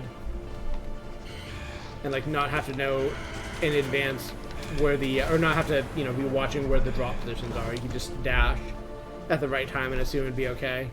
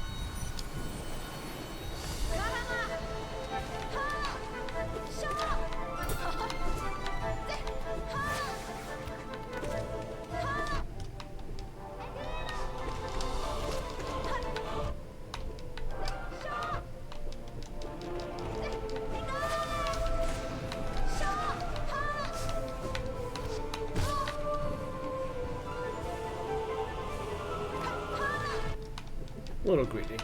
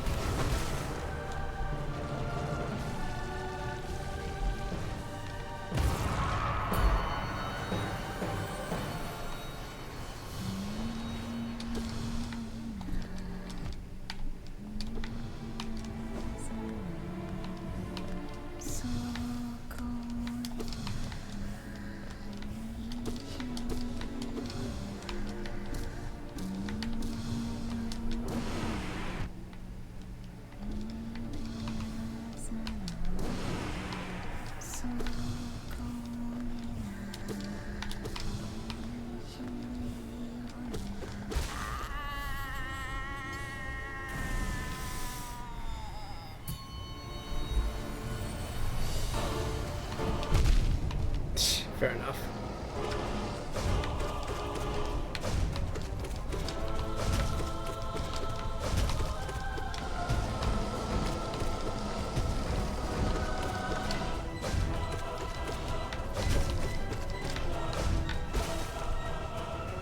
Probably could have screened at some point in there, but yeah.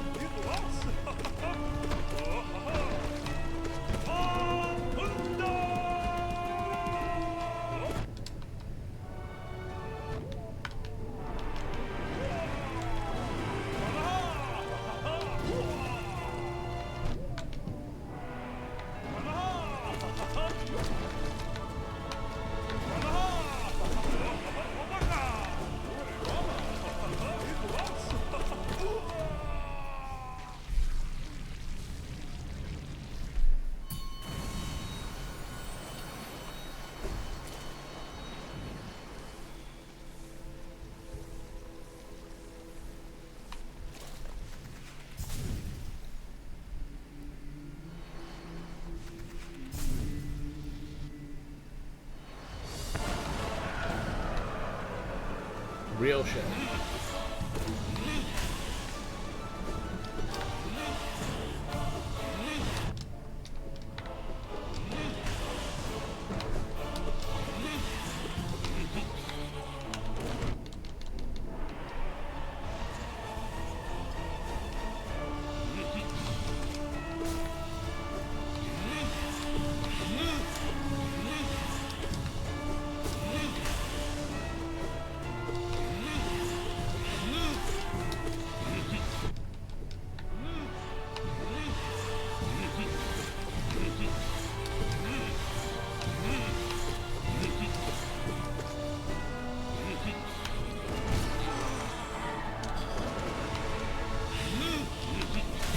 Thanks, man, for the fake out. Ow. Of course, I flubbed a jump and got damaged anyways, but...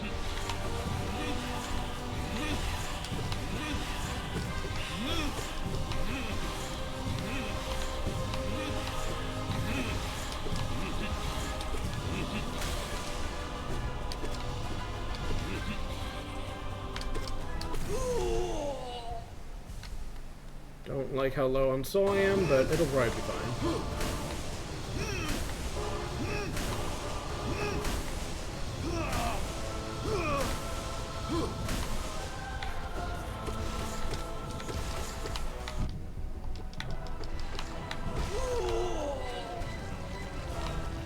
Yeah, I've come into Markov and won with that much. I would love more, but that is definitely workable.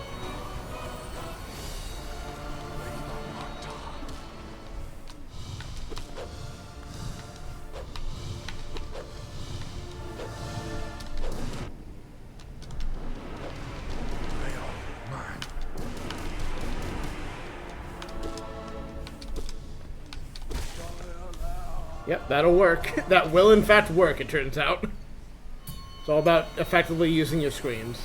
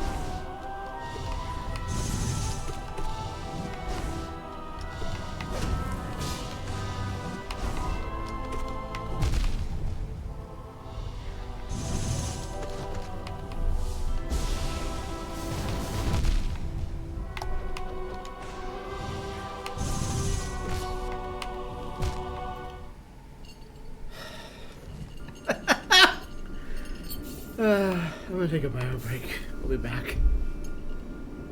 I've made a lot of mistakes in that. I did not expect the one that killed me to be touching the boss's hurt box by 1 micrometer. Like, I was fucking up before that point, but that was especially like, come on. Come on. Are you thinking of jumping off Aurora before I step away?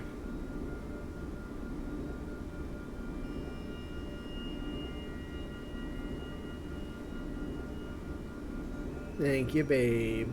I love you. Yeah, we'll give this a few more attempts at least, but they will be without bark. And I will press all of my buttons that let me get away from my desk and go take a stretch break. Where are all these buttons I need to press? I need to press this one, I need to press this one, and BRB.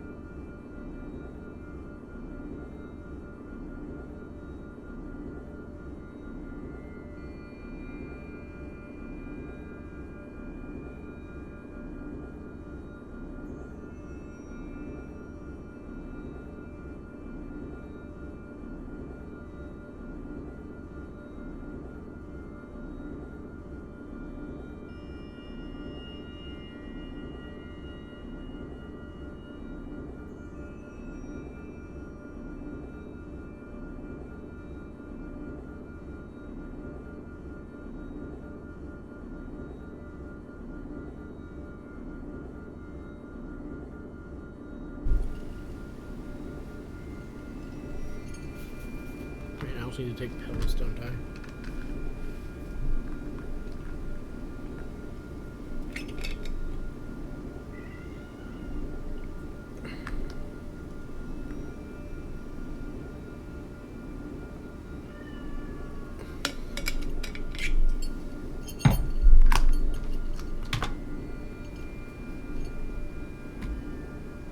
Also, my... Oh no, my game's fine, never mind.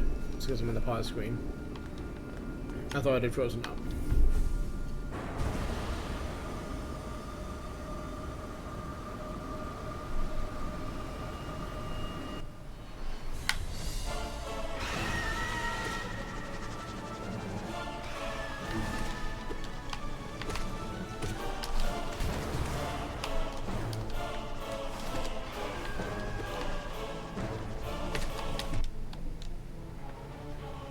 Which I think if I'd followed that up, I would have actually managed to get the Pogo into the sky. I've been...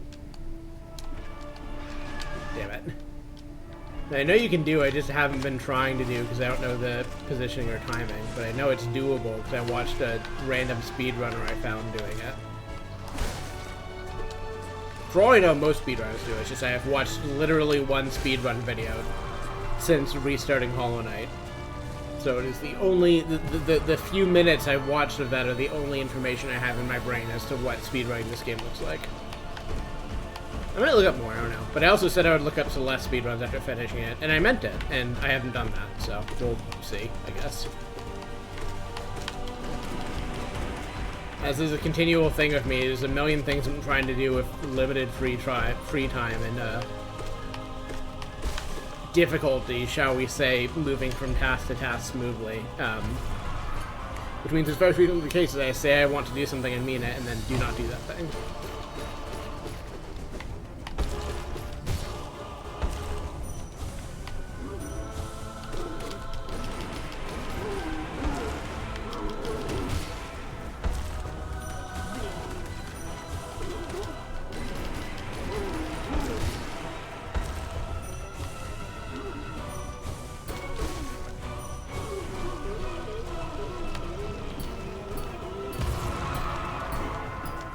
Yeah, I'm thinking like 4 more attempts, because that'll put me, well, that'll put me a bit over at this point, but that'll put me like at 8 hours or more. And we'll see. If I feel like I have another attempt in me at that point, and, you know, I haven't just done the thing, then I might look at more. I don't know. It does feel like, you know, I still have some pain points in the Pantheon, but for the most part we've been in, like, any given run could be the run territory, so... Unfortunately, we remain there until I actually do the thing, but it's felt very doable for a bit.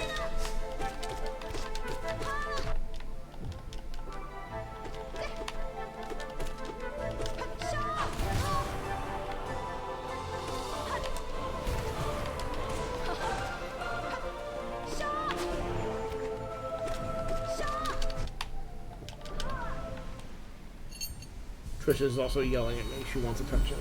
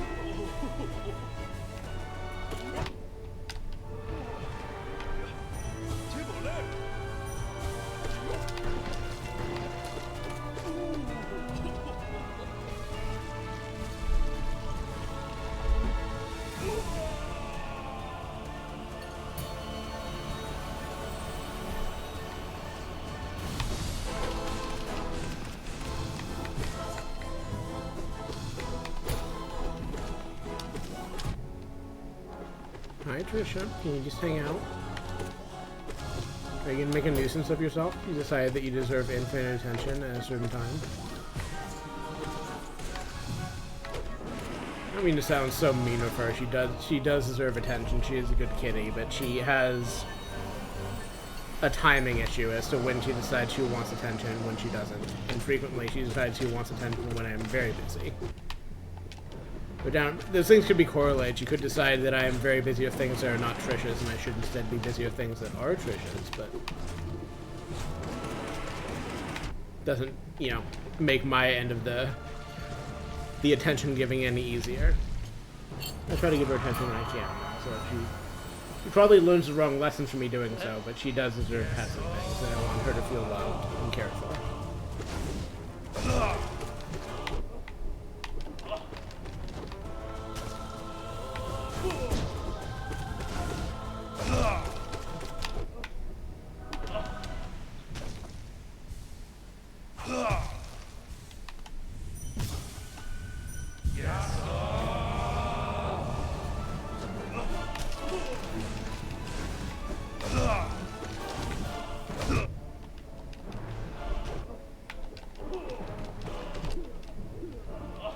Never get between the blowjob brothers.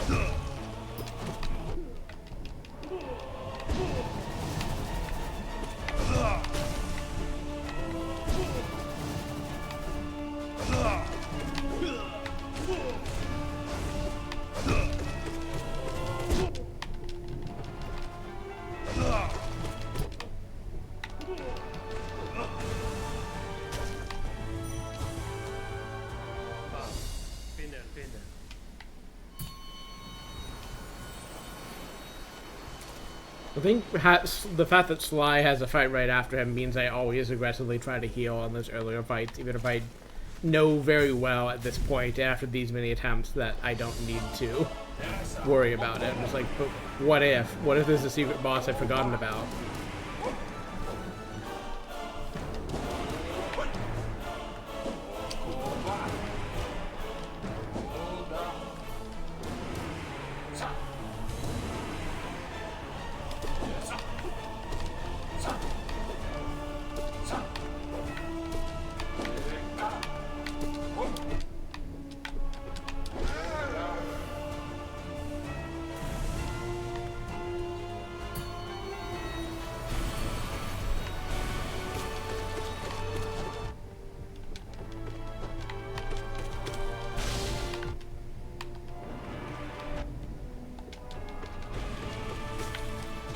Not my best timing.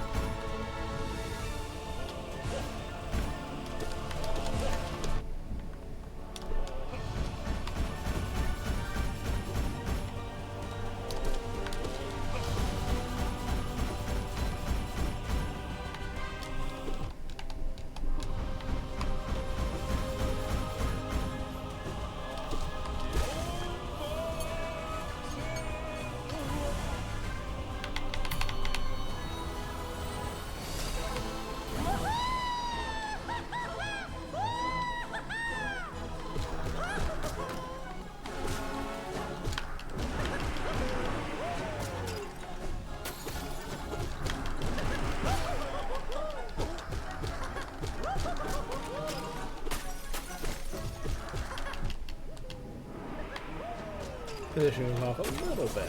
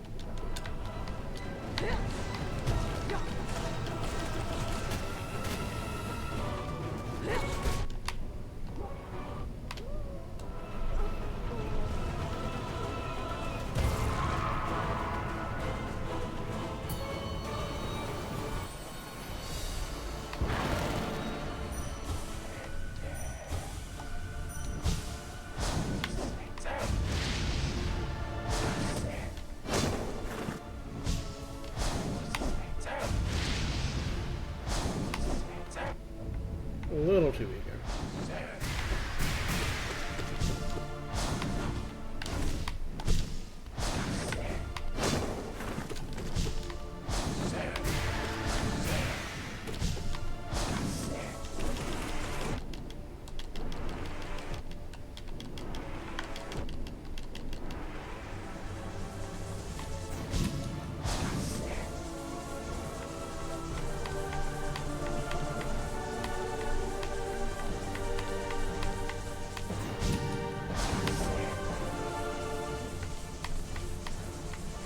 I should have saved some of that for healing, but whatever.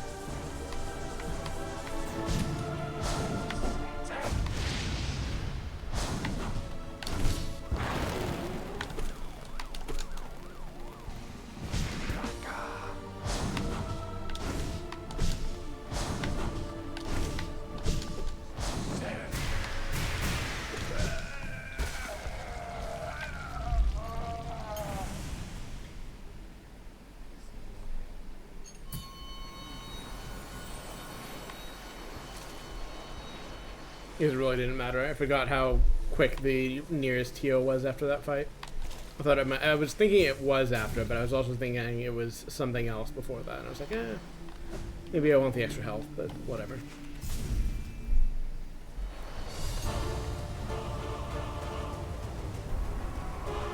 I intentionally did not ask while Aurora is here, so I wanted to leave the mystery open, but I immediately forgot what nonsense I named the Twitch stream for today, and I'm excited to find out when I go to upload this.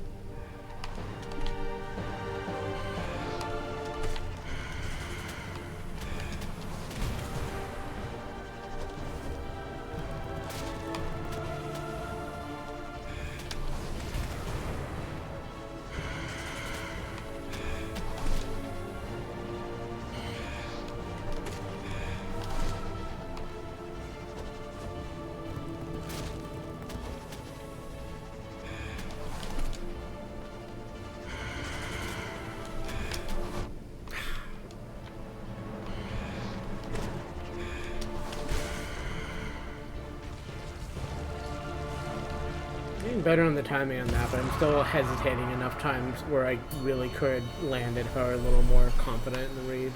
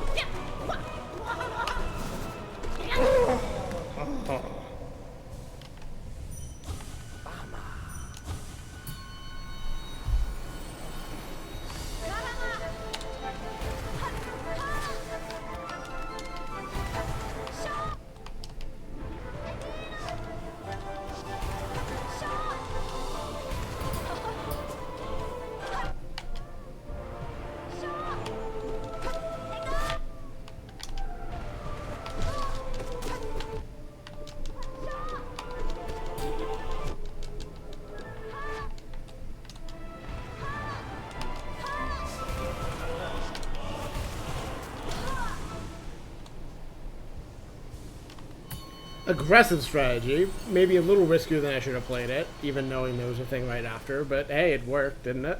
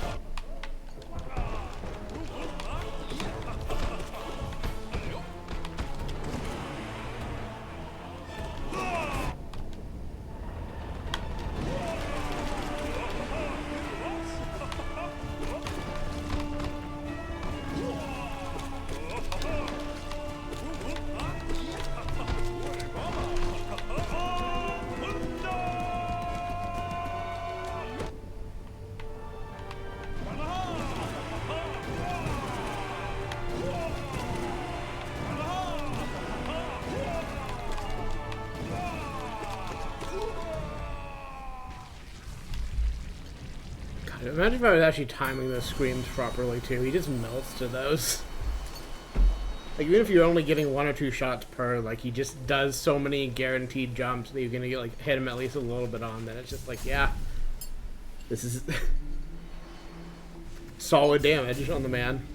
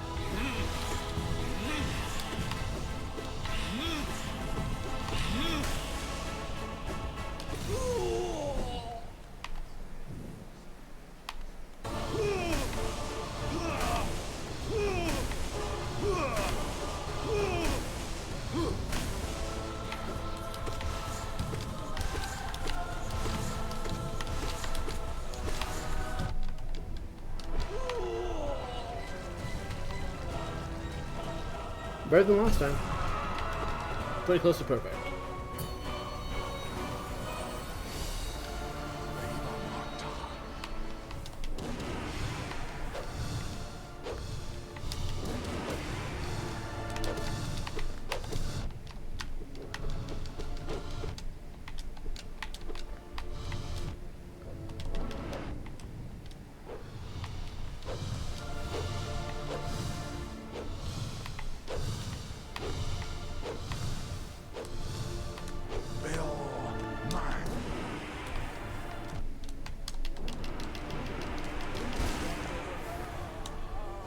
I'll take it.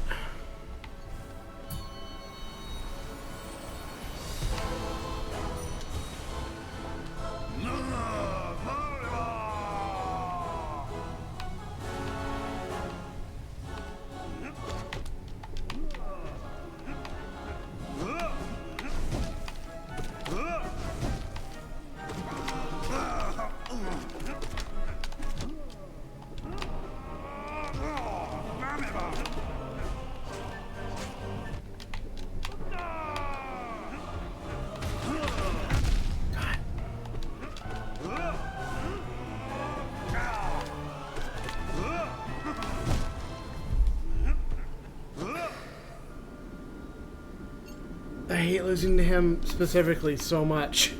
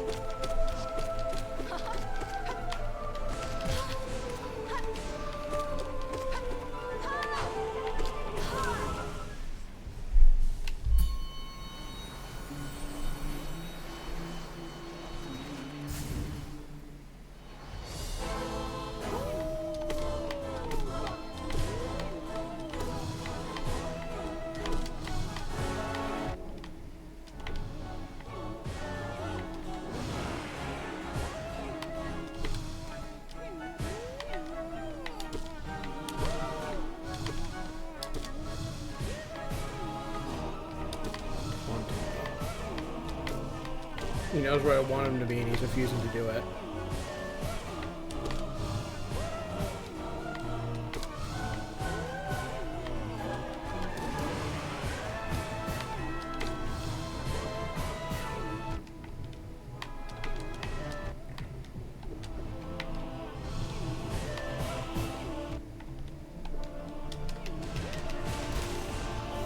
He could have just done that at any time. I don't know. I want to scream him to death. The scream is good against him when he positions himself right every, like, 500 years.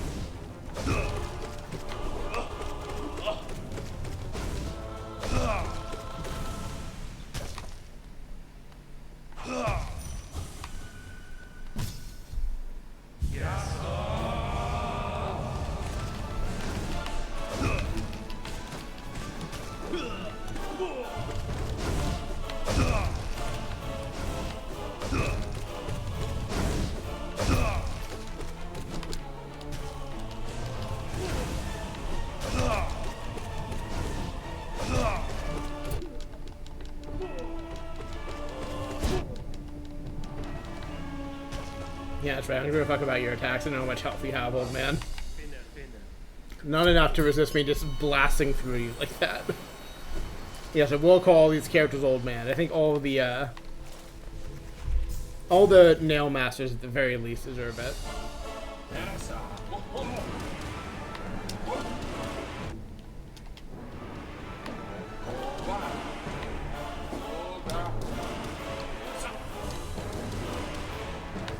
Beautiful series of 4 hits. Some of those were 3 hits, but a lot of those were 4 hits, which was beautiful to my ears. I love to do my full, 120 damage or 160 damage or whatever it is. It's definitely one of those.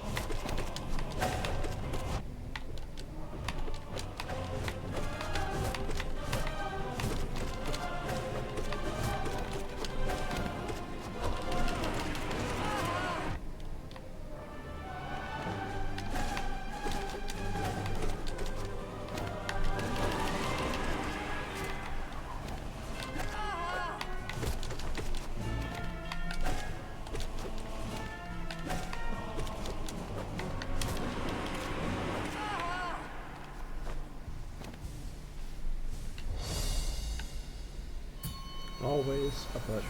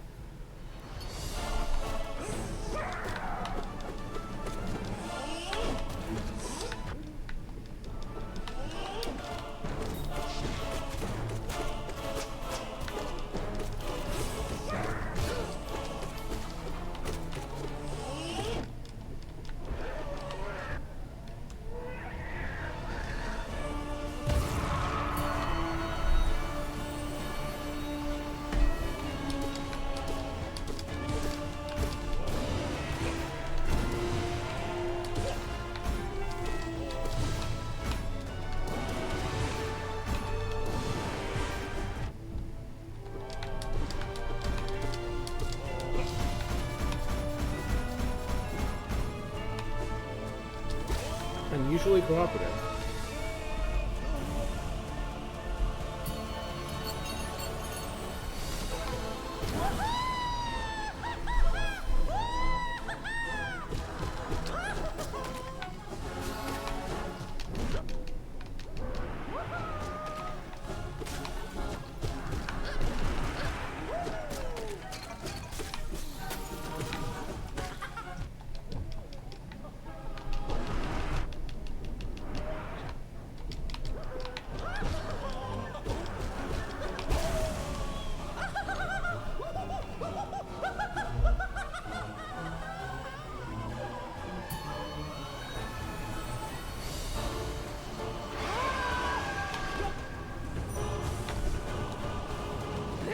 Straightforward.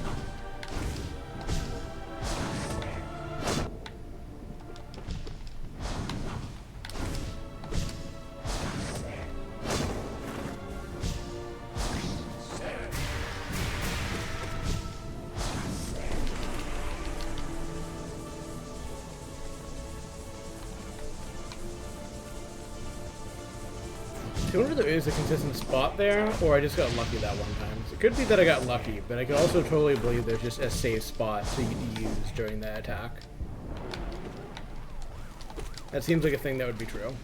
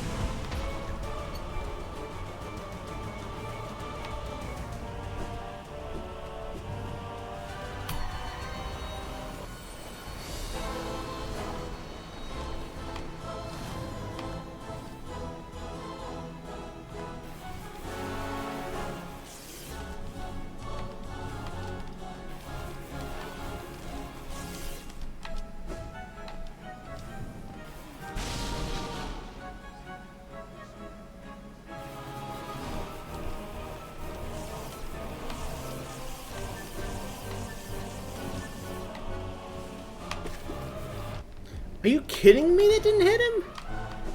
I hit it right at the jellyfish and it just... Okay. Like, I'm not accounting for it having tracking properties, but it's like, God. How much do you want me to fucking babysit this thing in before you'll count it?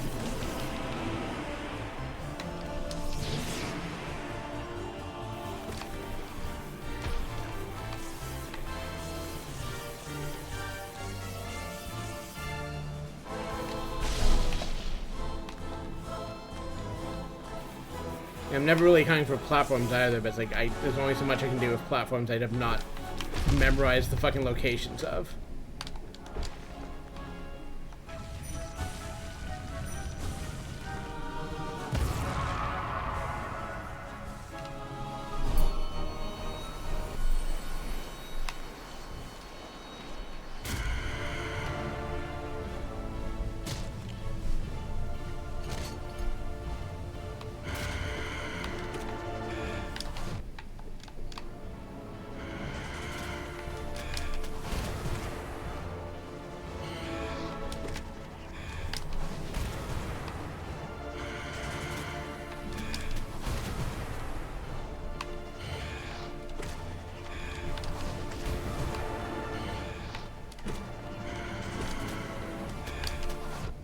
Oh, I thought I had more soul than I did.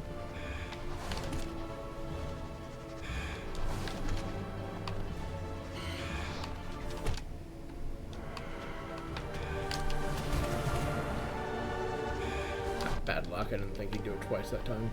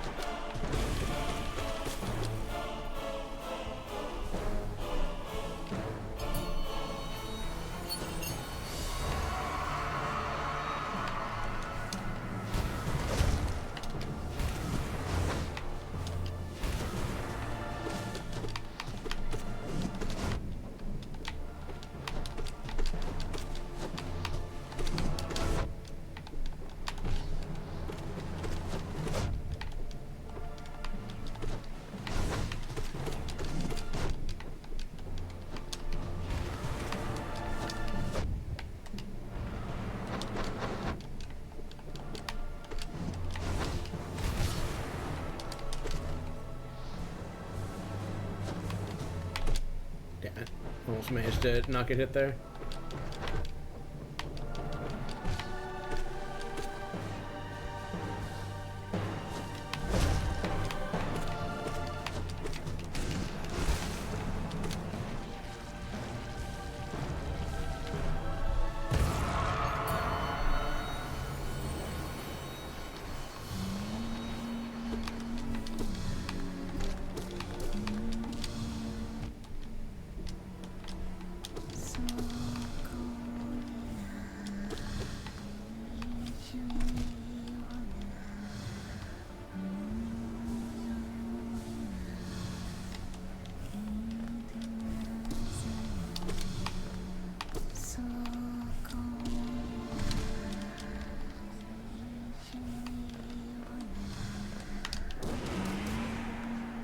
Love to hear 4 hits with that.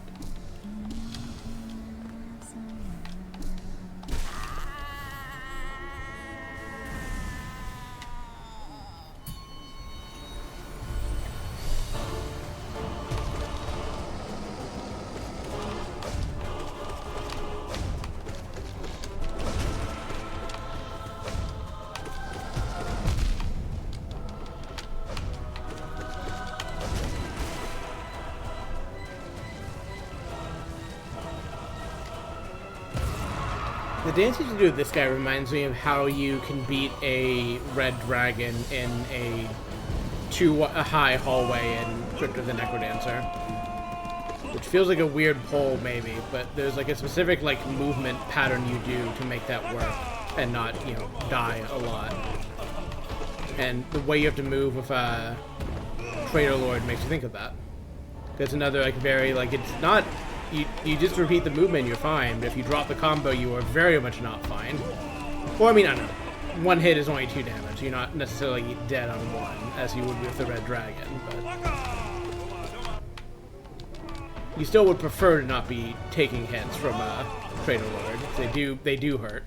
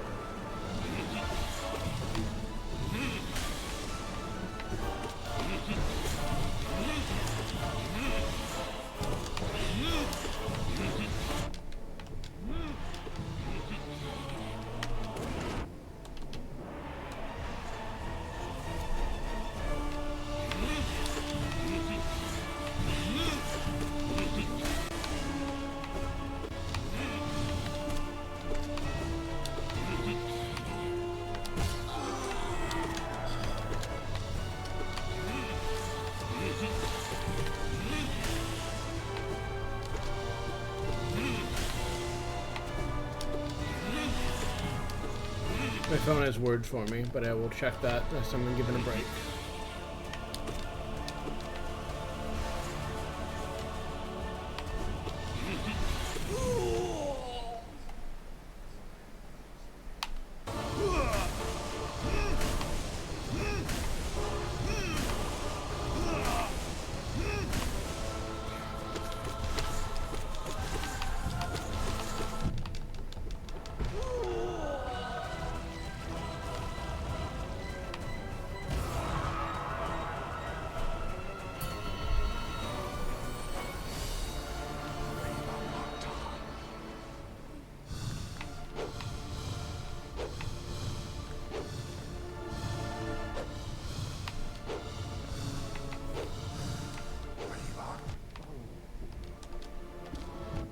Reebok Sorrow.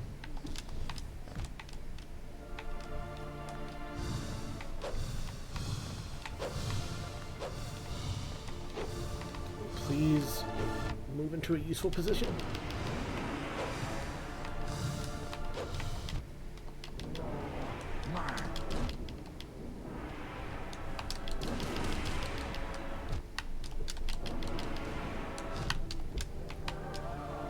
Oh boy. It'll be fine. Simply don't fuck up its out. What's the worst that could happen?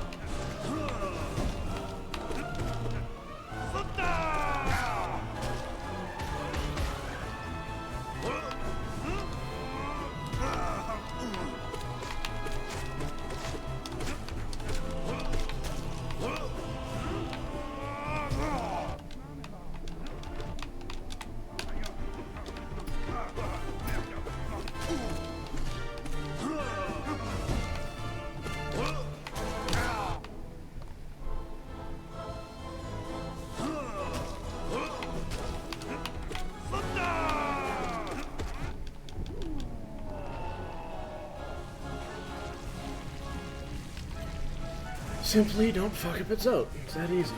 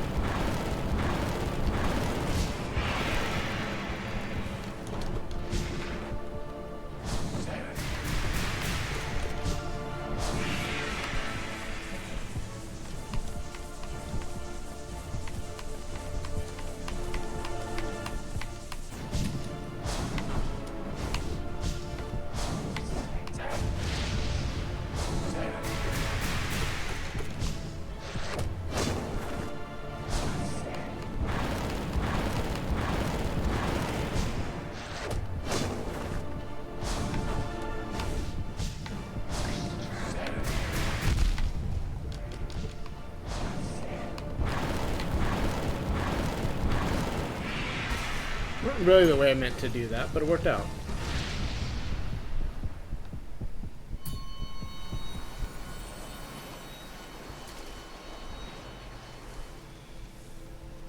I got this.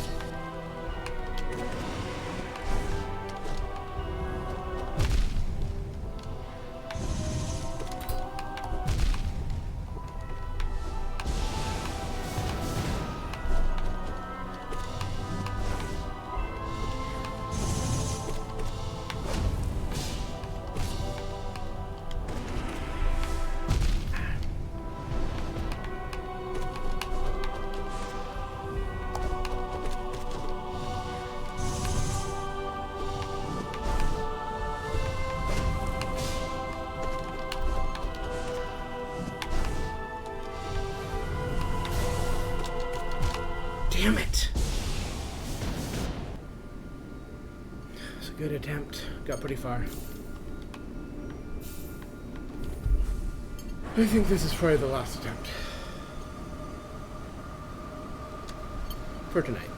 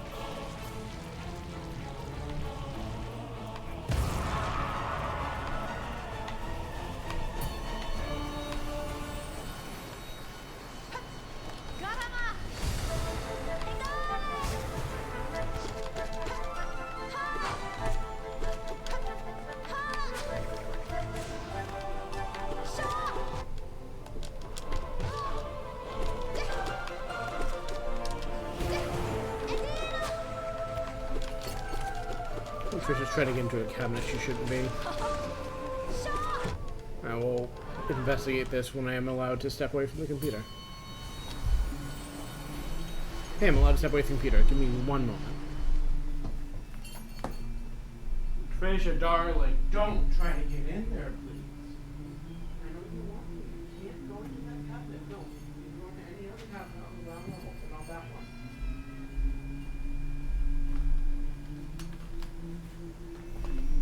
She really, really wants to be in the cabinet where I keep my plates and glasses, and I don't want her to be in there because it's the one where I keep the plates and glasses. And she doesn't understand the problem.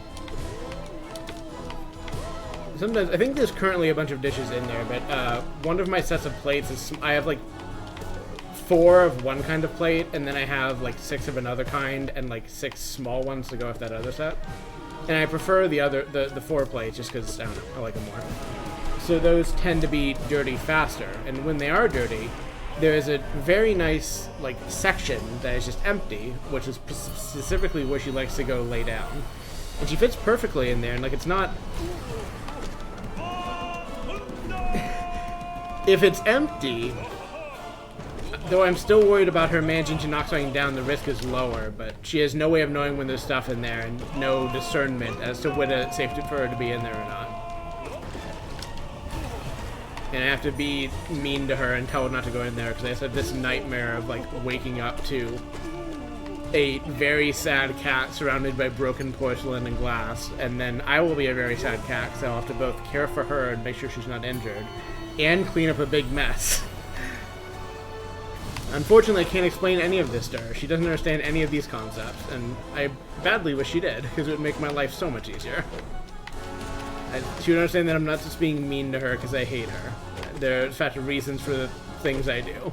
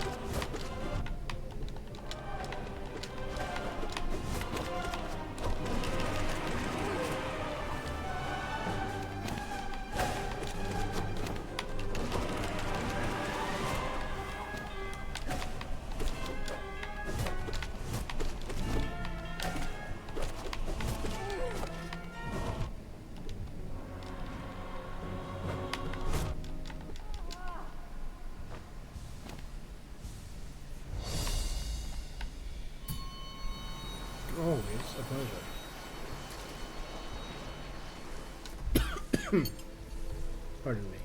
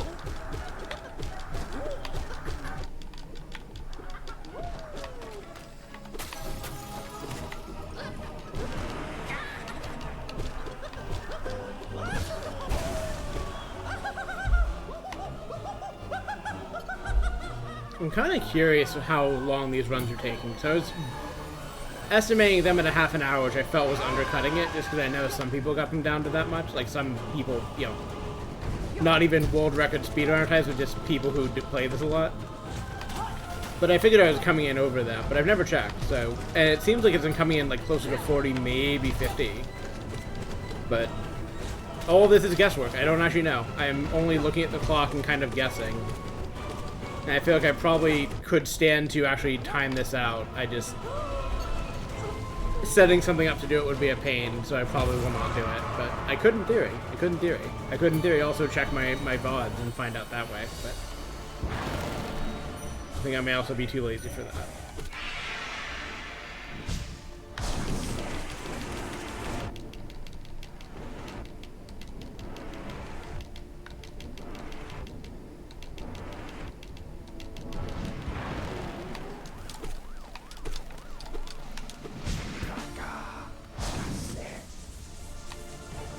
I did most of his health. Actually, I don't know. Those were probably bad screams because I was getting stunned out of them, so I probably did not do as much as I thought I did. But whatever helps advance the man to his demise, so I can do the real fight way down the road, is all right by me.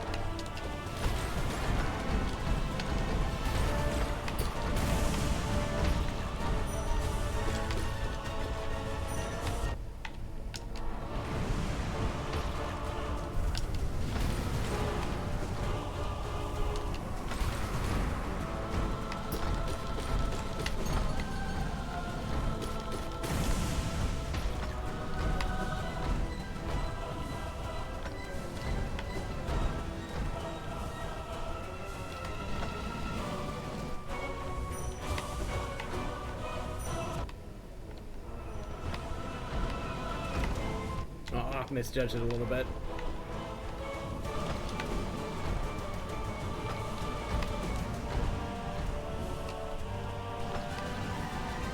Doing stuff like this is not really helping the mysterious time, or the whatever amount of time I have for this completion, but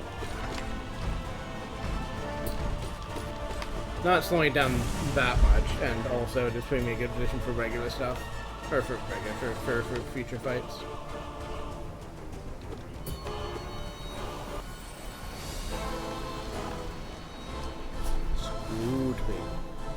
She's rolling on her back towards my keyboard. I want to keep it from.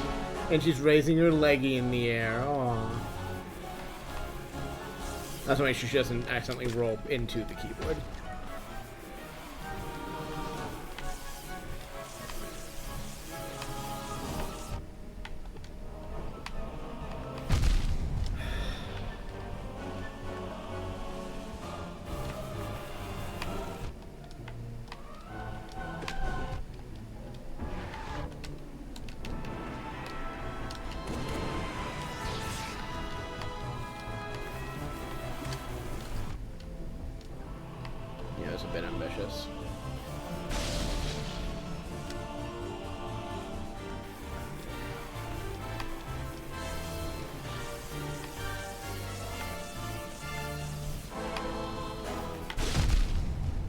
Is it really not close enough?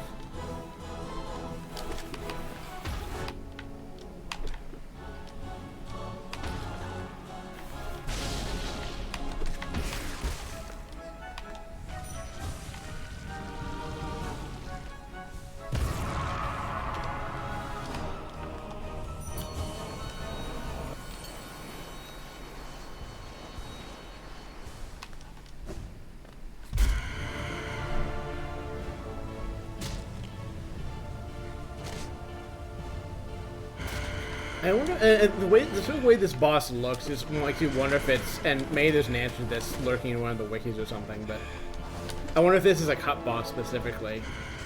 It's like Nosk is something pretty out of the way to start with, which is maybe why this didn't end up making it into the game, but this seems like something that, Jesus. I could totally see them sticking Hornet somewhere out of the way to trick you into another Nosk fight, but I guess...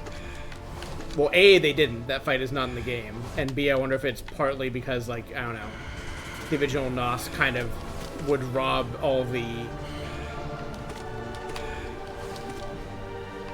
surprise out of the fight.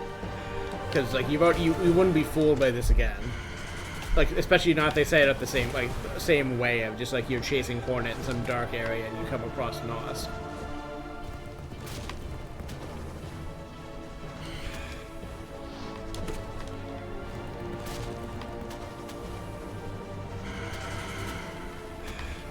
And do I think this fight generally is easier? I don't think it would necessarily be easier as your first encounter of a Nosk type. So I mean, there's just nowhere in the game this could have fit as a quote-unquote real fight, so it just lives here instead.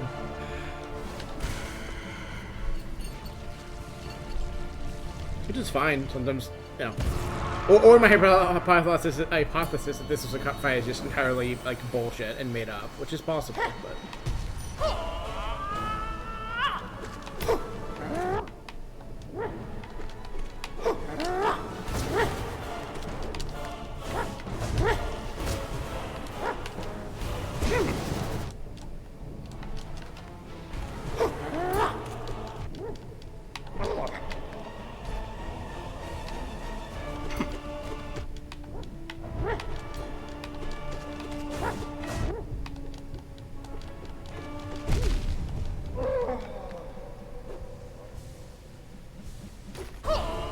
Keep forgetting you can only get 2 heals out of that. The window is just too short for it to be 3, which is unfortunate, but I will live without that soul, probably. This is definitely a place I could speed up in theory. I just would need to learn a way to do this as safely that doesn't take fucking forever. Of the places I in theory would like to speed my times up, the places where, like, it's reliable against the scary boss are not the places I really want to do that work. I would bow to him too, but there's not time to get soul off him and bow, so I must prioritize the thing that, again, increases my chances of not fucking up the next fight.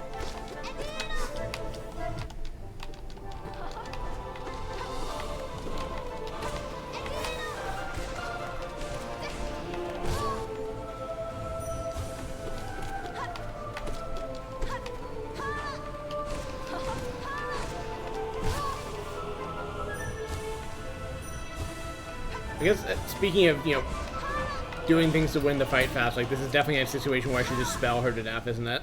Because there's a charge right after, like, there's no point being stingy with it. That'll speed me up a little bit, probably.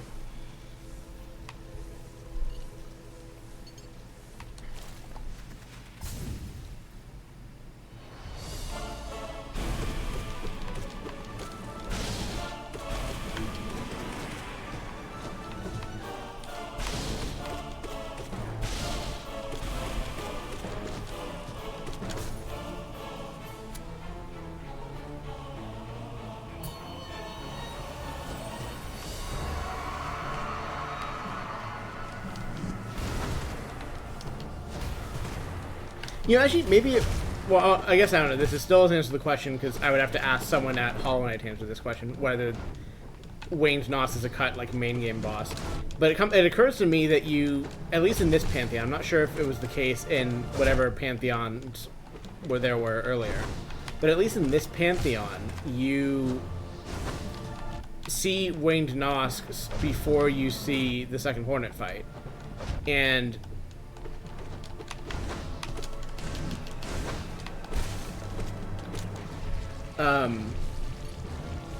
the Pantheons, especially this Pantheon, love to change the arenas you fight bosses in to be more tricky. So I guess it maybe is more a trick on, a Pantheon player specifically, of like, you might think that's your, you know, second Hornet fight. Just move to a different arena, and nope, Wayne to Nosk, enjoy. You know, which is a surprise they only get that surprise on you once, but it's still, you know, fun player moment.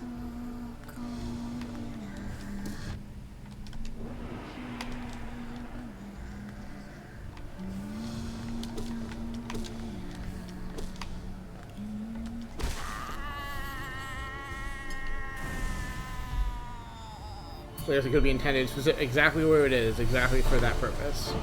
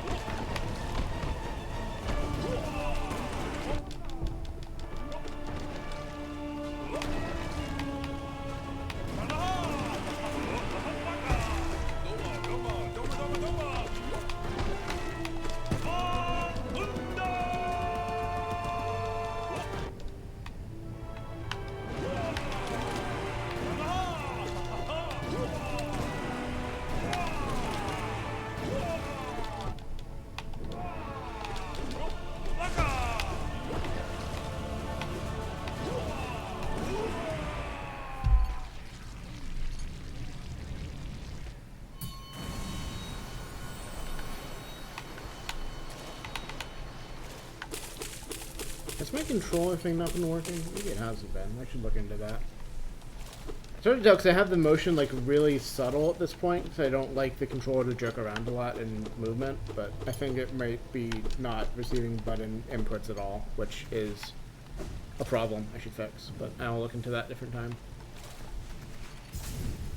I think it's also kind of an acceptable failure. Well, always, honestly. Like, I can live with it not working, but I especially will live with it not working when there's no hands attached to the controller, because like that's when it really, the illusion of button pressing is really necessary to make it a cool thing.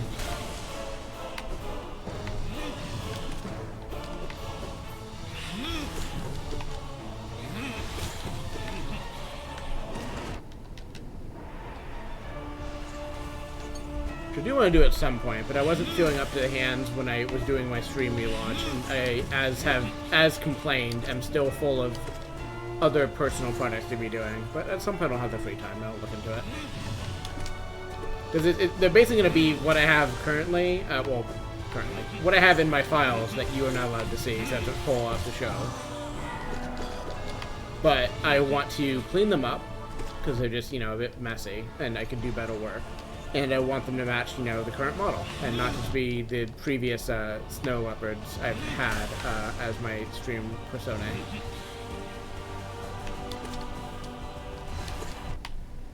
Not my best work.